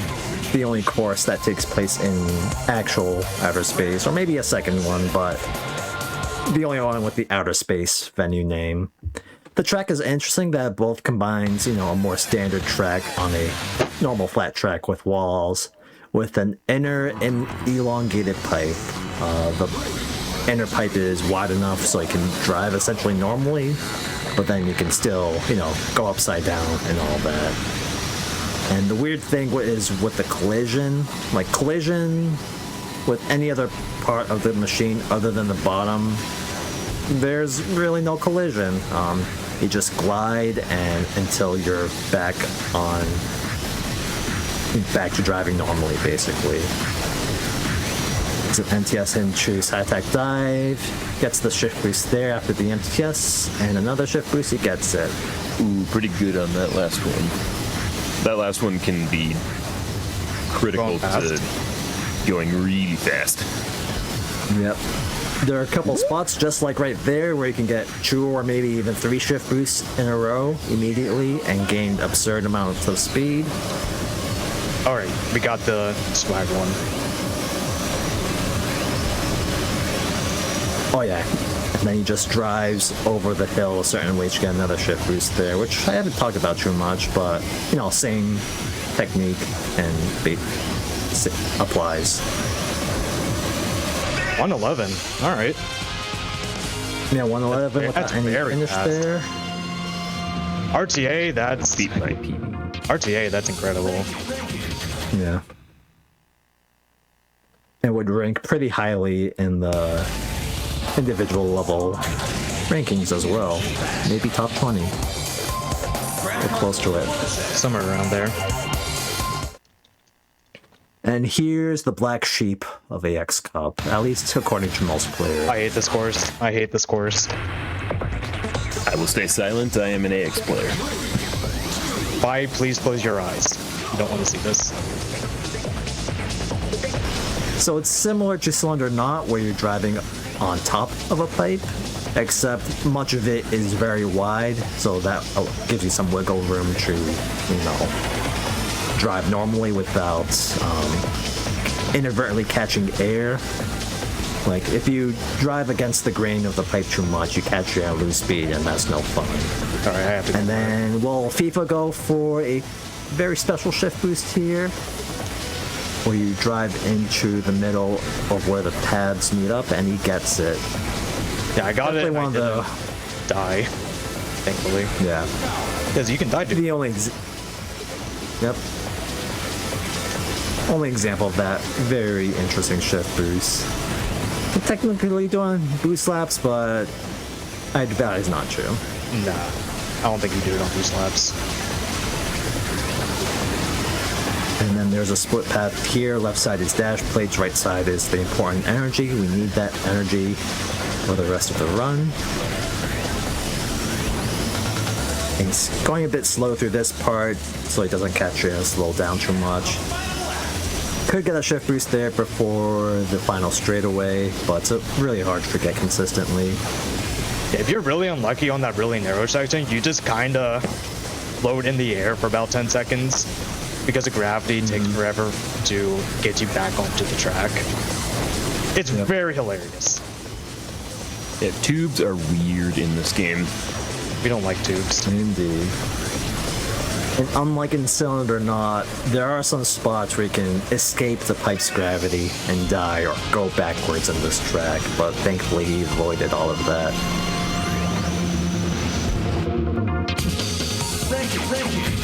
And then we go from a fairly unpopular track to a very popular one, Thunder Road. Even the name is very fun and fun, yeah. I mean, it's relatively simple track, just a lot of energy refill to boost, a lot of dash plates, and some big jumps as well, with some spots to get shift boosts by performing MTSs properly or just driving over the road a certain way. But the lap one though is not very fun. Because it's a wide course, you have plenty of chances to MTS chain to basically gain speed from MTSing and side attacking, but Gallon Star G4 is notoriously difficult to properly learn how to MTS chain. And then if you add in the rail slides, which are pretty tough to do precisely, at least for me, but not for FIFA, supposedly. Supposedly. You just saw it. Yeah, I can't do that first try, probably not. Ooh, hits the wall there. There's a wall in my way. Honestly, if you want to avoid those MTRSs, just chain the hallway, which don't do that. Don't ever do that.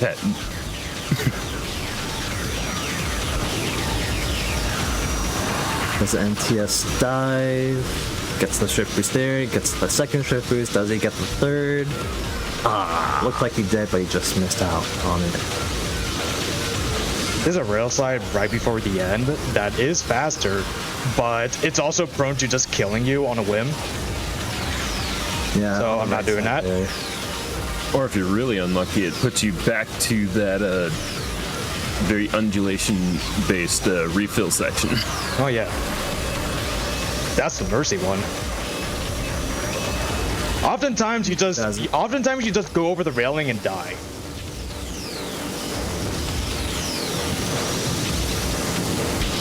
Yeah, a lot of hidden traps in this course, or in some of the courses in some certain sections.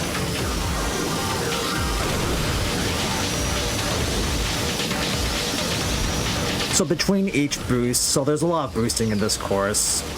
To maximize the speed from your boosts, one thing to note is after you press Y to boost, after the end of the boost, you are locked out of boosting for a certain number of frames if you're going fast enough. And that caps out at 10 frames if you end your boost going over 1800 kilometers per hour.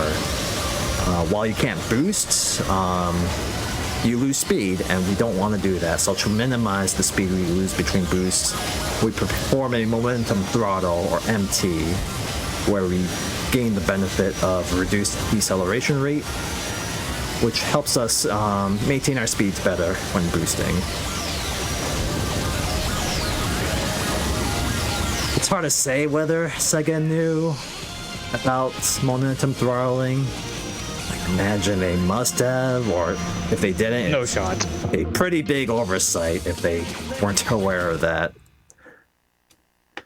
But then again, they knew about shift boosts. Yep.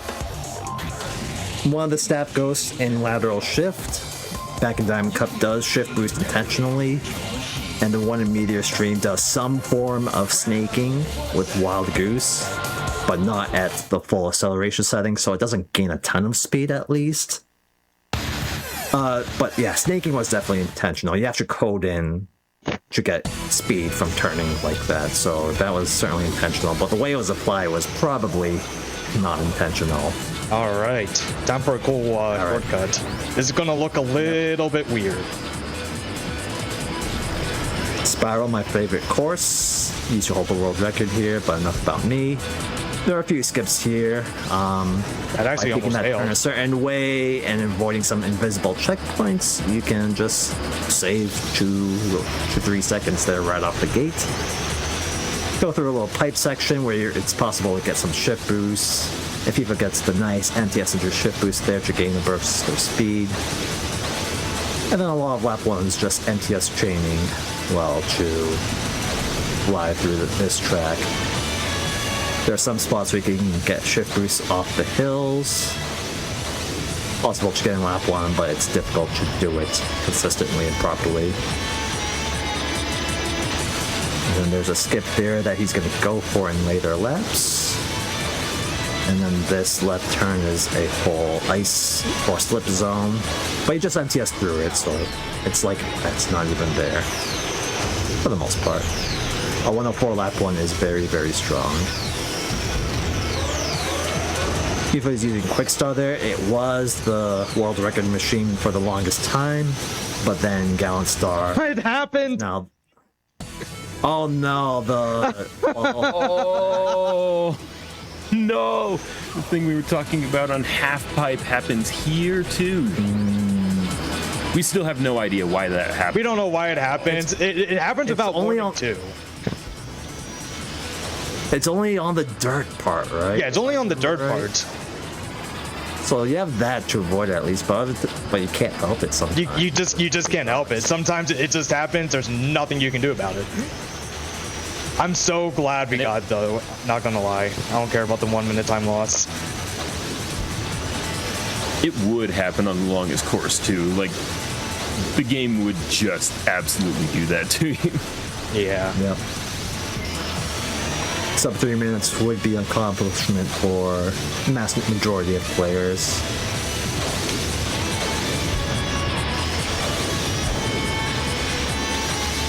Just self-satisfying seeing these MTS chains done properly. But unfortunately, Gallant Star, with its weight, being able to gain a ton of speed through shift boosts, like, it can suddenly go up to over 2,000 kilometers per hour just from shift boosting, which is just too much for Quick Start, even though the attributes of Quick Start surely it doesn't happen again. Suit the track better. Doesn't happen again? Okay, we're good. Run saved. Run is saved. Asterisk of that pipe jump. That pipe jump is honestly so cool, and it's kind of neat because that strategy exists in both GX and AX. Oh, yeah. Except in AX, it goes even further than that. But that's for another day. Let's see if he gets the skip here. Nice, skipping that really long turn. Yeah, that saves probably a good 3 seconds, I would say. 52 lap true is solid, for sure. Okay, surely it doesn't happen again on lap 3. Let's pray for that. Okay. On. Nice. More dirt clip today. So with that pipe jump, FIFA's sort of taking advantage of how if you leave a pipe while not going completely upright, the game sort of, reorientates your machine so it's not upside down when it lands the track. But if you strafe a certain way while that happens, your machine gains a lot of heights, which makes the pipe jump a lot more manageable to do. And a true 47 is an excellent time, only a few seconds off my PB actually, and FIFA's PB as well, so fantastic run there. Honestly, beating the old Iowa time in a marathon is insane. That was pretty good. For sure. And time to cap off the run with objectively the most exciting course, obviously.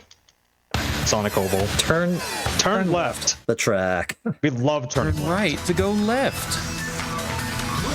I mean, technically split oval is that, but has a interesting quirk at least. This is just dash plates and wide. But there is something, well, he's probably not going to do it, but it is possible to get an insane super finish by real sliding on the right side of the wall on the back half of the course, and then if done properly and with a lot of luck, you just gain a lot of speed and bounce your way to the end of the course. But otherwise, lap 1 is all about MTS chaining, and then time's coming up, by the way. Just boost and MTSing. I'm not going for it. We don't got time. And time. GG! Go fast. Going fast. Well done. Well done. That was amazing. Seriously. Thank you so much there, B-Fan, for showcasing this. This was incredible. Honestly, I'm still in shock from all the tech and everything. This was awesome. So thanks so much for showcasing it. Yeah, no problem. That was very fun. Yeah. Hey, B-Fan, why don't you tell everybody where they can find you, what you're up to, and what you got coming up? Oh yeah, you can find me on Twitch, twitch.tv/RFIFAN. I sometimes stream there, mostly ILs, but I've been trying to play a little bit more all tracks. And outside of that, you can find me on Blue Sky. I think it's FIFA_GX. Let me pull up my FIFA-GX. I don't even know my own socials. Well, we appreciate you, and AK12, you did incredible. Do you have any shout outs? Shout outs to the GX community, shout outs to FIFA for, coming up big with the speedruns and GDQs and here now. And shout outs to Fi for, just being a longtime member and supporter of all the F-Zero games. All right, and then Fi, you're actually up next. You're going to be taking on F-Zero M. Are you ready for that? Oh, I am ready. All right. Let's do it, Fi-Bat. Folks, we're going to take a short break, but when we return, we're going to continue our little F-Zero block, and I hope that you are all excited because F-Zero Maximum Velocity is up next. Stick around. Hotfix will return in just a moment. Welcome back, everybody, to the GDQ Hotfix. Oops, I'm driving weekend. We have a few more runs here today. We're coming in on the tail end of our wonderful speedrunning showcase of driving games. Can I get a vibe check? Can I get a 1 in the chat if you're having a great time here during Oops, I'm driving? We have some other events coming up too. I want to let you all know about. Games Done Quick will be actually returning to PAX West in September 4th through the 7th. You can visit gdq.gg and submit your runs right now, or visit west.paxsite.com to learn more about PAX West. It's going to be a blast. PAX is always a good time. So I hope you guys go check that out. All right, continuing our F-Zero mini block here. It's time for F-Zero Maximum Velocity with Fibat. Fibat, how are you? I am doing great. It's like we never left. It's like you were here one run ago.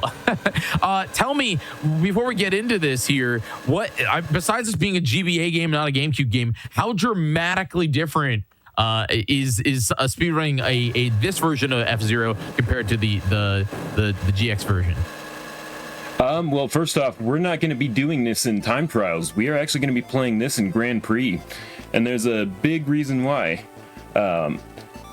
A lot of this game at the highest difficulty utilizes Master in order to take advantage of the unfair elements of this game. Because the CPU, they like to rubber band, they like to play unfair, they try to take your inside lines away from you, but sometimes that unfairness can be utilized to our advantage. And we're going to try and do that today in the Master Mode speedrun. Well, I am super pumped about that. And one David J is here with us as well to do some commentary. David, how are you? Hello. I am doing great. I'm here to hang out and chat about the game. I don't actually run this game, so I'm just here, but Vibe. The vibes and yep. Heck yeah. What it's all about. All right, whenever you're ready there, Fibat, let's get into this F-Zero run. All right. Are we ready on time? Let's do it. In 3, 2, 1, go. Good luck. So first things first, you're going to be seeing me using this machine, the Jet Vermilion. This is the highest top speed machine in the game. However, its acceleration is very bad. So we're going to utilize the unfair elements of the CPUs to our advantage to give us some back bumps. Didn't get quite as good as I wanted on the first one. Yeah, how much of the CPU movement is actually random on the start versus... the start is very consistent. Like, you can do it every time. Ooh, very nice back bump there. So good. The CPUs will rubber band into you, and that is going to be a very skill and luck-based kind of strategy, where I'm going to try and utilize the CPU's rubber banding to my advantage. Now, in this game, we do not have an energy bar. We instead have a superjet on the laps after lap 1. And a lot of that we're going to be utilizing to either skip sections that are of low traction to us and low speed. In this case, we have a giant dirt patch. And with that, I'm also going to do what is called a DDT. DDT is basically just drifting sideways in the opposite direction, and with the way this engine works, it kind of pushes you forward at a vector of about, I think, 128 extra kilometers per hour when done optimally. Also, so is it basically like turning one direction, strafing forward? Is that kind of pretty much what's going on, or is it? Pretty much, yeah. It's like it's kind of just pushing you forward from the momentum of going sideways. Also, you'll see here on laps 4 and 5, there are mines. Those I'm going to try and hit wherever I can. Never any promises, though, because sometimes they are in good spots, like right then, and you can utilize those to actually give you a boost outside of the normal superjet. Oh. So you just get a burst of speed when you crash into them? Pretty much, yeah. It puts you up to, I believe, like 600 at your base 450. And also, I screwed up a little cutscene skip at the end, but honestly, sometimes the CPUs don't rubber band correctly. Oh, were you going for the second place? Yeah, that's a thing that exists in both this game and the Super Nintendo game as well. Oh, there we go. A little bit better back bumps there. I got up to about a 390. Optimally, you want to kind of just hit it to a 420, but ooh, that was a very nice lucky bounce off the CPU. Yeah, so basically, since the rubber banding is so strong, you really only have to slow down for just a moment at the end of the lap, at the end of the course. And then if you get second place, then you'll have a faster cutscene. So it doesn't cost nearly as much time to slow down as you save. It's so interesting to me how, this is a GBA game and there's another GBA game that's also, to me, feels dramatically similar, and that is Mario Kart Super Circuit. Just the way that they made the course on here feels so much like that. It's kind of very interesting. I can see it. Yeah, definitely. I think, especially with not just the course layout, with that too, but also the way that the super boosts work, it feels a little bit more like the Mario Kart Mushroom as opposed to like the energy boost formula. So it ends up being pretty similar, which is pretty cool. And like the original F-Zero for SNES was similar to, or more similar to the Mario Kart SNES than like X and GX were. Ooh, a little unfortunate mine placements. These mines are all kind of RNG in where they place, so sometimes you can go for them, and other times you're literally just better off taking the normal line. Yeah, if they're just too out of the way, like you can't hit them and then take the turn. Oh, there we go, nice one. Although I'm gonna try and focus in on this final lap to hit a couple, because honestly it's quite satisfying when you do hit them. Oh. A little bit of shaky driving in the end. And also, thankfully that CPU bumped me so I can get the cutscene skip. Not too bad, not too bad. Perfect. Now on to the third course in this game. I've been forgetting the venues, but there's two different kinds of courses in this game in terms of how we run them, and some are faster in Grand Prix where you actually want to utilize the mines to circumvent the boost restrictions.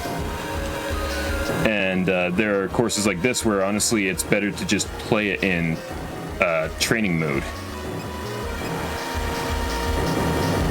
What advantages do training mode have? Is it just the fact that the mines are out of the way, or is there... Basically, you are just playing versus a rival, and that's it.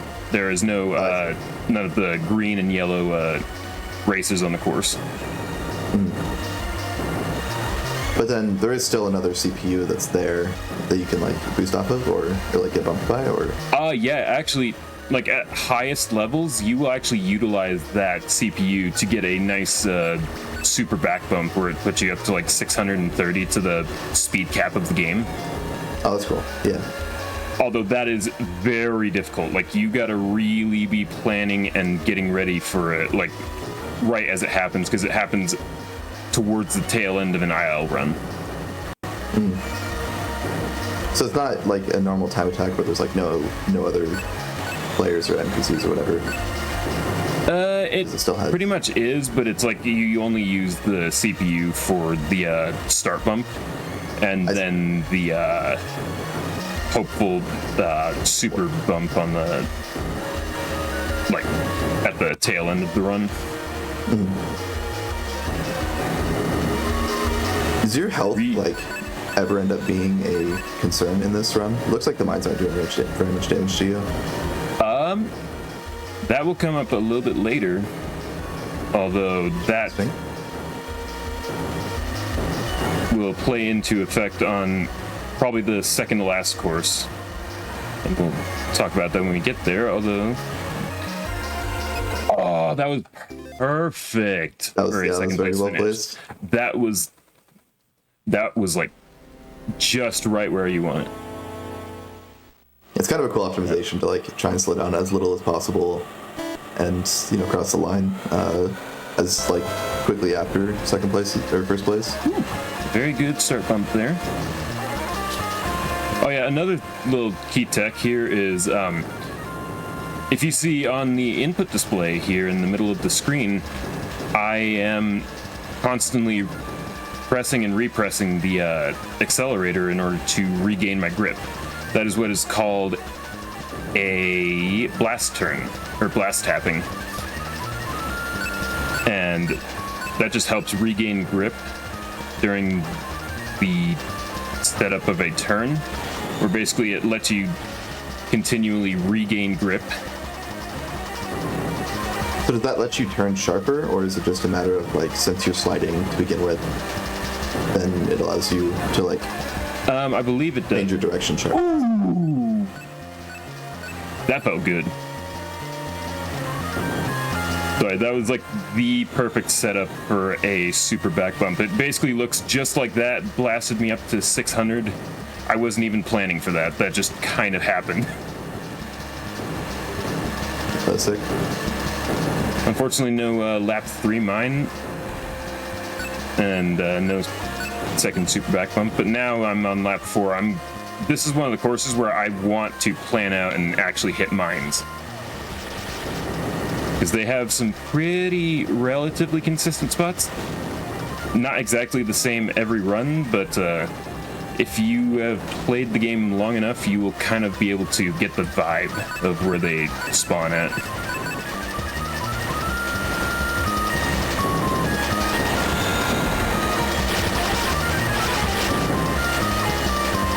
Do we know like how, like you mentioned that the mine position is like kind of random, but like you get a good vibe for it. Do we know like in detail like how it works exactly, or is it just like? I believe we have a pretty good understanding, since we actually have a couple cup tasks of this game. Shout out memory tasks for those. I don't know all of the in-depth about it, but I would imagine there's got to be some good documentation on how the mines spawn in their position, because like you can manipulate the RNG a bit, but I'm not all familiar with exactly how. Yeah, sometimes manipulation is like a little more simple. It's like where if you're on the left side of the road, it'll spawn on the right side, or something like that, versus sometimes I skip as well. Yeah, this course is a very fun one. It's got a dangerous skip where you cut off a little bit of a turn, but honestly, the skip is so cool, just flying through the air above the clouds.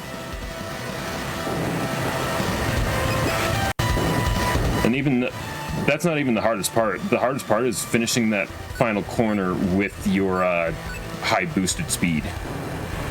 But yeah, because use the speed to get as far as possible on the skip, right? Yeah. So then you have to land and utilize the speed well. A couple wall bangs, but thankfully the booster just gives you the speed that you need. Oh, wow.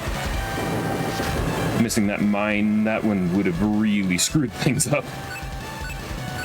Thankfully not like a volatile kind of screw up, it's just speed screw up.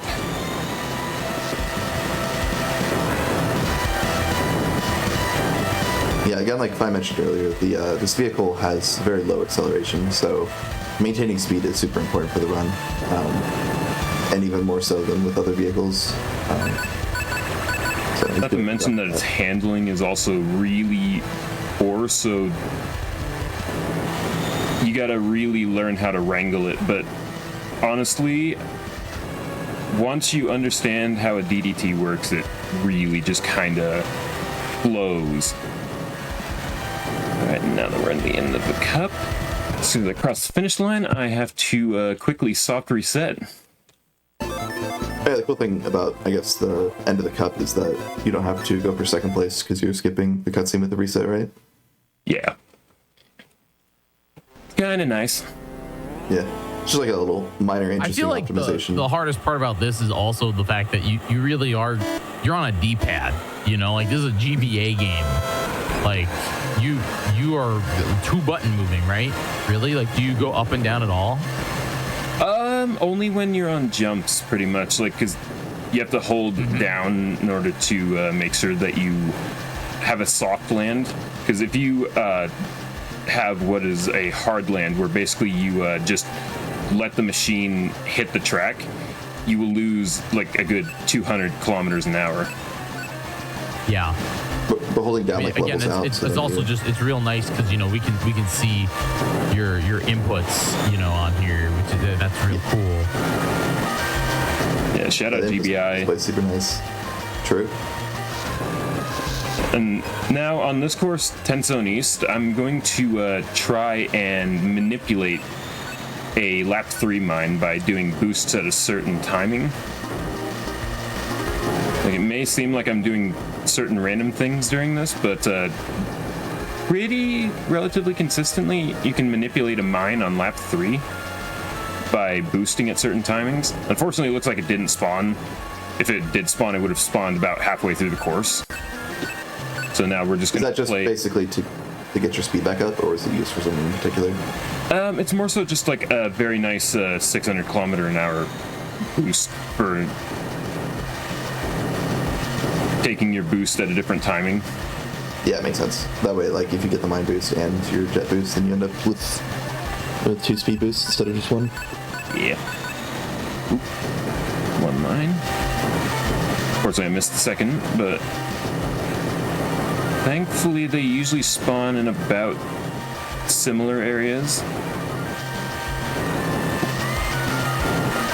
This one there. I noticed you have like 3 slots for the S boost. Are there any situations where instead of using 1 every lap, you'll like save multiple for a single lap?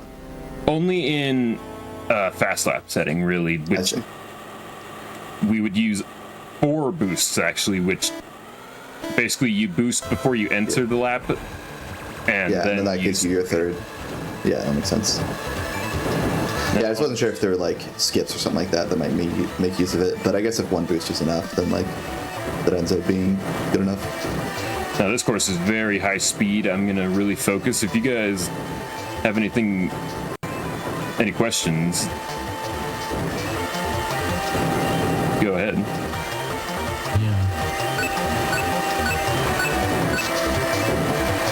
It's so interesting because I think the most experience I have with F-Zero is, funny enough, F-Zero 99, which, you know, is that game obviously was cool.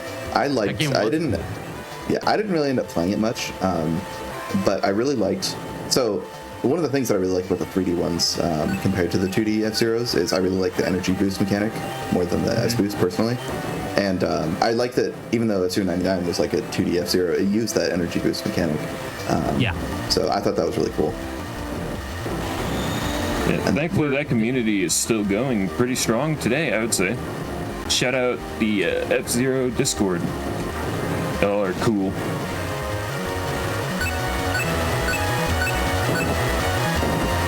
I feel like, they were like, where the last title was about how can I complete the course as quickly as possible, but, you know, this one is more about how do I navigate and push the correct buttons to navigate the course. You know, it's that left-right mechanic where GX and other 3D, it's about that boost, like you said.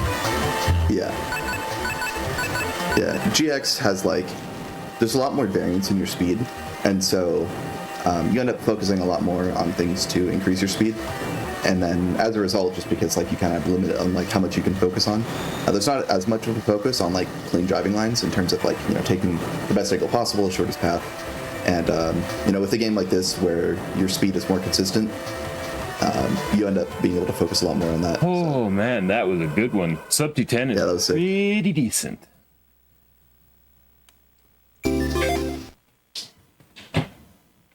And now we are on to a course where, honestly, this one is going to be a lot of mine boosting. It's kind of another one where it's a GP kind of course where you want to try and hit as many mines as possible because there's not a lot of space to get much more speed from just an S-Jet alone. Yeah, I guess like the longer courses, it ends up being more important because you spend a smaller portion in S-Boost. And we've got this little hallway that has a bunch of mines on lap 1. Oh. I wanted to try and take 2 because then I can use that momentum and carry it over that little lava pit. Yes, that is lava, despite what it would look like. Despite the color. Do those mines respawn? No. Every lap? Okay, so you have to. No. You have In fact, they become lava pits as well after. So you also have to play into the fact that they will damage you if you drive over them. Does the lava slow you down too? Or is it just damage? I believe it's just damage. Okay, well that's not too bad. Hopefully, you have to drive over them a little bit, unless they drain your health like super fast. But it doesn't look like it's that bad. Nah, but it can really become a problem in other courses where there are a lot of mines. Yeah, if you hit enough. It's crazy how slow your energy refills in the refiller. But I guess it makes sense. If you aren't using it as a resource, then they don't want to give you like a ton.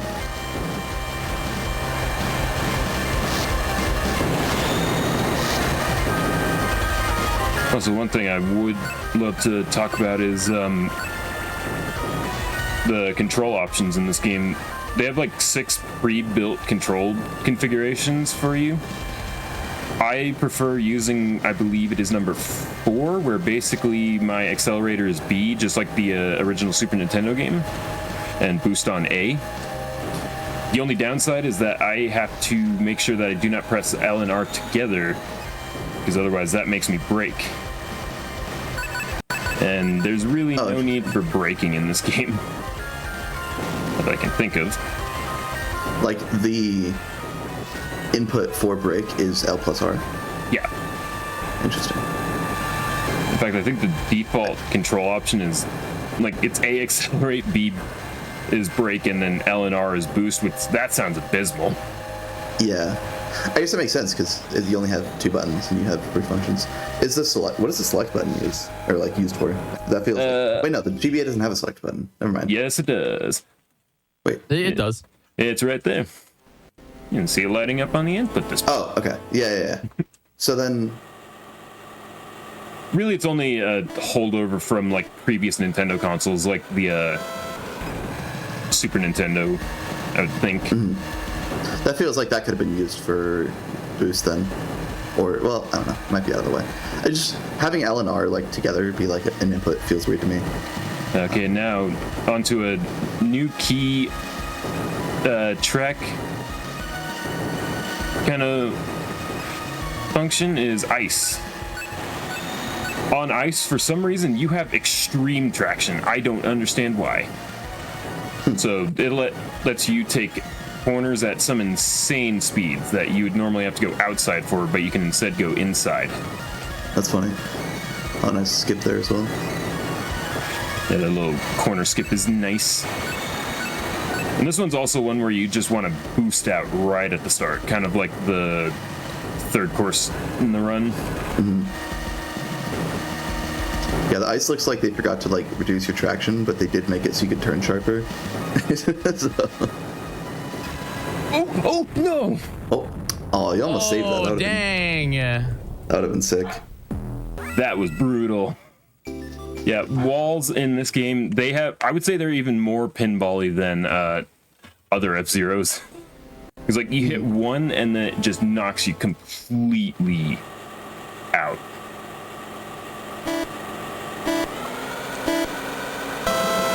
It's all good. Gives me a good chance to re-practice the start bump though.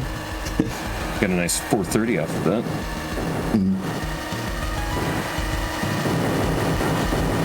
Honestly though, it's not the way I envisioned dying on this course. 'Cause this course is kind of brutal because like optimally you would actually take a DDT off of the ice, off of that skip. And it lets you skip a lot more of the course. Oh, if you like take the jump with a sharper angle. More so with the DDT momentum. Oh, I see. Yeah, you can just go further with the extra speed. And also, I can't remember if it's this one or a different F-Zero, but also ice can impact you in the air for some reason. I can't remember if it's this one or a different one.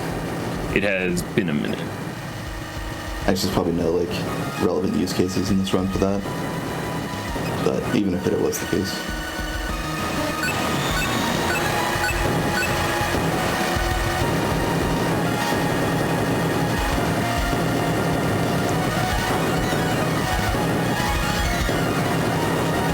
All of these CPUs just do not want to hold up. Like, I'm gonna take that one safer. So I would like to get this run a bit quicker and stay on pace. I love being on pace. Yeah, it makes sense though. Especially like with the 5 laps, like dying on like lap 4 and 5 is just incredibly costly. All right, now on one of the biggest. Yeah, go ahead. Yeah, on final courses of the run, or well, this cup. Sorry, it's called Stark Farm Third Circuit. It's honestly got one of the more interesting ending sections. It's kind of like the end section of the previous cup, Cloud Carpet, in that you have to kind of take it through a very thin S-curve hallway and navigate it with speed. Yeah, it looked like pretty precise there. Also what I was going to say was... Oh, go ahead. Sorry, yeah. I was going to say before, one of the things that's like, that personally I don't love about like RTA runs of F-Zero that makes me like ILs a lot more is that like, since for the most part like you don't have respawn, dying on like laps 2 and 3 is just like such a big time loss. It makes RTA stuff difficult. It's great for showcases for like GDQ runs and stuff like that because the end time doesn't matter quite as much as just like showing off the game. But that's one of the things that really makes me love ILs is that like you don't have to worry about that and you can just play all out in a way that you couldn't really in RTA as much. But you were saying about the S-boost. On that. Yeah. What I'm using the S-boost here for on this course is actually something called a boost extended drift, where basically you just utilize the boost to negate.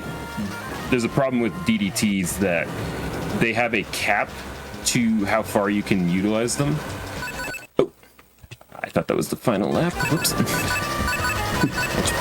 Out. Says 99. We're not playing 4 laps. We got 5 laps. 5 laps. But no, yeah, DDTs kind of have a cap of how far they can go before they actually start losing speed. But then boosting like resets that. I think it just negates it altogether, I would think, because like you're in an active like boosting state, so it's like you're going up in speed as is anyway. So yeah, that's not, you're not really gonna lose speed. That makes sense.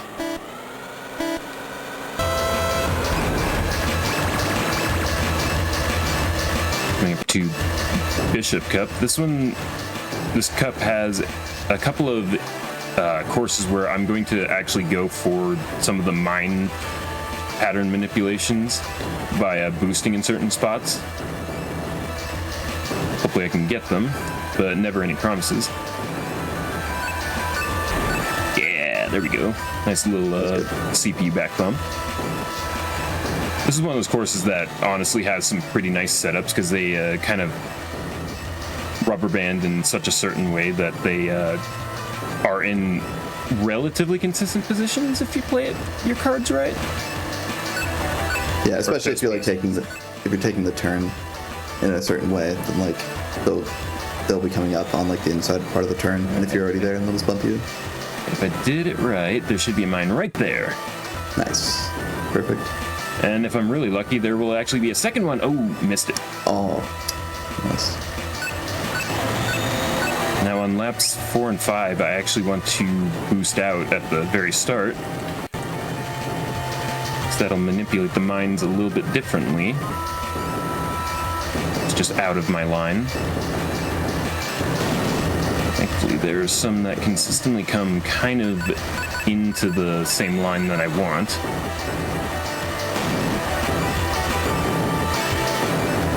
Also, funny thing, CPUs can actually take the mines as well. Do they spawn when you enter the lap, or you know when? I have just no idea. Oh, forgot the lap 5 cutscene skip, but honestly, I think we're doing pretty good regardless. Yeah, moving along. Run is going fantastic. All right, I got This course is Ancient Mace skating circuit. Mini-map isn't among us. What's the worst course in this game? Worst one. Ooh, that's a hard question to answer because it depends on which one are you talking about. Like, are you talking about hard to play or hard to go fast? The one that you boot up and you're just like, dang, I don't want to do this one. That is probably one that's going to be later in this game. It's called Firefield Landmine Circuit. Firefield is difficult? No way. It's never happened in an F-Zero game before. Could have seen this. Now this one's another course that has some mine manipulation. I actually want to boost out right at the beginning because if I do it just right, I manipulate third lap mine somewhere around the middle. And because we've got the slip zones on the floor here, I can not slip and instead just hit these corners at whatever speed I wish. Oh, missed it due to the high grip actually.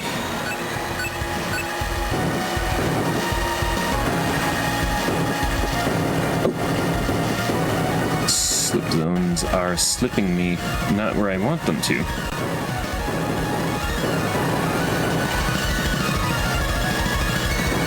Oh, you...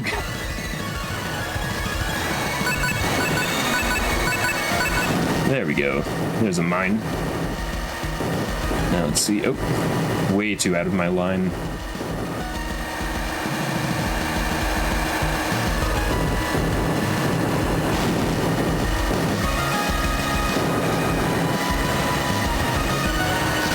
And the Among Us course is done.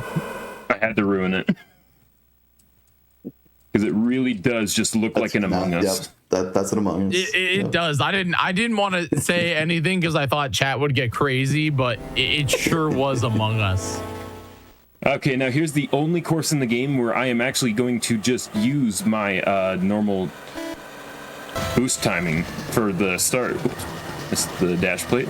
That's just because this is skid zone circuit where basically there are just boosters everywhere. What are these lines that you're driving over? I believe those are like conveyor belts, in essence. And this course could also show us a neat little interaction if I'm fortunate enough to show it. Oh yeah, I see that.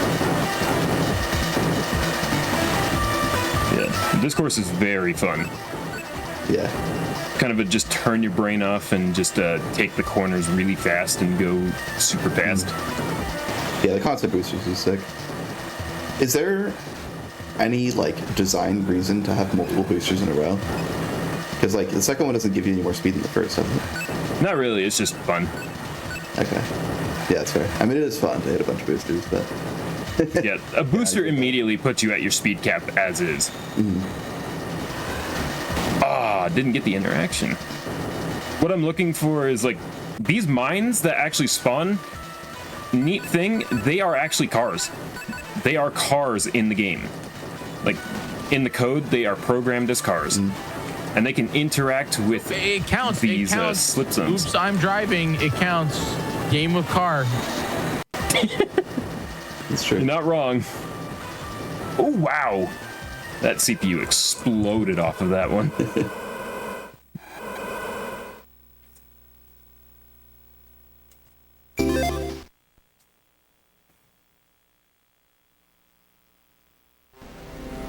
All right, another cloud carpet. Now we're in the nighttime, or in the evening of Cloud Carpet. This one looks really nice, actually. Like, if they were to remake any venue in 3D, I would love to see this one remade. Oh yeah, like a nice like sky above the clouds, like orange sunset type. That'd be sick. Yeah.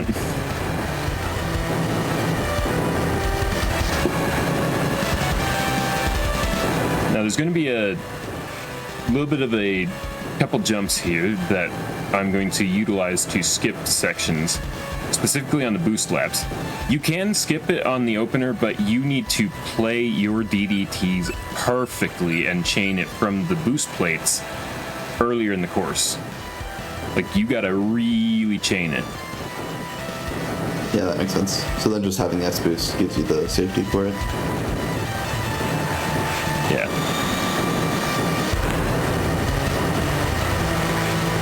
Oh, nice. Yeah, it is. Yep. This is also one of the only courses where the CPUs can sometimes fail to rubber band purely because I don't think they know how to take that skip. Mm-hmm. Do the CPUs have a speed cap? I honestly have no idea, but I would imagine no, because they are taking absolutely everything that I'm taking. Yeah. Like, they are right on you at all times. Yeah. Yeah, they probably just like ignore it. That CPU is right in that tiny little hallway. Very much like I was saying at the beginning of the run, they are very unfair. Mm.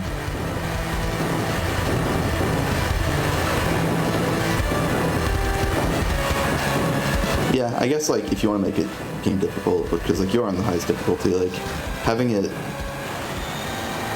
rubber band super hard instead ends up being like there's more variance than just if they drive fast, but it's like a little more manageable if you aren't like a speedrunner, I guess. It just feels funny to like be a speedrunner and then have a CPU like keeping up with you, but yeah. Yeah, funny thing about that last course, also that rubber banding thing where they can't rubber band around that skip, that one is actually just faster to take first place because it'll take longer for them to rubber band up to you. Oh yeah, especially because you just jumped that corner just before, so then like if the end of the lap were in a different spot, then they would have caught up by then, but now we're back to what is essentially the mute city of this game, Bianca City. Like, this game has unique venues entirely. That's from Mario Sunshine. Gosh. Actually, that's Bianco Hills. Not a city. It's a rural town. Actually, fat fingered my A button on that. Might even call it a village. I think you call Bianco Hills a village. I think that's probably accurate. I don't know. You let us know in the chat. Which one is it? Actually, this isn't a sunshine. This isn't a sunshine stream unless you're doing the blooper safari. Now that is racing. Now that is driving. Okay, not greatest on that hallway, but that is a very hard hallway to boost through. Because you got to go around like a curve and in boost state and around CPUs and not hit it's always like super narrow.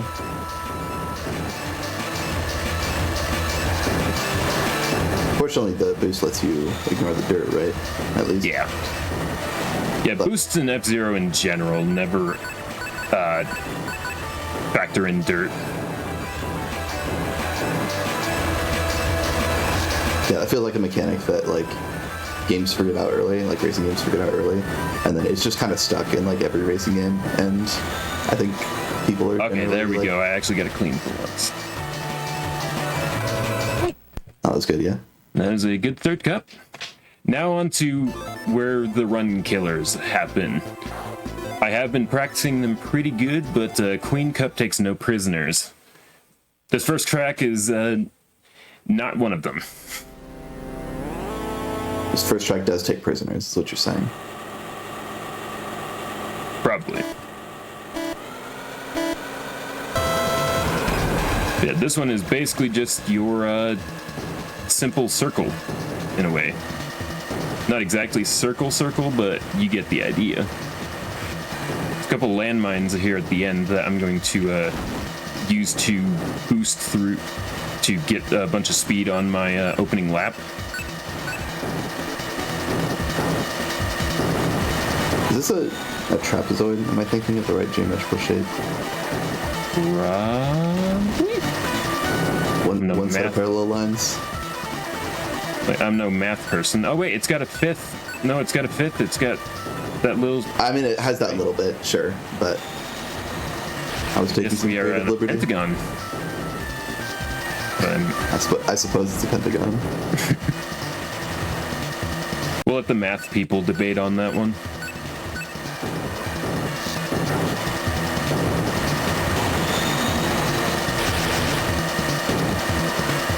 What is that blue ground underneath those jump plates?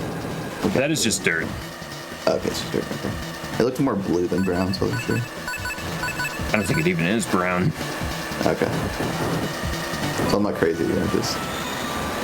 Yeah, I don't know why they would color it like this almost denim blue. Yeah.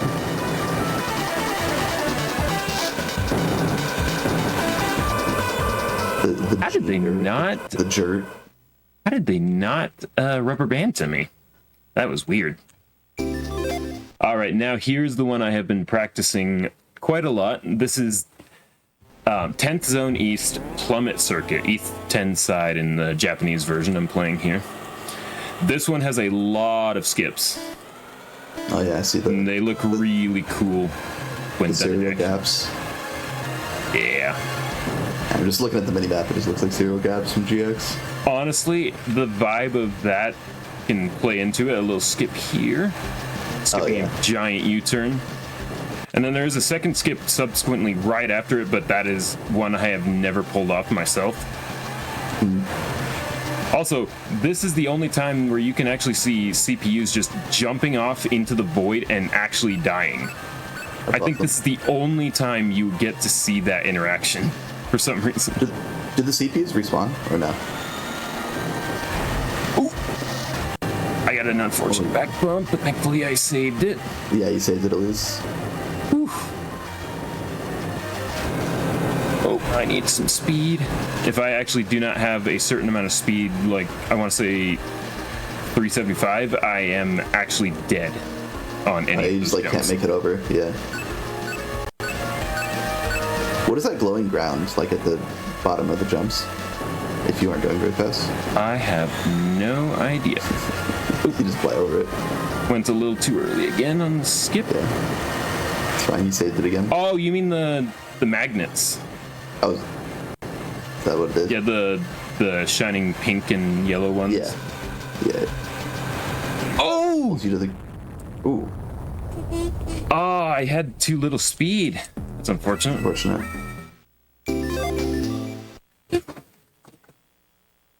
I think I had a hard jump, or I had a hard landing. Yeah, I just looked at the replay. Yeah, that's what happened. Wow, it looked like he landed back on the jump plate anyway, but happens. Yeah. So I might just play this one a bit safer. That really shows like how much that hard landing matters, though, because that was like a huge speed loss. Crazy. It feels like a weird thing to design too. Like, why would they expect you to think that you have to hold down when you land to save speed? It's gotta be like an anti-gravity thing or something like that. Like kind of like how planes locking on to the track. Yeah, or like you're leveling out is what I would think. But like, the vehicle doesn't point up and down, so like that's something that you would see, like notice, you know. Oh, got it! Yes. Oh, that was sick. That is what I wanted to show. That skip is epic. So much for, oh, I'm gonna play it safe this time. No, the vibes were just too immaculate. I had it. Yeah. Like, yeah. Now we're really gonna play it safe. Yeah. You're like, I know I'm on the right line. I'm just gonna do it. Yeah. Thankfully, even though that bump killed all my speed, I can just take this safely now. Whoa! That was weird.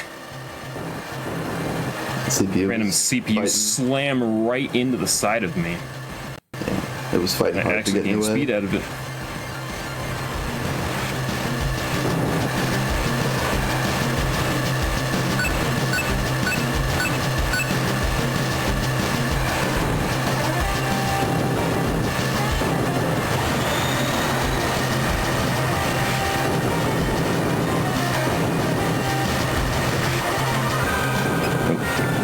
Have to get a CPU to bump me. Oh, nice. The Blue Falcon Mark II right there. What a homie. Helping out. Making a difference.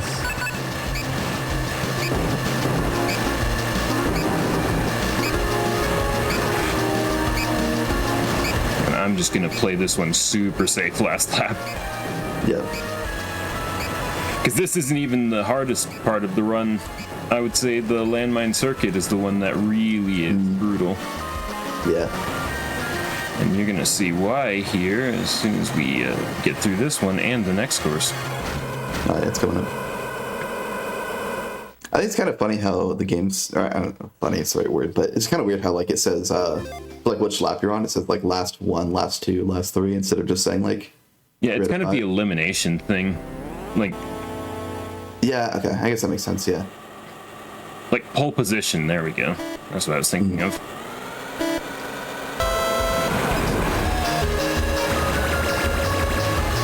Alright, now.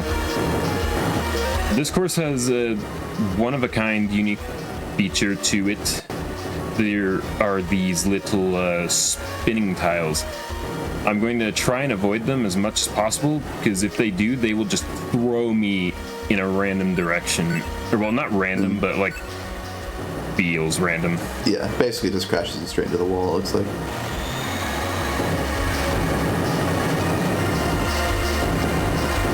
Drifting that like those narrow corridors looks very satisfying. Oh yeah, like that is the most satisfying thing to learn in this game. Like, if this run interests any of you to come and pick up this game, learn some of these courses. Like, just learn how to drift those. It's such a satisfying thing. Oh, I love how like he was right on my inside line. I love how the like the turns of the walls, like it's not like a smooth turn, it's, you know, like very angular, but then like as you're smooth drifting, like you still barely fit, like your line fits into the narrow corridor perfectly. Oh, and we hit one. Yeah, that's brutal. Yeah, that is why you do not want to hit those. Now I've got to get back up, because if I actually hit 4th place, I actually have to redo the course, and we don't want that. No, I believe in you. You got this.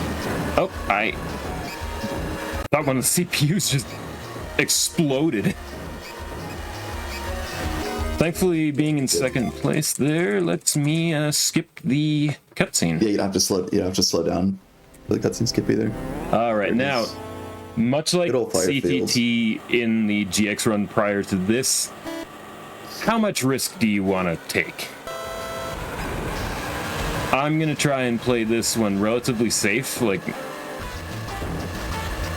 which by that I mean, bam, one mine, bam, oh, mine into a wall, another mine. Oh, this is a lot of mines, wow.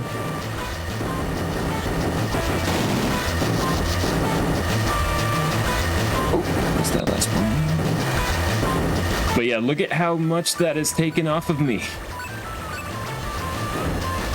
in terms of health. Yeah, definitely. I can see like this is one of the maps that it actually matters. In fact, I'm not even going to use my super jet. I'm going to save those as emergency boosts. Oh, power down. Yeah.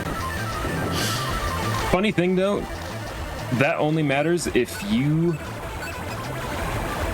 are at a speed lower than your top speed.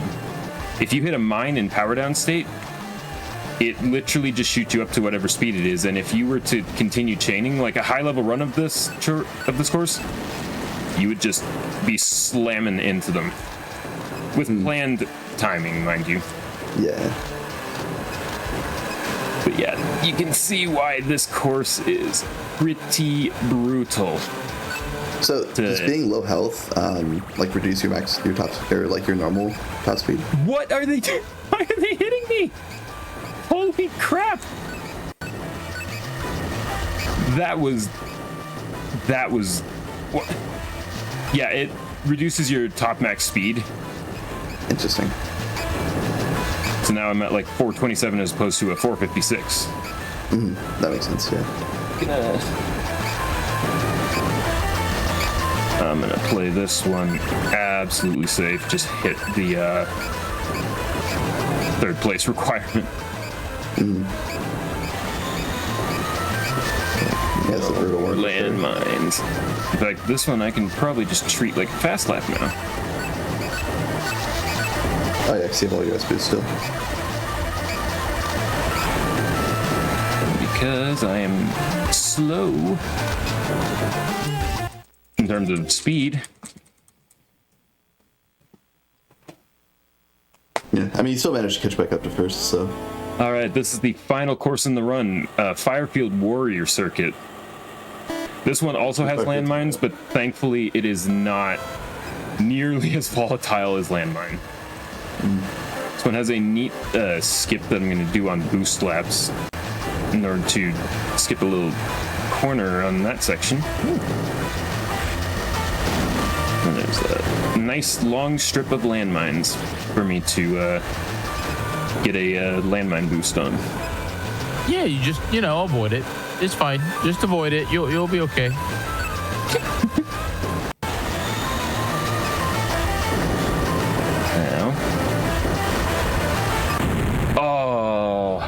That CPU absolutely screwed me there. That was tragic. How are we doing on time, by the way? I know this is the final 49 minutes, so we're good. Oh. I'm gonna be honest, I thought it was a lot further behind, but we take that. No, you're doing great. Yeah, no, this is a good run. With that, if that level had finished, you'd probably be looking at like a 50 or 51, so. Gives me a good chance to try for the landmine again off of that one little section. I'm gonna intentionally crash into the wall actually, so I can take that corner just right. Because honestly, sometimes it's better to just take it at a decent speed instead of like the full mine boosted speed. Just like slowing down a little bit so you can take the handling properly. Because otherwise you kind of hit this little dirt patch. Where on earth did you come from, Hot Pilot? That was crazy for him just like making fun of you like that. These CPUs, man, they just do whatever they want. And they just sneak up on you. Like, I don't get it.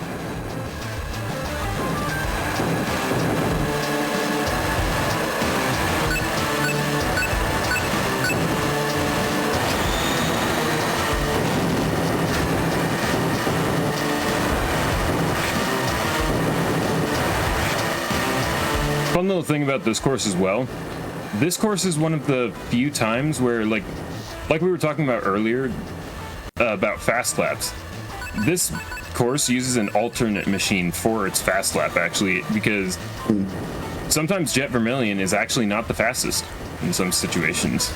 Yeah, like if you have a better handling vehicle, then you can take the turns without losing speed. And if you have, like if you're constantly going at the speed cap anyway, then it kind of doesn't matter. Yeah. You said it'll be timed when you cross the finish line, right? Yep, right here, time. GG! GG. Whew. Nice run. That run is always brutal. Man, honestly, this game is always a treat, though. Like, no matter how brutal it is, honestly, this one is... It's got one of the coolest runs, like, when you think about it, the hardest, like, really. Yeah, that was awesome. Yeah, you got a you 51. Did you got a 51 as well, with a couple deaths. That's pretty good. It's a minute off my PB. Not too bad. Yeah, not bad. Not bad at all. Pretty great. Fly, why don't you tell, or Fibat, why don't you tell everybody just a little bit about you, where they can find you, and what you have going on? Well, you can find me pretty much anywhere on the internet, like YouTube, Twitch, Blue Sky. You can find me at Fibat. I also run what I call the F-Zero Archive project. I'm working on archiving a whole bunch of speedruns from players from back before YouTube existed. A lot of that is GX runs, but hopefully I'm looking to expand that to covering every game that does not have its runs archived on YouTube. Because honestly, history of speed games, they deserve to be archived. I agree. And after folks, definitely go check out Fi. And David, do you have any shout outs? Just, thanks for having me on commentary. Well done, Fi. Yeah, check out the rest of the run. I think it's Mario Kart 64 coming up next, right? Yeah, Mario Kart 64 yes, with Abney. With Abney, my goat. Yeah, yes. So yeah, check that out. Indeed. That run Folks, is sick. once again, go follow Fibat. You can hover over the title of the broadcast. David, you did incredible. This was an epic run. I appreciate you both rounding out our mini F-Zero mini block. When we return, everyone, we will be heading to Mario Kart 64. But during the break, folks, I have a mission for you. I want you to head on over to the GDQ Discord. I want you to join in there, and I want you to head on in, and I want you to just spam Vroom, like Vroom, VROOM, with as many R's or O's or as M's as you can. Okay, go over to the Discord and post that, and if you do, I will give you your own Mario Kart mushroom. So go on over to the Discord and do that during our break, and when we return, we're gonna jump into Mario Kart 64. We'll be right back, everybody. Welcome back, everybody, to the GDQ Hotfix. Oops, I'm driving. We got two more runs coming at you, and these two are a doozy: Mario Kart 64 and, of course, Sonic Racing CrossWorlds. It's gonna be an absolute blast. But I just want to say thanks so much to all the people that joined the Discord before the break. You guys are incredible. Thanks for typing in Vroom in the chat. Kind of confusing our moderators. That's my favorite thing to do here on the GDQ channel, is confuse our moderators. Seriously, the GDQ Discord is your one-stop shop for everything about GDQ. It's an absolute blast. Basically, if you want to get more involved with the GDQ community, that is the place to do it. You can add the hotfix role if you want to know about all of our upcoming stuff that we do here, as well as chat with the staff, as well as just other people that enjoy speedrunning. So yeah, it's gonna be a blast. All right, folks, it's time. I am so pumped about this run. I've been looking forward to this all day. Seriously, Abney, welcome to the channel. Are you ready for some Mario Kart 64? All cups, 150cc with skips, right? Yeah, we're gonna be breaking all the tracks. Well, come on in. I'm so pumped. This is the final of the trio of like 5th generation kart racer showcases we had earlier today. Crash Team Racing, and then yesterday we showcased Diddy Kong Racing. So I'm real pumped for you to showcase kind of the one that started it all, if you were to say it, Yeah. So what are we seeing today? We're going to be jumping into 150cc. I'm going to be playing through every single track, and we're going to be breaking a lot of them. Most of them, I would say. And they go by pretty quick, so there's a lot of chaos here. And I'll try to explain as much as I can, but some of the tracks I finish faster than you can even explain it. So I was gonna say, this is a real quick run, 35 minutes here.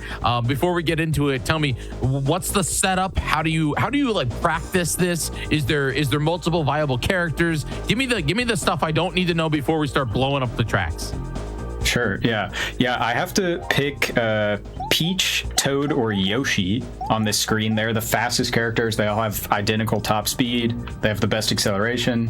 best everything. There's really no question. But Yoshi is just, your cursor starts on Mario. It's just quickest to pick Yoshi, so usually everyone picks Yoshi.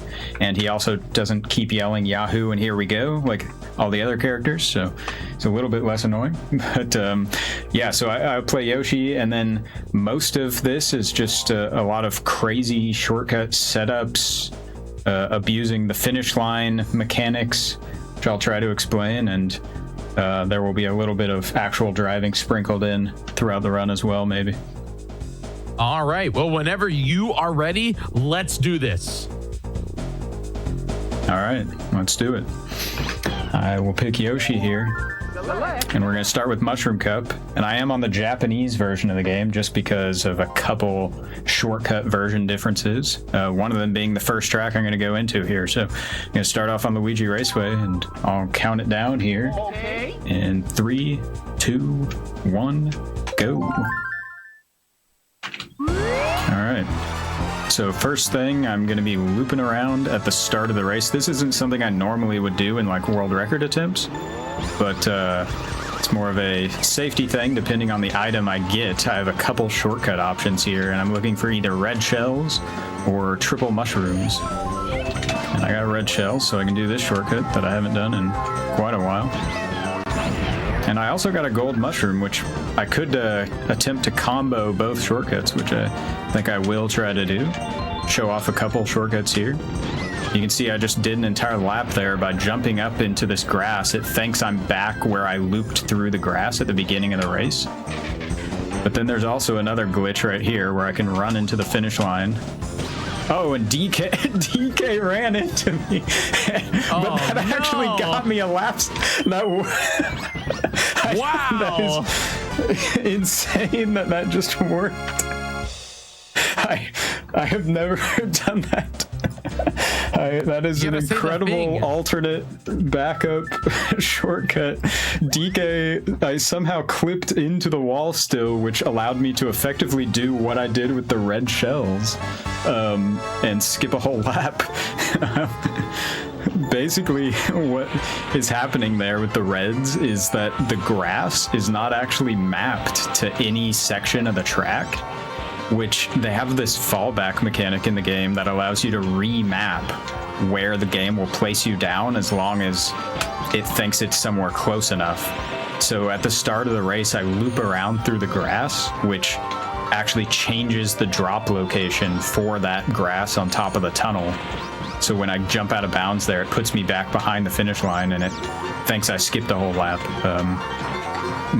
What I was trying to do with the mushroom is actually another shortcut that you clip into the wall and you kind of go around the finish line pole. You can imagine it that way.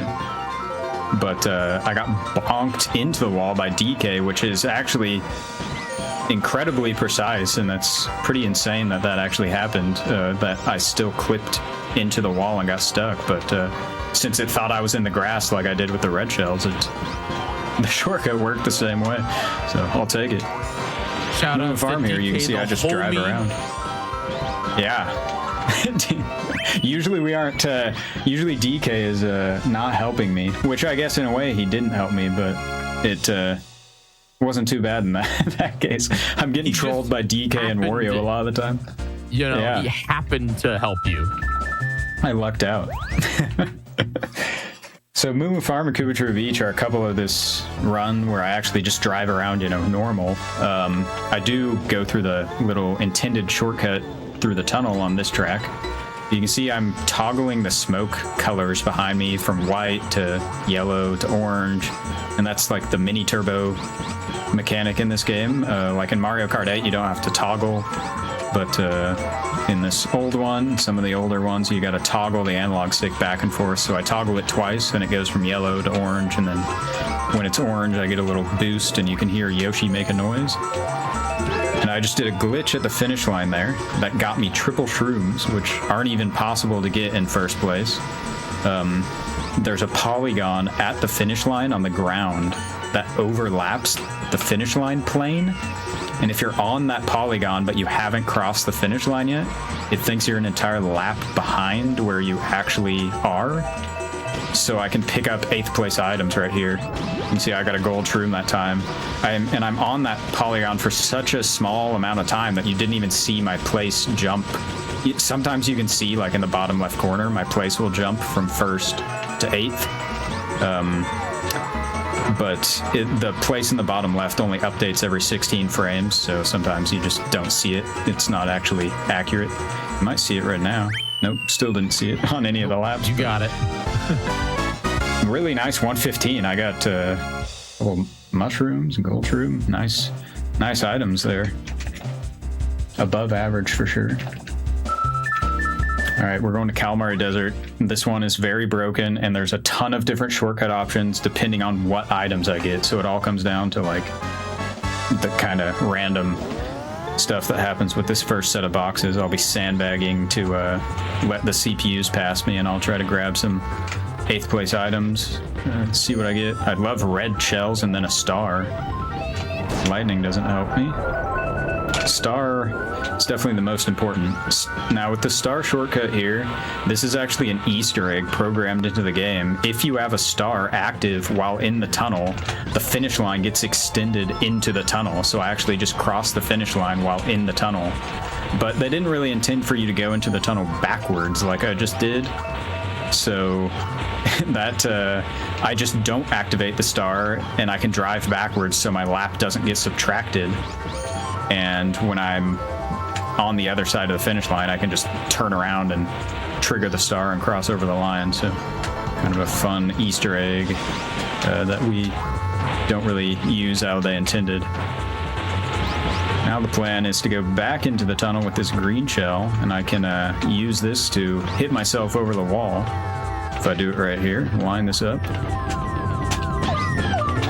Oh, and I did not do it right for a rare miss. I would say I hit that about 99% of the time, so it's a classic GDQ fumble here, but you can kind of guess how that works. You just jump over the fence, and it's pretty much as simple. That's one of the few self-explanatory shortcuts in this game. It's just jumping over the fence, simple as that. I'm ahead so much I can just cruise around. And this will be the end of the first cup, so I actually am just going to reset the console and go straight to the next cup right when I hit the line here. I can kind of preload the reset and just hold the button down. And that's the fastest route, just to get on to the next cup for the speed run? Yep. We actually, this category is a little weird. We don't actually even save the trophy, so we reset before the trophy even gets saved. It doesn't get saved until the point screen, but it's just how the category was defined many years ago when people were racing. So I'm starting this one going backwards. And I jump into the water here because I get a brief moment. Once I get stuck out of bounds once, there's a brief moment where Lakitu can't pick me up again. So I can use that to go out of bounds and change what this grass is on the side of the track. So the side is similar to Luigi Raceway, where it's not mapped to any section. So I'm basically able to redefine what is where the grass is pointed to by jumping into the water at the start of the race. It gives me a pretty quick Toad's Turnpike. You can even do this one as fast as like 25 seconds if you really nail it.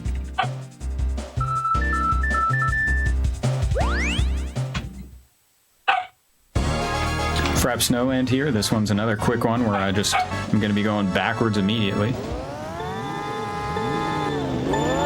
So this one is kind of an old school shortcut, so a lot of people do know this one, but you loop back, go out of bounds where the bridge is, and now you can see on the progress view here, it jumps me to the end of the next lap. So I just repeat this 3 times, and that's the whole race. You can even do it on the other side over here. You can go left or right. It works both ways. Left's a little harder, but it's slightly quicker as well. But that pretty much works because the finish line plane, there are no checkpoints or anything in this game at all. It's just the finish line is active or it's not active, and the finish line gets deactivated when it thinks you're 20 path markers away from it. which is on Frap Snowland, right where the bridge is. So I have to go that far back so that the finish line is deactivated. So on this one, I'm going to be sandbagging here. Yeah. Cocoa Mountain. Famous shortcut. No mushrooms for me. I need some mushrooms. There they are. Start hitting people with some red shells. They really did do this this track dirty in World. Yeah, it's very, it doesn't look the same. Literally dirty, covered in mud. Yeah, it looks like mud, exactly. You jump up this wall if you jump at the right time here. Sometimes it doesn't let you over. We call that a 0 frame jump. So I'll be able to use these mushrooms to do the kind of famous Weather Tanko lap skip here. But we actually have a setup for this now, so I can really just line this up to almost guarantee that I hit it. But it's still pretty precise with some frame perfect inputs. Oh, and I paused 1 frame early. I'm pausing actually so I can move my controller from neutral to full left in a single frame. You don't actually have to pause, but just makes it more easy. And I use a pretty terrible controller. And there we go. That gives me 1 lap, and I can do that again, hopefully with my last mushroom here. 1 more I chance. believe. You got this. There we go. Not bad. So usually, I was worried there in the beginning because you were just hanging out in 6th place. Exactly. Yeah, you never know. It's like you could be trying to hit those shortcuts for a while. It's like could get a little scary in a marathon run. You might have to bail out at some point, I guess. There's a lot of shortcut options on Chaco, luckily though. So this one, I'm hoping for some red shells would be the best option. I guess mushrooms could work too, but red shells would be nice. All right, I can do the old school shortcut. You can jump this wall.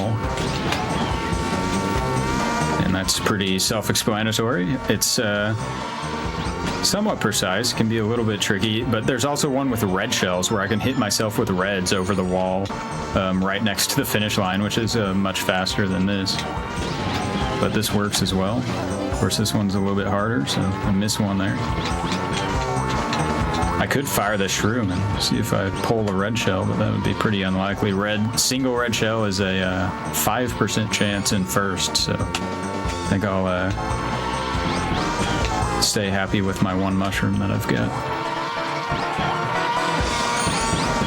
But yeah, usually I wouldn't be going for this shortcut in normal like world record attempts. You don't see this one too much anymore.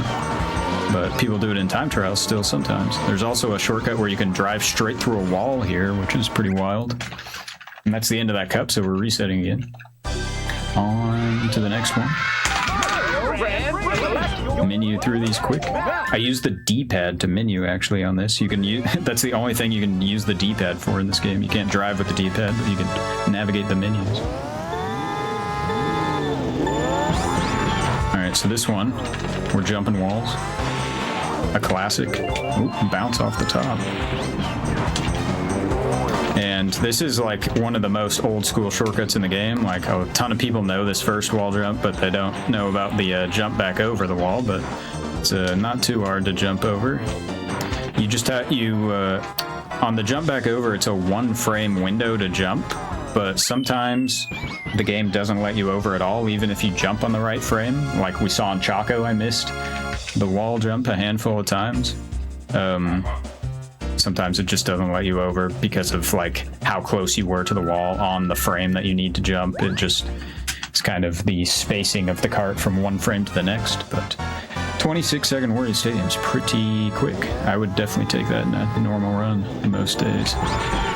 Sherberland here does have an absolutely insane shortcut that I have done, but I won't go for it because I pretty much never can pull it off. It's a pretty absurd shortcut, and it only saves I feel like you gotta go for a small it amount of time. Now that you now that you said you won't go for it, I feel like you have to go for it. Now it's too late. It has so much setup involved that you have to run into a penguin at the start and launch out of the track. or you can alternately hit yourself with a shell and launch way off the track. But unfortunately, if you miss, it's becomes a race of just trying to beat out the CPUs. Because if you don't pull it off, it's pretty much impossible to catch the CPUs once you've wasted a good minute trying to fish for items and slam into penguins and stuff. So it's a pretty wild shortcut. I would definitely recommend checking out the time trial world record though, which is pretty much the same shortcut, and it's pretty funny to watch, just slamming into the penguin to launch yourself out of the track.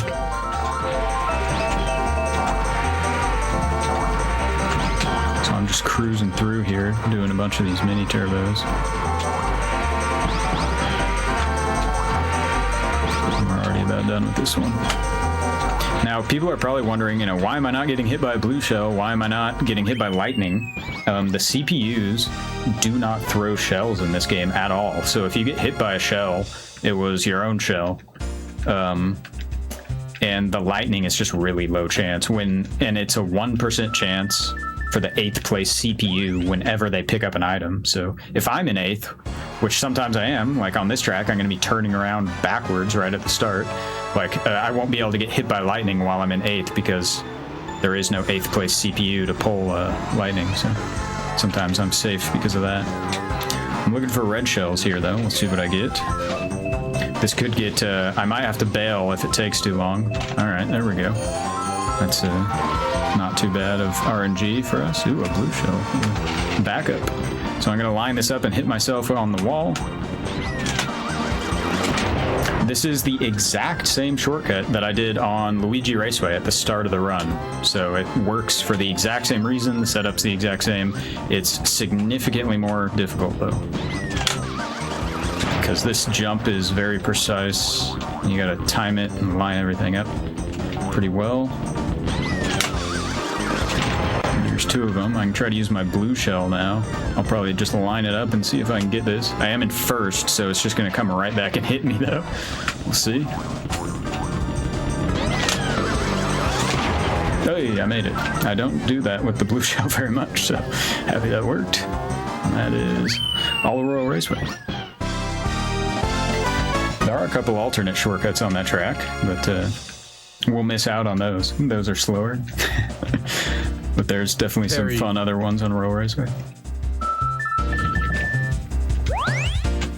All right, Bowser's Castle now. No shortcuts for me on this one. There are a couple that exist, some tool-assisted only strats, or one that has been done in time trials is one where you can drive straight through a wall. It saves almost no time at all, but it saves like a second. But I played it for about 60 hours to get the time trial world record, but the shortcut time trial world record is maybe like a quarter of a second faster than the non-shortcut record. So it, oh my god, DK just flew through the wall. That's about what the shortcut looks like. I mean, DK basically just did the shortcut. He's did out for vengeance today, I didn't think we'd get to show people a shortcut on this track, but DK once again coming in clutch to really show us how it's done. That happens. The cool thing about this course is that it's just pure skill, I'm showing some skill right there by slamming into the thwomp. And the thwomps are on cycles, so there's no excuse for hitting a thwomp really, or these bushes or anything. Fun fact on the what is Wario just comes to a complete stop. That's interesting. The thwomps and everything are all in the same places every time. So usually I'm playing super aggressive here and ultra focus on driving these super fast laps. So I'm really used to the quick cycles here, and when I'm going slower, I don't really have the slower patterns memorized, so I'm mostly just winging it here. But it works out fine. I'm not too worried about losing to the CPUs, although that does happen. If I were to get hit by lightning and fall off the track, like right now, I could lose to Toad, or Toad's right behind me, actually. He's flying. Oh, I almost hit myself with my own fake item. Sneaky placement there.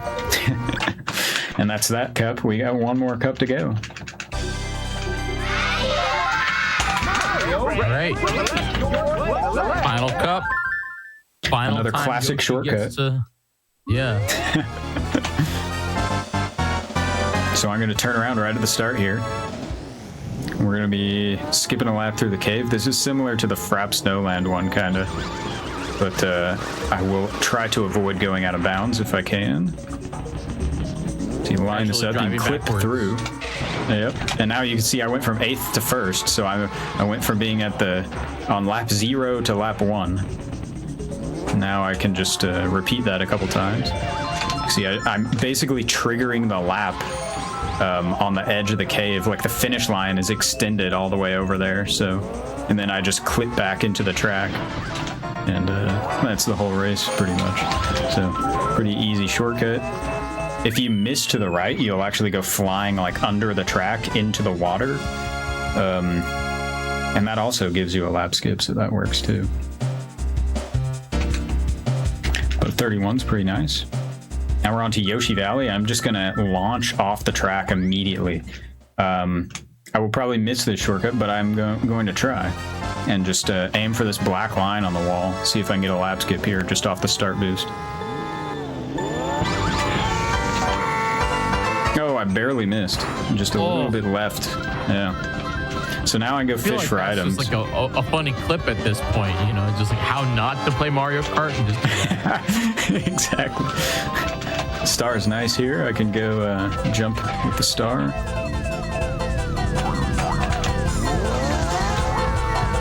And that'll work. That gives me a lap skip. I can get rid of these reds. Those won't help me. And I can try to do the lap skip again here, actually, by doing a little setup here with this fence jump. So if I hold A and jump on the right frame, I get over again. So where I jumped from with the star jump was on purpose so that I would get placed down on that exact location so that I'd be able to do that setup. And then there's another shortcut here. One of my few shortcut discoveries, I found this shortcut many years ago, was you can take this right path here and you can actually cross the finish line from here and end the race that way. It only works if you take the far right path, though. It kind of messes up some of the path markers in this game because Yoshi Valley has all these different routes.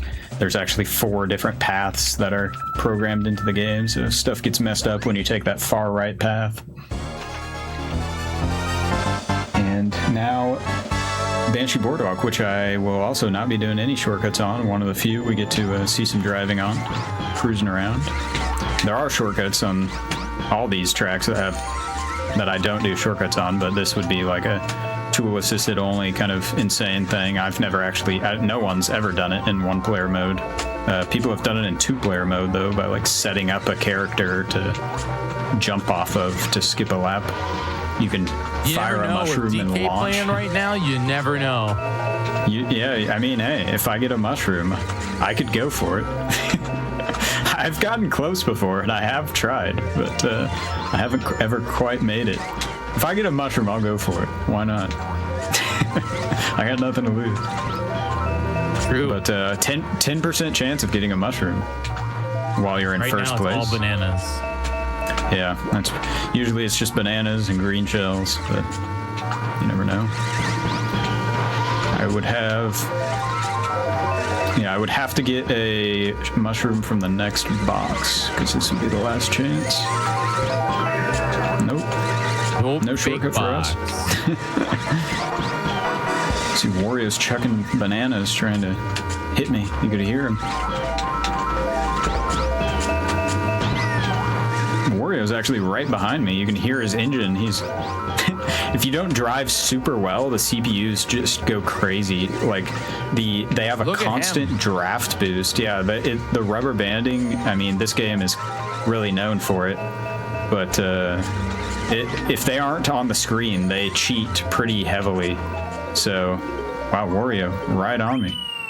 I was gonna say, wow. Of course, you know, I can't complain about the CPUs cheating. I'm cheating a lot more than they are, so fair game. But these tracks like Bowser's Castle and Banshee Boardwalk with a lot of like really sharp turns, the CPUs just actually drive through the walls. They just cut the corners, so it's kind of insane. Here's another one I'll be driving backwards. This is the last track, so I'm going to go backwards and try to get some red shells is the hope. 20%. Now the fun part. This is a classic, is how long will it take for me to get a 20% chance item? I'm going to try to spin out to get rid of this star. If I use it while spinning out, that kind of just dumps it. Hey, not bad. Third item. All right. So now I will hit myself with the shell over the wall. If I can here. I got a little setup for it.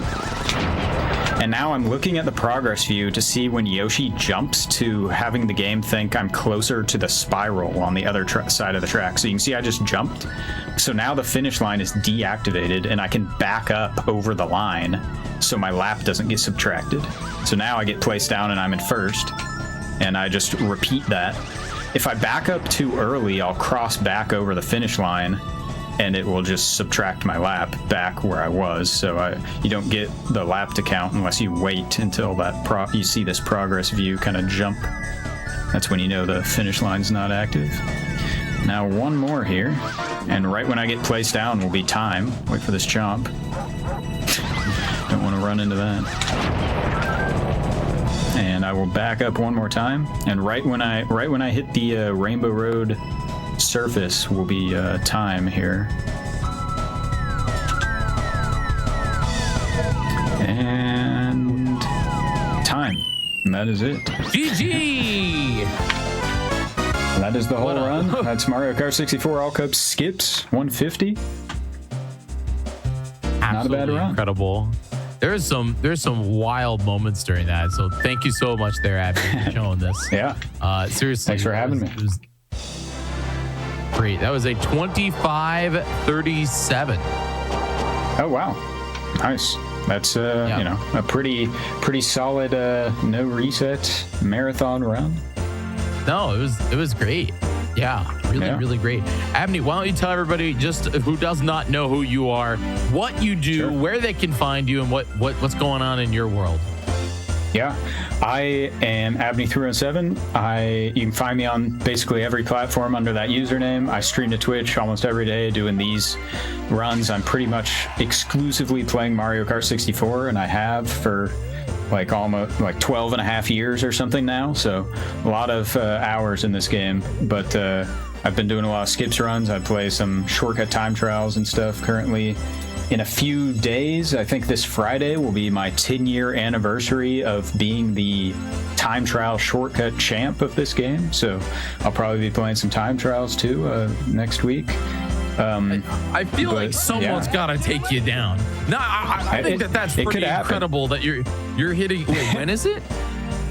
It's I'll be 10 years this Friday. Just a few days. Wow.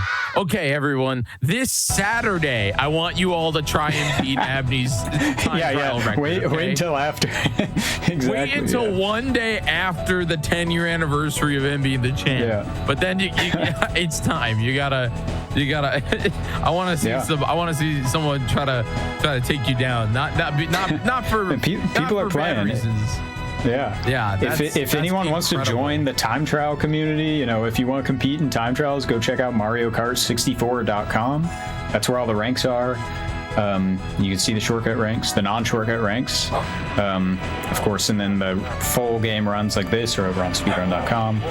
So yeah, definitely check those out if you're interested in playing the game. There's tons of people who are active on Discord and on the site, and you can see news updates and stuff over there all the time. So it's great that we've got a bunch of people playing. We were just in person doing a 4-player tournament literally last week, and those videos are going up on YouTube as we speak. I've been uploading the highlights and stuff from those races, so people even meet up in person and race each other. So it's a lot of stuff going on for this game. That's incredible. No, that's so cool. Abney, thank you so much for showcasing this. We appreciate you very, very much. Folks, please go give Abney a follow if you don't already. Hover over the title of the stream. Click on that follow button. 10 10 years undefeated is genuinely incredible. I'm serious. That's so cool. Congratulations. Preemptive. Congratulations Yes, thank you. on that. So epic. All right, folks, we're going to take a short break and we're coming back with the final run of this event. It's going to be Sonic Racing CrossWorlds. We'll be right back.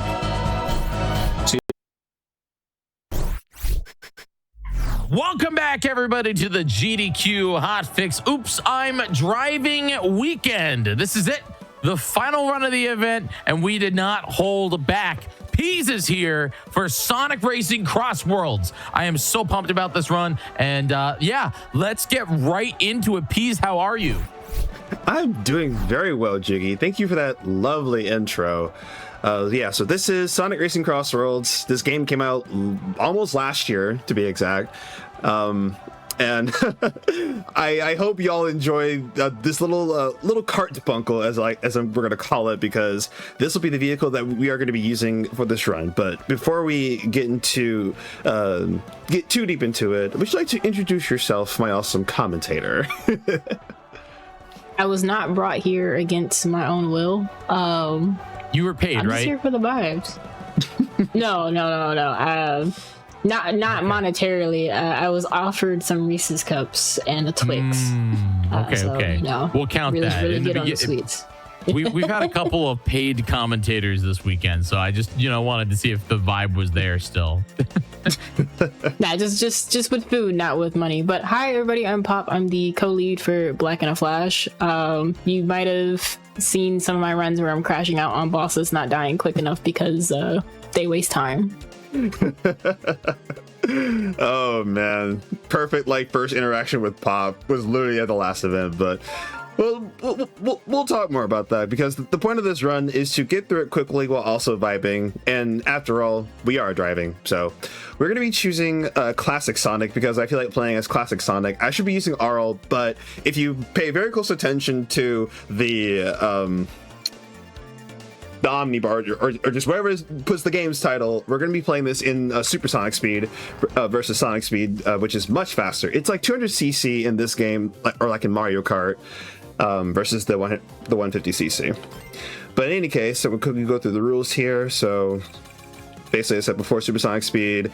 Unfortunately, I will have to do some menuing to choose the tracks. I'm going to get it all right. But the main gimmick of this game is essentially you play 2 laps of the same track. On the second lap, you go to a completely different track. But in this case, we're going to be doing hopefully all these CrossWorlds. And if I've already played the CrossWorld, I'll just pick random. And if I get it again, well then, yeah, pack it up. Anyway, so there's only going to be one item that'll be the Wisp, because I would like to not get pelted by literally every single aggressive item in the game. But with that out of the way, let's go ahead and start driving in 3, 2, 1, go. Good luck. Many thanks. So we're going to start things off by briefly explaining what this game is all about. So this is, I guess this is on pace to being the Mario Kart World / Mario Kart 8 Deluxe of the Sonic Racing games. It incorporates everything from riders and All-Stars Racing Transformed in particular. So we essentially get gliders, we get this surf in the water, so on and so forth. Well, not really surf, but anyway, we're just gonna burn this to take the cut, even though this can be done with a NISC or no item shortcut. And yeah, there's really nothing much to talk about on each stadium other than this is the first course in the game. This is actually one of my favorites. A lot of people don't like this course for some reason. It makes me very sad, but I have a good reason too. I gotta ask here, Peas, do characters matter, and why? Yes, why box they cars? Yes. Actually, would you like to explain more about that, Pop? So each character has a class that they're in. So there's the speed, there's handling, there's power, there's boost. I feel like I'm missing one. Acceleration. Yeah, I had to think about that one for a second, because acceleration, we don't have any good acceleration characters, because right now it's the weakest class. Yes. In the game.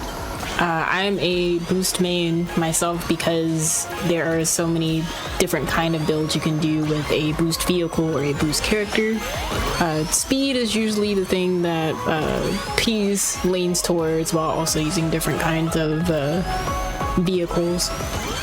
Now, even if they're in a specific class, like there's some characters in each class that are better than others. Like Blaze is one of the best for speed. Right now, Whisper is the best for boost. I don't know who the best in acceleration is. I would assume it's Pirate Majima, but I don't know. Probably. Power, it's up. I haven't experimented enough with them yet, but right now it's between whatever the alternate universe Knuckles from Sonic Prime is and Ichiban for power. They're pretty good power characters. And Warhog as well, since some of the top players, since some of the top players have dominated the festival leaderboards with Warhog in particular.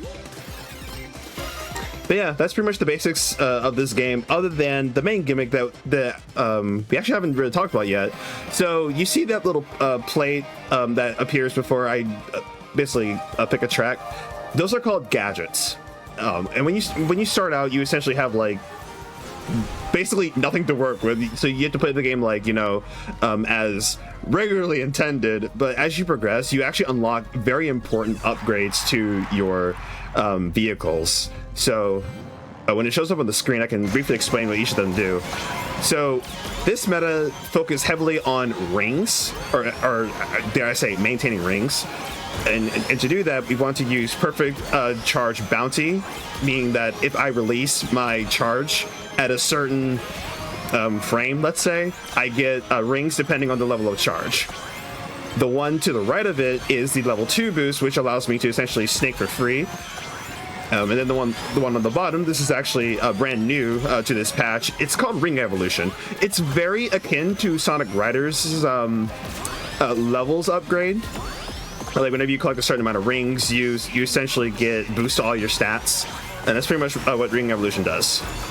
And then the one to the right of that is starting bounty, where if you get a perfect start, you essentially start with 30 rings, and that's very important for. We're going to the bottom. That's unfortunate. So at least for a run like you got it. Yeah, for a run like this, it's very important to start with as many rings as you possibly can. Now, the rings are very important because the more you have, and once you hit the max amount, you can hit your max for your vehicle. You can hit the max speed that's possible. So you see a lot of different gadget builds where, like, some people will expand their ring count to like 200 or 300 because the higher the ring count, the faster your vehicle can go. So it's some pretty interesting builds you can do based on the gadgets. Yeah. Now, on the topic of speed, unfortunately, this game does have a speed cap. So you would think that, you know, using a speed vehicle would just give you like the best kind of speed. Nope. It caps at around like 290, 270, 280 something. I don't exactly remember like the values. It's also the reason 290. Yeah. It's also part of the reason why acceleration is actually useless. And for some reason they decided to put power and they basically made the acceleration stat into power. It's really finicky, and hopefully the acceleration characters, you know, get their time to shine, because I would like to use Tails at some point. He's cool. I would like for them to have a rework, because in the other, you know, Sonic KART racing games, they haven't had any issues with acceleration characters. Like Tails was super fun in some of the older racing games, but I don't know, maybe he was too OP or something, and they're just like, all right, we gotta nerf these acceleration characters for CrossWorlds. the other classes shine a bit. Tell me about these additional IP characters that they're adding. Is this a game kind of like Smash Brothers where it's a huge deal when they add them, or is this yes, it is actually. Like skins, yeah. like Fortnite? So the Sonic movies are under Paramount, so you'll notice that we've gotten a lot of collabs with other Paramount IPs. Like we have the Teenage Mutant Ninja Turtles coming up, as well as Avatar Legends. Pac-Man and Minecraft have done collabs with Sonic before, and has been a huge sort of like they kind of always have like this back and forth with how they collab, so it's a huge thing. Same with Mega Man. Yeah, same with Mega Man. And then the other Sega IPs that are involved. This is not the first Sonic racing game where you've had other Sega IPs or even other like non-Sega IPs in the game. They're kind of like, this game is kind of like a callback to some of those other games that have done that. Which is what makes this game such a big deal, because it's just like we're just like they finally remembered what they used to do with the racing game. Because Team Sonic Racing didn't have any collabs at all. It was just straight up Sonic characters. Yeah. Unfortunately, I still need to beat Team Sonic Racing. I say unfortunately because I think I played it like for a little bit when it first came out, and then I was like, I wasn't really a fan of it, so I just put it down for a bit.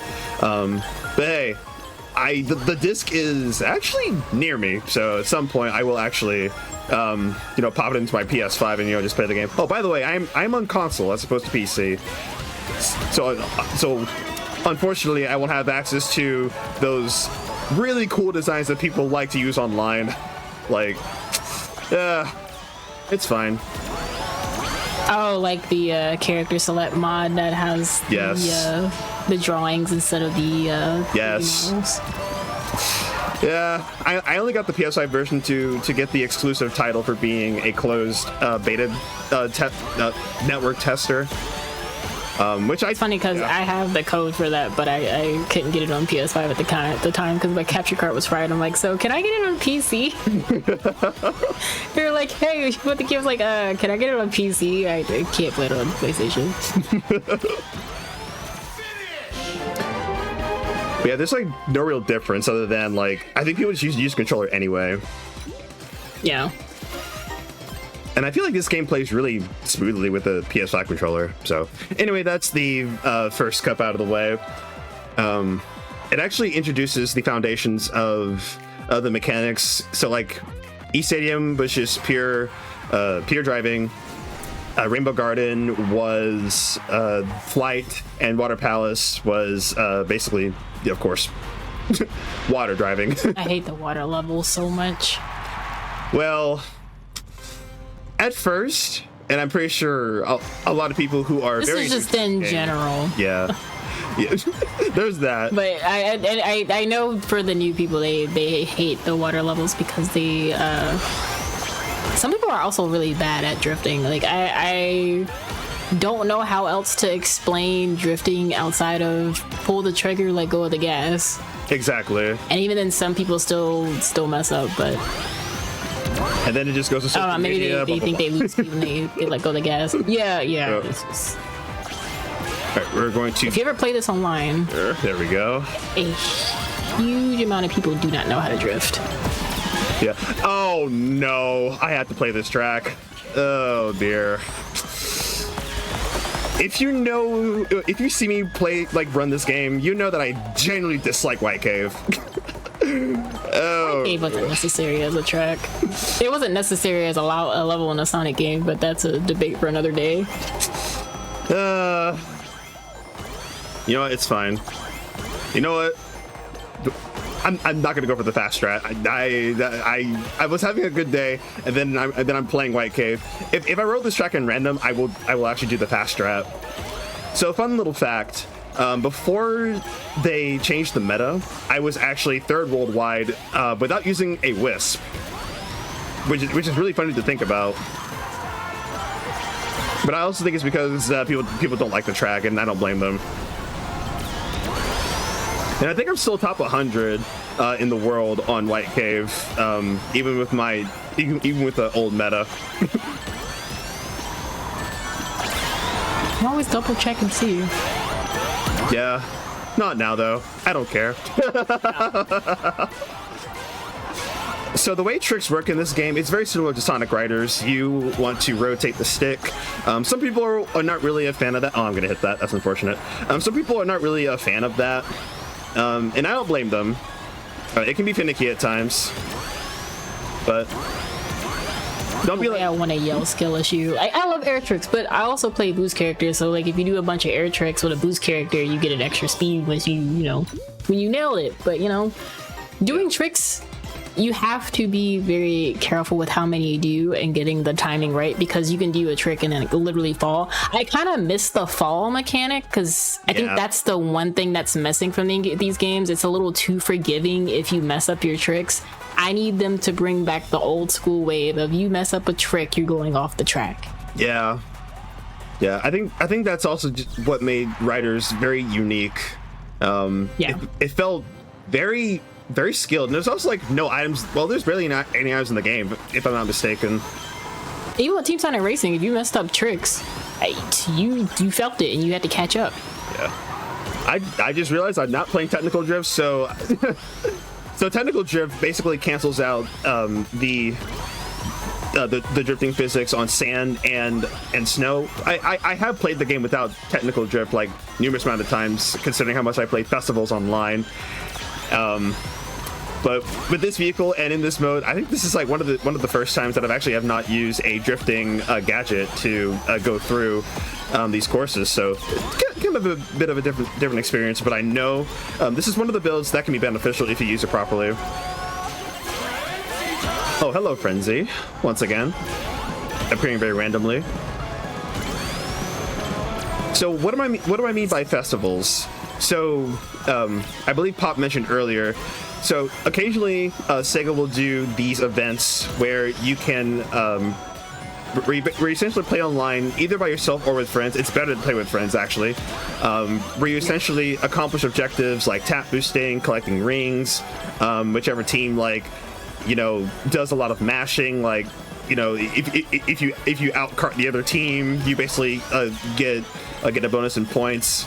So you can literally be rewarded for playing the objective, but also be rewarded for just being the best player in the room. Or like getting top 4, for example, because it is a 4v4. I personally enjoy the air tricks and ring grab.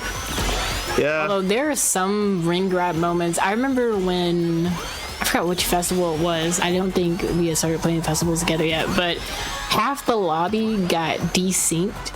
And so we were up against AI, and the AI got the most rings. I'm like, did Sega just put a cheat code in the bots? Like, why do they have the most rings? Like, how do they, they're just the NPCs. What are we doing? Don't get me started on the AI's tapping skills. Like, they sometimes tap better than humans. I kid you not. Have you seen Big the Cat's tap boost numbers? Howard, what do you mean you got 75 tap boosts on Kronos Island? Like, what are we doing? I remember that actually happening. It's actually absurd. All right, so tap boosting, essentially what happens is, so there's a gadget called collision boost, and if you hit another vehicle, usually when you hit a vehicle you're supposed to lose rings, but if you hit a vehicle with collision boost you actually get a boost. If you tap boost a teammate, or if you boost on a teammate, if you tap them you get a boost, and that's why it's called a tap boost.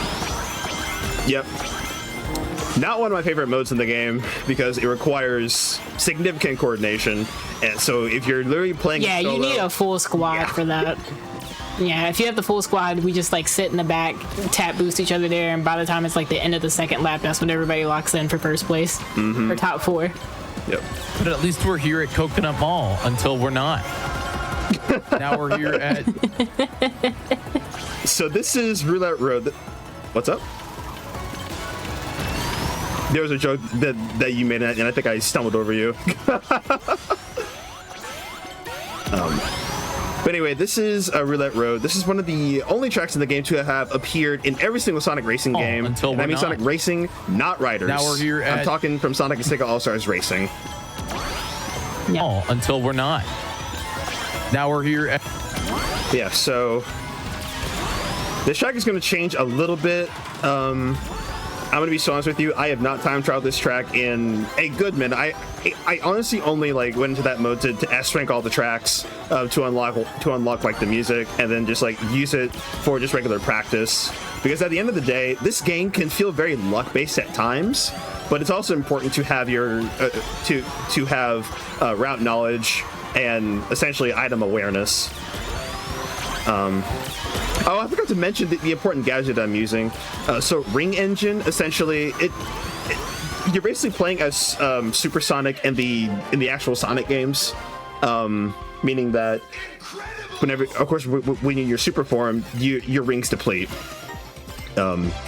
Pre-patch, you could stack Ring Engine and Hyper Ring Engine together, and basically you could just run really well with it. But they actually nerfed it this patch to where I think Ring Engine gives a near similar effect to Hyper Ring Engine, so basically it's pointless to stack them. And I'm kind of glad they made that change, because I'd like to have my slots open for other things that I think are pretty good, instead of just, like the meta. I think it'd be really interesting to see how tournaments would play this game without the use of gadgets. Once again, a lot of people that play this game do not know how to drift.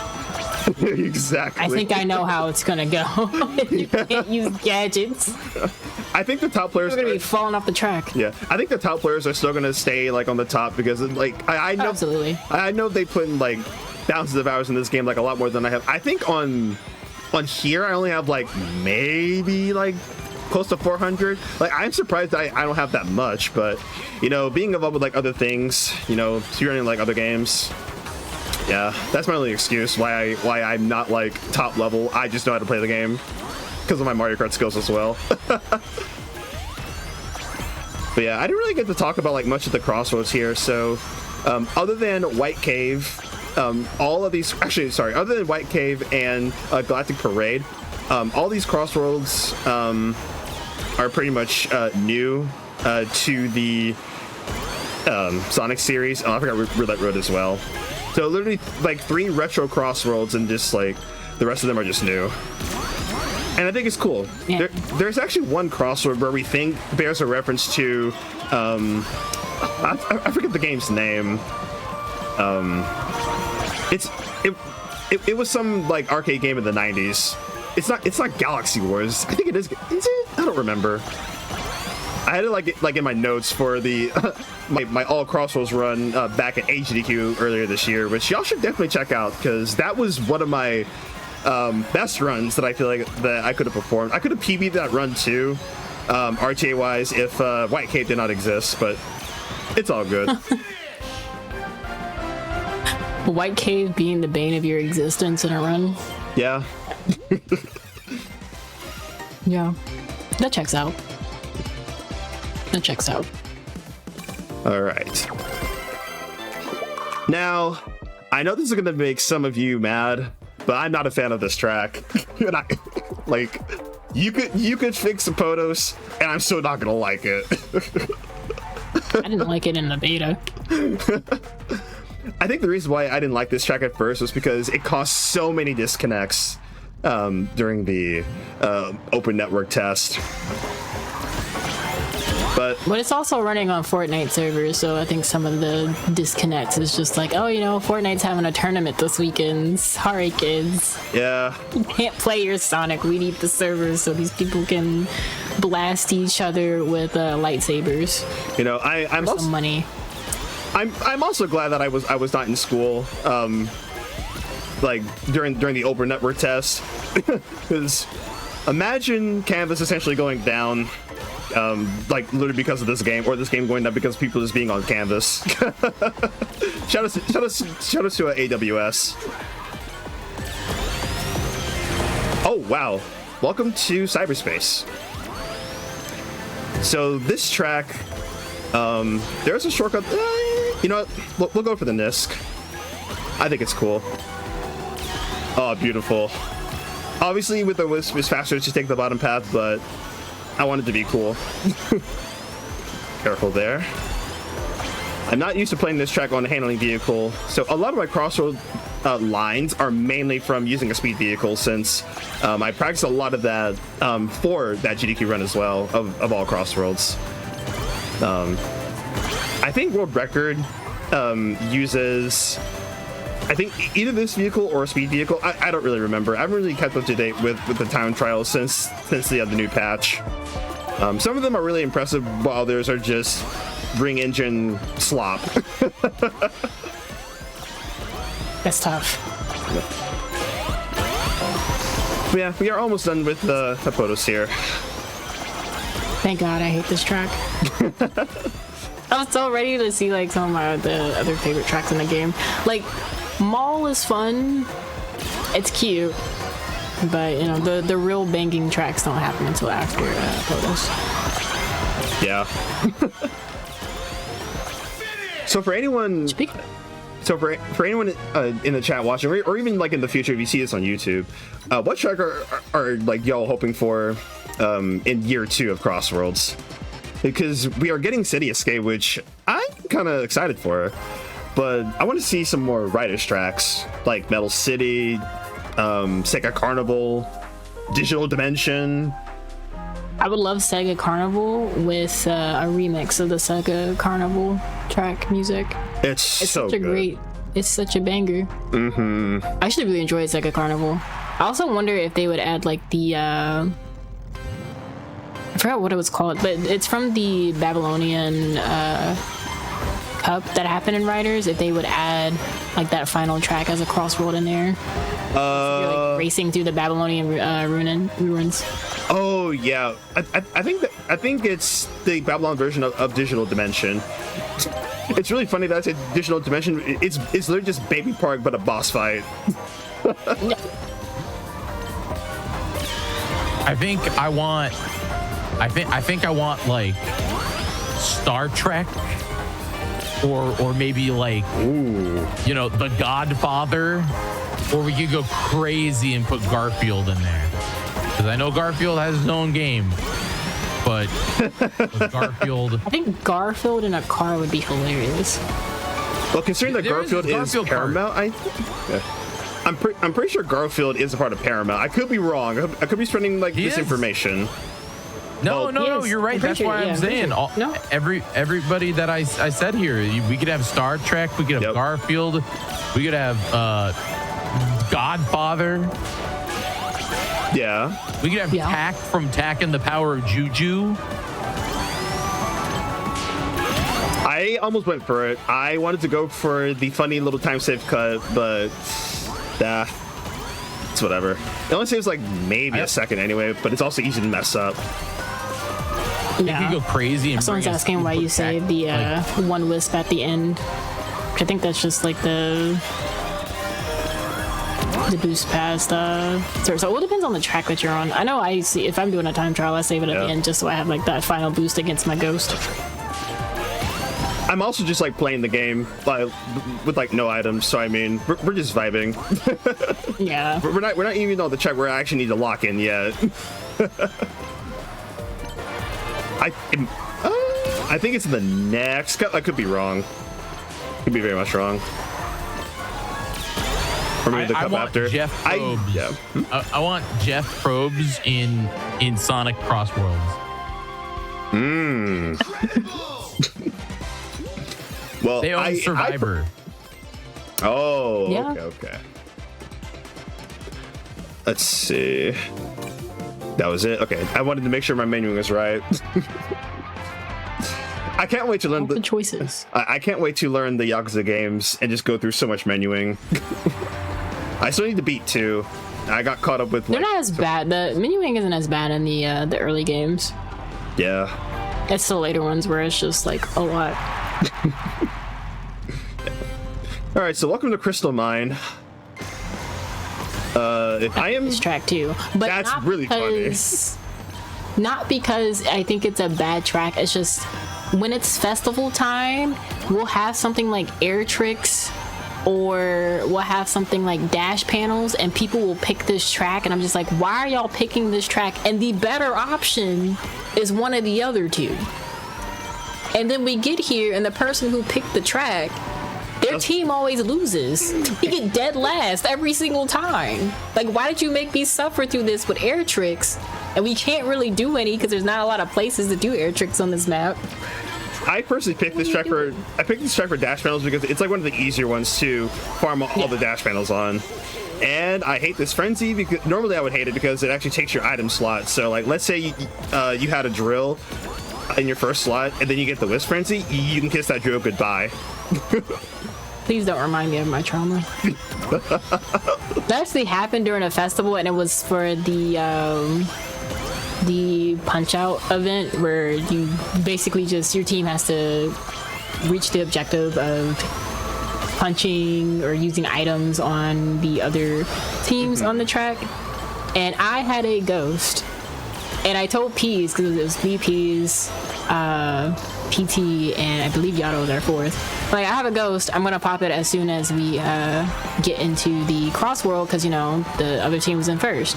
We get over, I hear Frenzy, and next thing I know, that ghost turned into a wisp in front of my eyes, and I crashed out. I remember that. Oh, man. I was like, what do you mean? My ghost is gone. And Peas is just like, oh, yeah, that happens. Sorry about that. Yeah. Just casually just like, oh, I'm sorry about that. See, I really wish they would make that change too. Because it's we already have to deal with the dark child, which is another item in the game. It gets called out. You hear it giggle because it's a dark ring that appears over your head, and that's two things. If you don't hear it giggle, you're about to get slime, like the Nickelodeon slime. If you do hear the giggle, you get the dark child pop up, and it replaces all of the items that you have at the time. We already have to suffer with dark child. If that frenzy pops up, I should not lose the item that I have. Just move it to the second slot. It makes sense to just move it to the second slot. Exactly.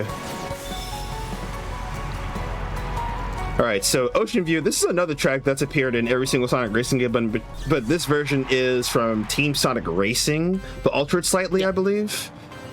Yeah, it is. And this is actually one of my favorite tracks too. I think at first I didn't really like it, but it kind of grew on me. One, because of the music, and two, I think this track feels very Mario Kart-ish. Like there's a shortcut coming up right here. And even then, like, taking the cut, you already have 2 item boxes anyway, so I feel like the only reason why you wouldn't want to take it is if somebody traps it or something like that. Or you just can't drift. That's the only thing. No, I wanted to pick random. That's okay. There are 15 crossworlds in the game anyway, so it's not a big deal if we play one of the better ones anyway again. I would like to not play White Cave again. It would be really funny if you did go random and it ended up being White Cave. Oh, that's happened before at Back to Black. I think I had to play White Cave like 3 times. I remember. I saw it happen in real time. Yeah. White Cave like 3 times, I think. Very fun. All right. So literally just like the same thing. Oh, okay. I think I got lap 2, cyberspace. Yeah, so some of these cycles depend on the lap that you would play in time trials. Obviously, laps 1 and 3 are guaranteed. You're not going to see lap 2 at all since you only play laps 1 and 3 like on the same track. But for the CrossWorld, it can be like literally any of the laps if the track does have, or if the track does change cycles, which I think all of them do. Which is one thing I like about this game, is that each lap is very different. It's not the same thing like 3 times in a row. Yeah, you have some tracks where like they'll have a shortcut that opens up in the 3rd lap. Mm-hmm. That won't be open in the first. That can be really helpful. Yeah. All right, we're almost halfway done with this run. I think Jet being in second place it's for that going race quick, just does not seem you know. right. It's going quick. Yeah, very, very quick. The real question is, does this mean that classic Sonic is faster than modern Sonic? We don't know because we don't have modern Sonic in the lineup. I see Metal Sonic. This is like saying Hydrocity or Hydro City. Well, we're not starting that again. We're not starting that again. Nope. You are not about to have the chat box each other on how to pronounce that level. We're just we're putting pocket sand on the conversation. Okay, unrelated but also related. There's a video that I watched a year ago that went through the music theory of Hydro City. And and it's like one of my favorite videos ever. As a musician, I'm very passionate about how certain sections sound, but obviously Pop is, she kind of professes that. Oh yeah. But anyway, very good video. I would definitely like give it a watch if you're interested in music or you like Sonic music in general, because it gives a very good overview. You know, just like the overall direction and like the whole atmosphere. Anyway, let's talk about to Digital Circuit from Shadow the Hedgehog. This CrossWorld gives me trauma because the first time I played a festival with PT, it was the dash panel, and we got the team boost. So if you fill up there during festival, there'll be like a bar at the top if your team is doing everything. It fills up and you get like an armored boost. We got the team boost, and we got to this part of Digital Circuit where it was around a curve, but you have to be careful because you can fly off. We drifted, got the team boost, and it was like an infinite spawn fall. And I'm like, I absolutely hate this. So now anytime we have Digital Circuit pop up in a festival, I'm like, you know what? I'm just like gonna drive slow and then go if the team boost happens, because I'm not about to fall infinitely for a whole minute until I get control back of my vehicle. Yeah, it was absolutely gross. Hey, we're just about done with Pumpkin Mansion. I actually didn't like the track at first, but I realized it's a skill issue track, so now I sort of like it. I'm glad it's growing on you, because some people hate this track. I'm like, why? It's a skill issue track. That's the only reason why. It's not my favorite, but it's a banger. All right, I think we're gonna see Classic Sonic's victory animation here, because we are halfway done. You know what, let's watch it fully. That's my go. Love it. Classic Sonic. My goat in Monkey Ball, and of course my goat in this game. I say that as if I main him, which I don't. I just use him. Somehow Ekpon being dead last seems canonically correct. Oh, look, there's Sonic. Oh, there he is. Now to find out the real answer. Let's see what. Oh, he's on his regular vehicle. Well, you're gonna have to beat me with raw speed, Sonic. No items. I was about to say, this is already interesting because it's just the Wisp that boosts. So anyone who's not, going as fast as they should is just, I feel like, are you just not using the Wisp? Pretty much. Or you just hanging on to it? I also put the CPUs on easy because I'd rather just like play the game in peace. Oh yeah, that's another thing. I don't know what it is with Sonic Team where it's just like, yeah, we're gonna increase the difficulty, and then if you put the NPCs in the hardest difficulty, they literally are more menacing than playing against real people. Yeah. Especially in festivals with so many DCs. Yeah. Not fun.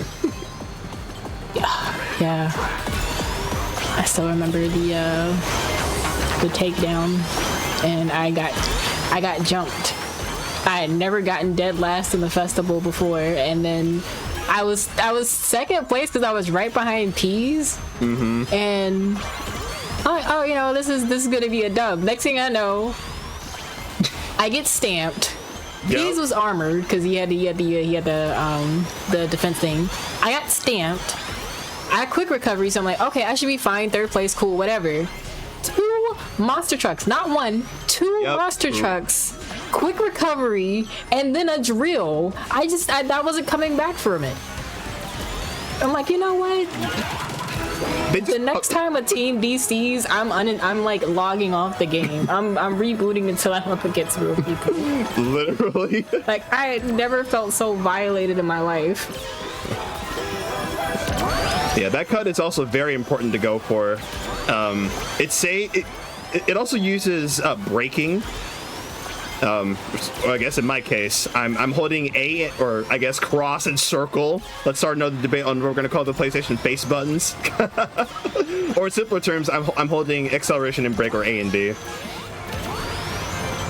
Brake drifting as. It's just X. I've heard X, I've heard Cross. I'm not gonna lie, the first time I heard it called Cross was this year. That's crazy. I kid you not. I think I've heard it called Cross since I like played the. I think like when I first got my PS2, it was either that or like my PSP when X was called Cross in some places. But yeah, no, I had never heard X get called Cross a day in my life until the grand year of 2026. My bad. Right now? Damn. No, it wasn't from you. It was in March because a new character that came out for a fighting game, and they had put out like the character guide, and that's where like they said it in the video. I'm like, what? Wow. I'm like, what? What do you mean Cross? Yeah. What is this button? And come to find out, they were talking about the X button on the controller. It makes sense though because the X button is kind of ambiguous because it's literally on Xbox and Switch. But no one had a problem with it on Xbox or just in general. But I guess PlayStation just wanted to be different. Can we? I don't want to say can we stop getting cyberspace, but can we stop getting cyberspace? Oh, steampunk again.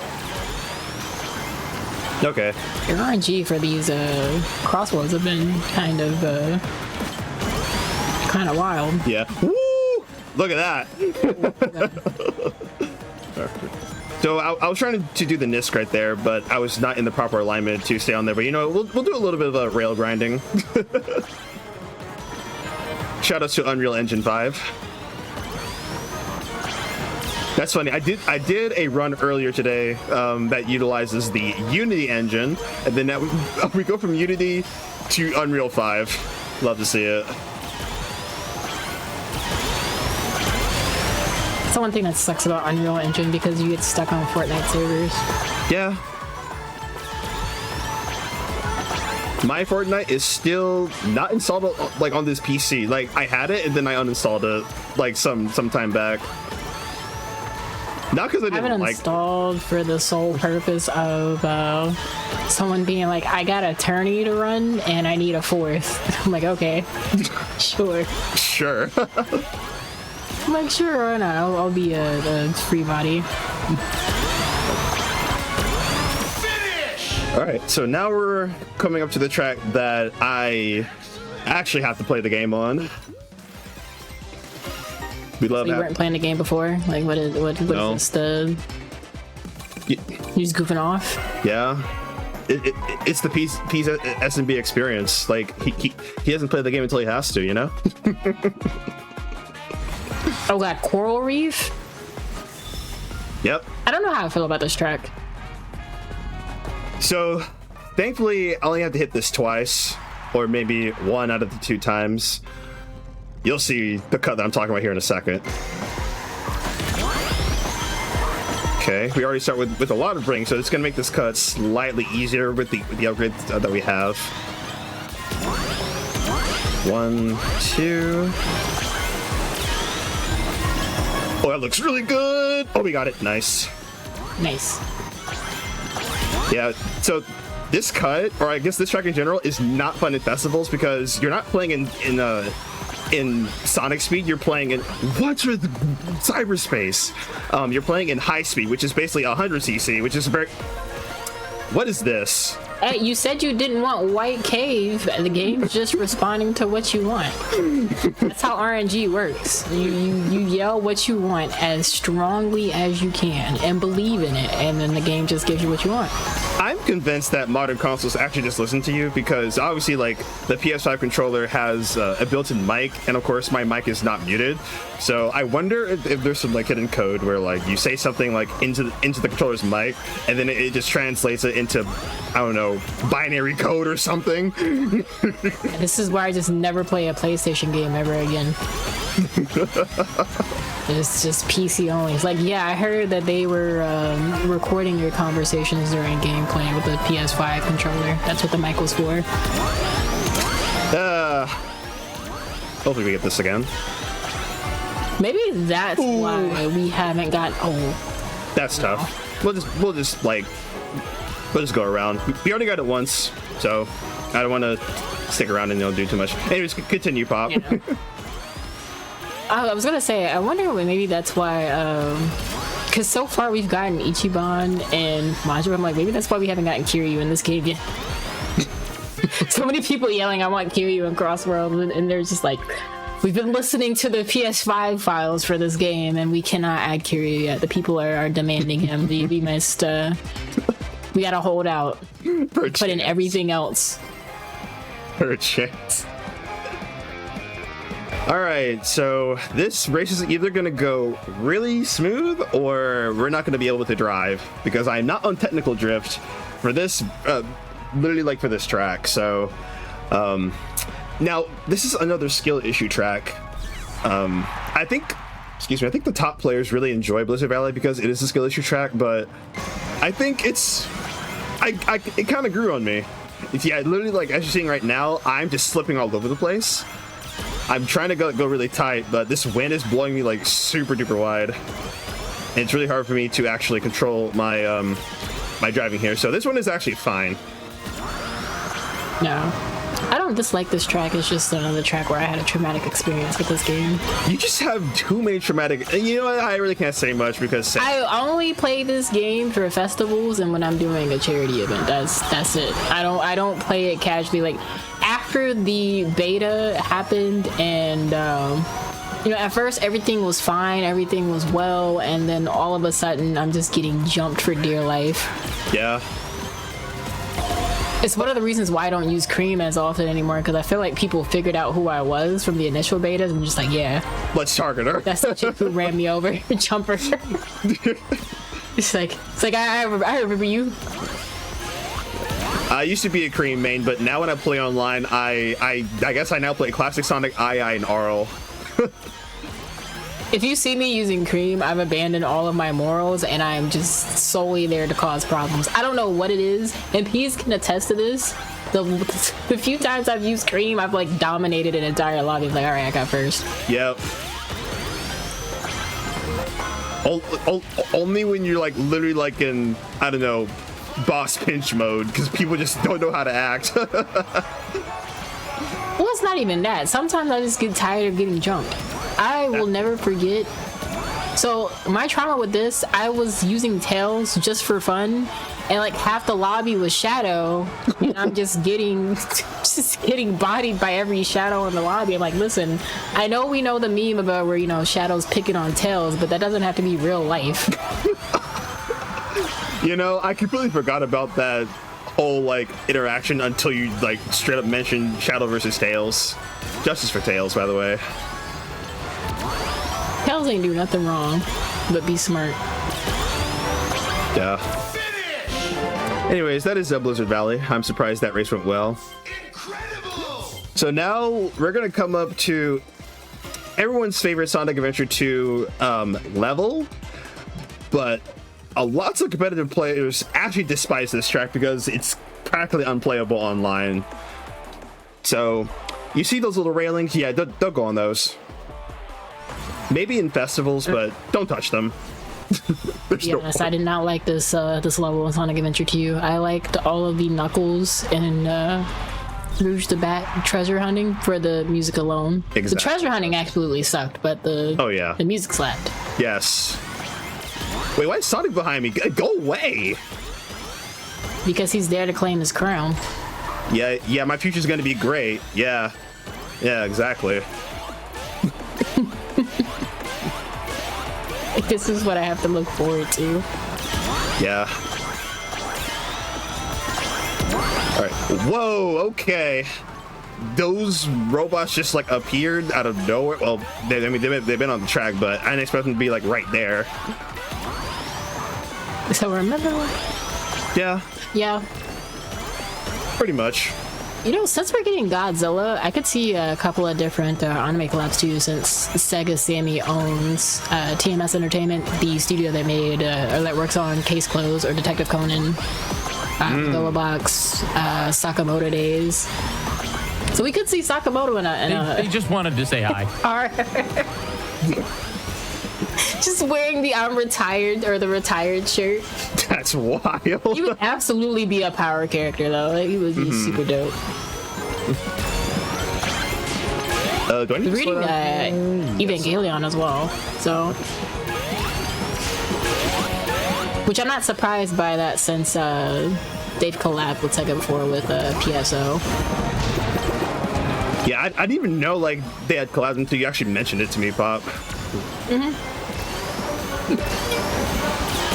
Yeah, if you play PSO2 New Genesis, you get a lot of different collabs. Like they've done Melty Blood, they've done Evangelion, they've done that time I got reincarnated as a slime. They've done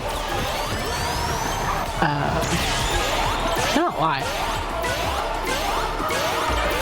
And of course they've collabed with Puyo.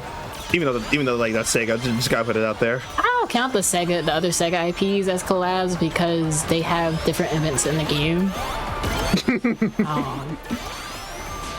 Like every June they do something for Sonic's birthday, or you do like an event. It's just like, oh, here's the scratch ticket where you get all the different Sega stuff. So, you know, my weapon, I'm a bouncer rigger main, so my jet boots, which please buff the jet boots. I'm begging y'all.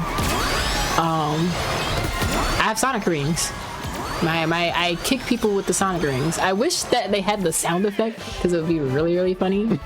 But I have the Sonic rings for that, and then I have the Space Channel 5 microphone for my harmonizer. Shoutouts to Ooh La La. Yes.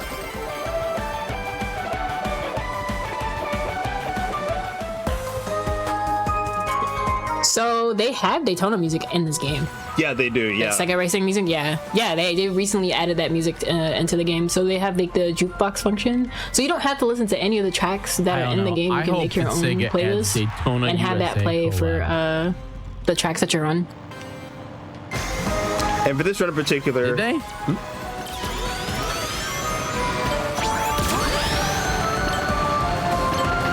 One that they added the other Sega Rally track. I haven't had all of the songs because I just go through and add like what is to my playlist. At the beginning, go Daytona. I could see them adding that specific one in the future. I would be surprised if they didn't, considering that it's in the Yakuza games, the jukebox feature, they have that specific track. It should just, roll around with Ichiban on a Segway and just hear the guy yelling Daytona. Yeah.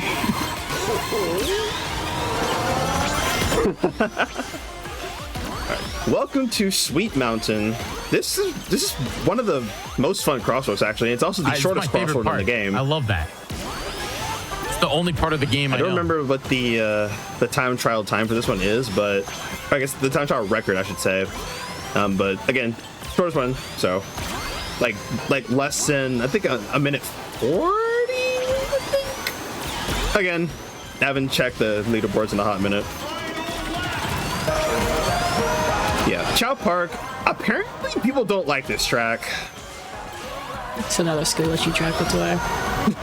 Because you come off because you come off the ramp past the boat, and then you have to drift or you fall off the map, and people can't drift in this game, so they end up not liking the map.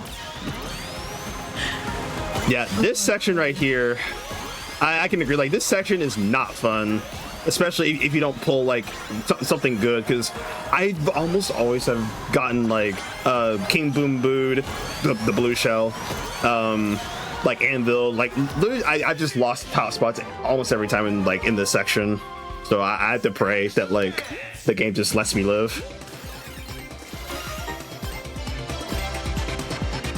I didn't even realize Eggman was in the lineup for this. Yeah. All right, we have 2 more cups, so 6 more tracks to go through.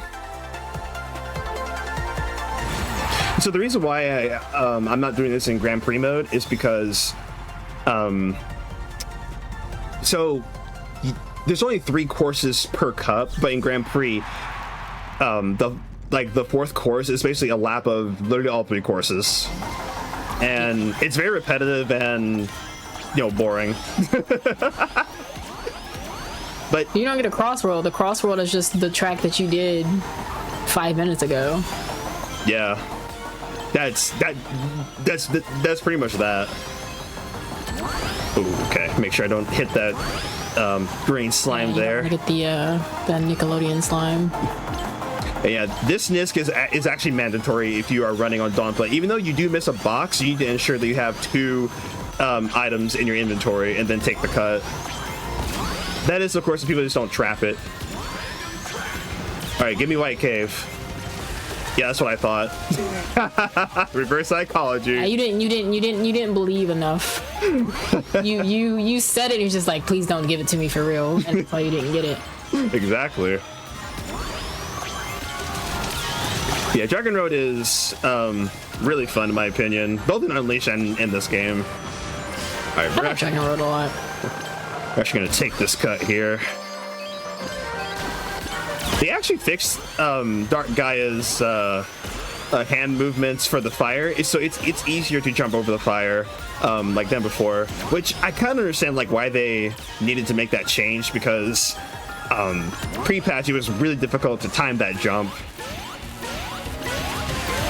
I was kicking a lot of people. Yeah. Not me. I just went the other way. Yeah, like it's easier said than done. It's easier said than done to just go the other way. All right, we're gonna hit the. We are not. We are good. We are chilling. Just gonna hit that real quick. So touching those poles cancels all your speed. And am I gonna get pace locked? No, I will not. Beautiful. I would love to see it. We're also in supersonic speed, so I can get away with, you know, hitting objects. I'm really hoping that they add this mode to online soon, like in actual like road match lobbies, because it does, like, it's not that much faster than Sonic Speed. If anything, it kind of makes sense, you know, because Sonic Speed, or Supersonic Speed, you gotta go really fast, you know. So this track is a mixed bag. You have people who love this track's aesthetics, and then you have people who can't do the cut or water strats. And also the ending is horrible. I will say though, if they add an extra item box after this cut that I'll be going for here, I think this track will be so much better.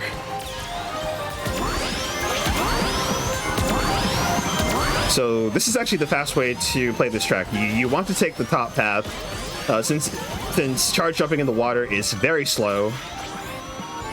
So you can avoid like some of the water here. And then we're gonna charge up to level 2, jump up here, and that's significantly faster than going around, but you do miss an item box because of it.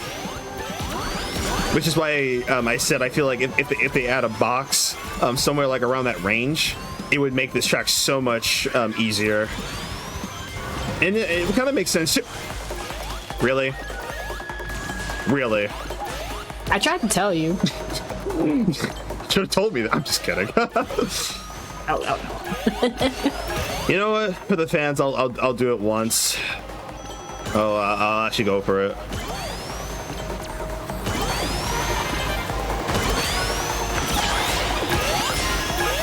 Oh, beautiful.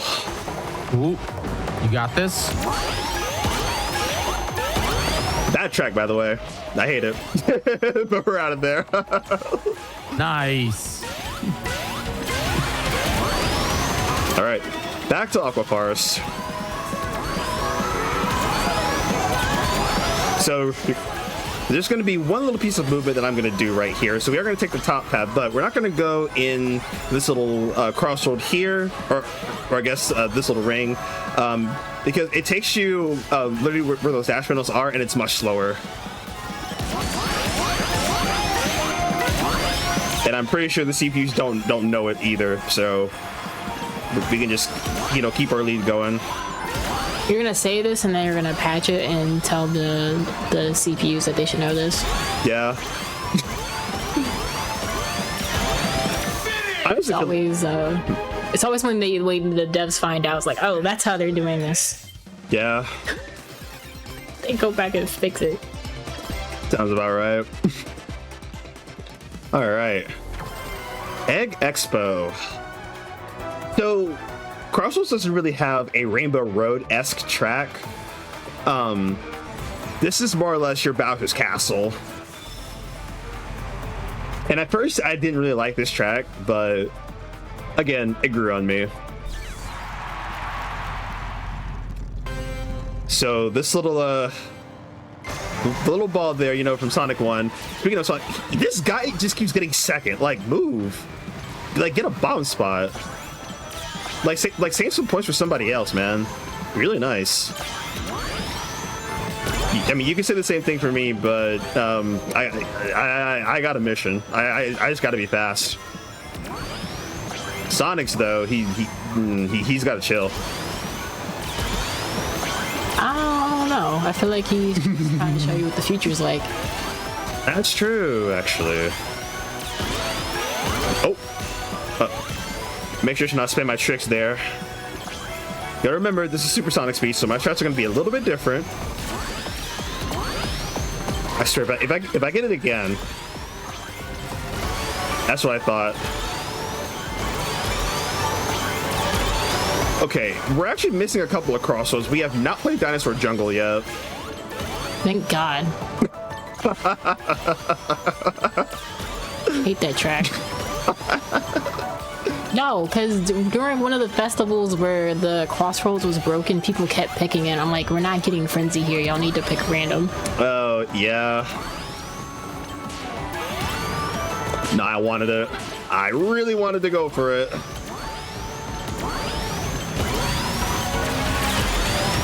All right. Do I get pace locked here? Oh, I could have went for it. Whatever. Another big. Some really dope representation though. If they added Honey the Cat from Sonic the Fighters in this, that'd be so. Then you technically get you get 2 character representations. So you have Honey from Fighting Vipers. Oh yeah, that's right. Mm-hmm.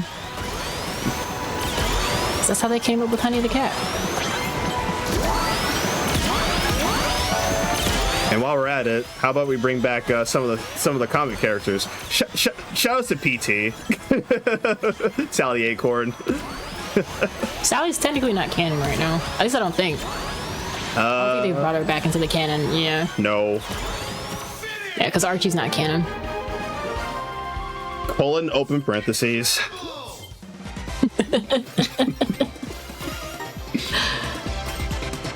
All right. So we are now to the bottom tracks here, starting over Kronos Island. Now, I used to like this track, and the more that I played it online, it just went down on the tier list. I feel like you just have to go back to like why you like the track, and then you'll like it again. It's kind of like music. Yeah. You hate it, and then you remember why you loved it. Like, well, speaking of music, it's literally a banger here. It's the ending to Chronos. And actually playing this track in festivals is it's always stressful. I would argue this is like the most stressful track to play in festivals because it literally has it all. It's got dash panels, air tricks. Let's see what else. Rings. Yeah, rings.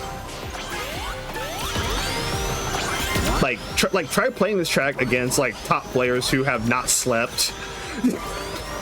Not fun. But the nice thing about this cup, we're going to be playing the tracks in the order of the modern Sonic release years. So we're going to be starting with Frontiers into Sonic Superstars and then Shadow Generations. Yep. Also, fun fact, Honey the Cat is not a comic book character. She's from Sonic Fighters, the Sonic fighting game. And she's a cameo character from Fighting Vipers. Yes. The character's name is Honey. Which those games are in some of the Yakuza games and spinoffs. Is it bad that I've never Yakuza'd? Yes. Yes. Pop got me into Yakuza, so right, the game. I feel like you would really enjoy Jiggy. I think I always recommend that people start with Kiwami, and then after you play Yakuza 5, go to 0, because 0 has a bunch of Easter eggs from 1 through 5. Because like I've just been so intimidated by the fact that there's like 5 games plus you can be a pirate plus I think there's like some other one as well. There's a lot of different stuff. Yeah. If you want a good feel for it, if you would like the story and the pacing, I would also recommend Yakuza Like a Dragon, because you don't need to play any of the previous ones. You would just like see Kiryu and Majima and not really understand their role, but you can get away with playing that one first. I know a lot of people like started the series, they played that one first. And I'm currently going through, Kiwami 2, the one with the iconic table slam.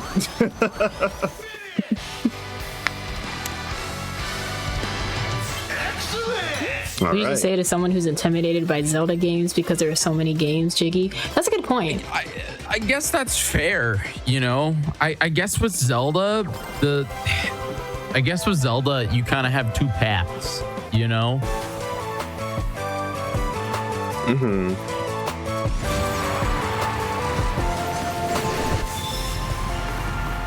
Hey, look, this is Classic Sonic's track, like his actual track. All right.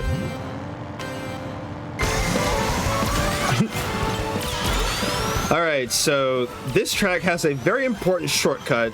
I mean, I can like literally just use these whips now, but it's not going to open until lap 3. So we're just going to, you know, just burn our whips through here just to build a lead, as we really like need one right now.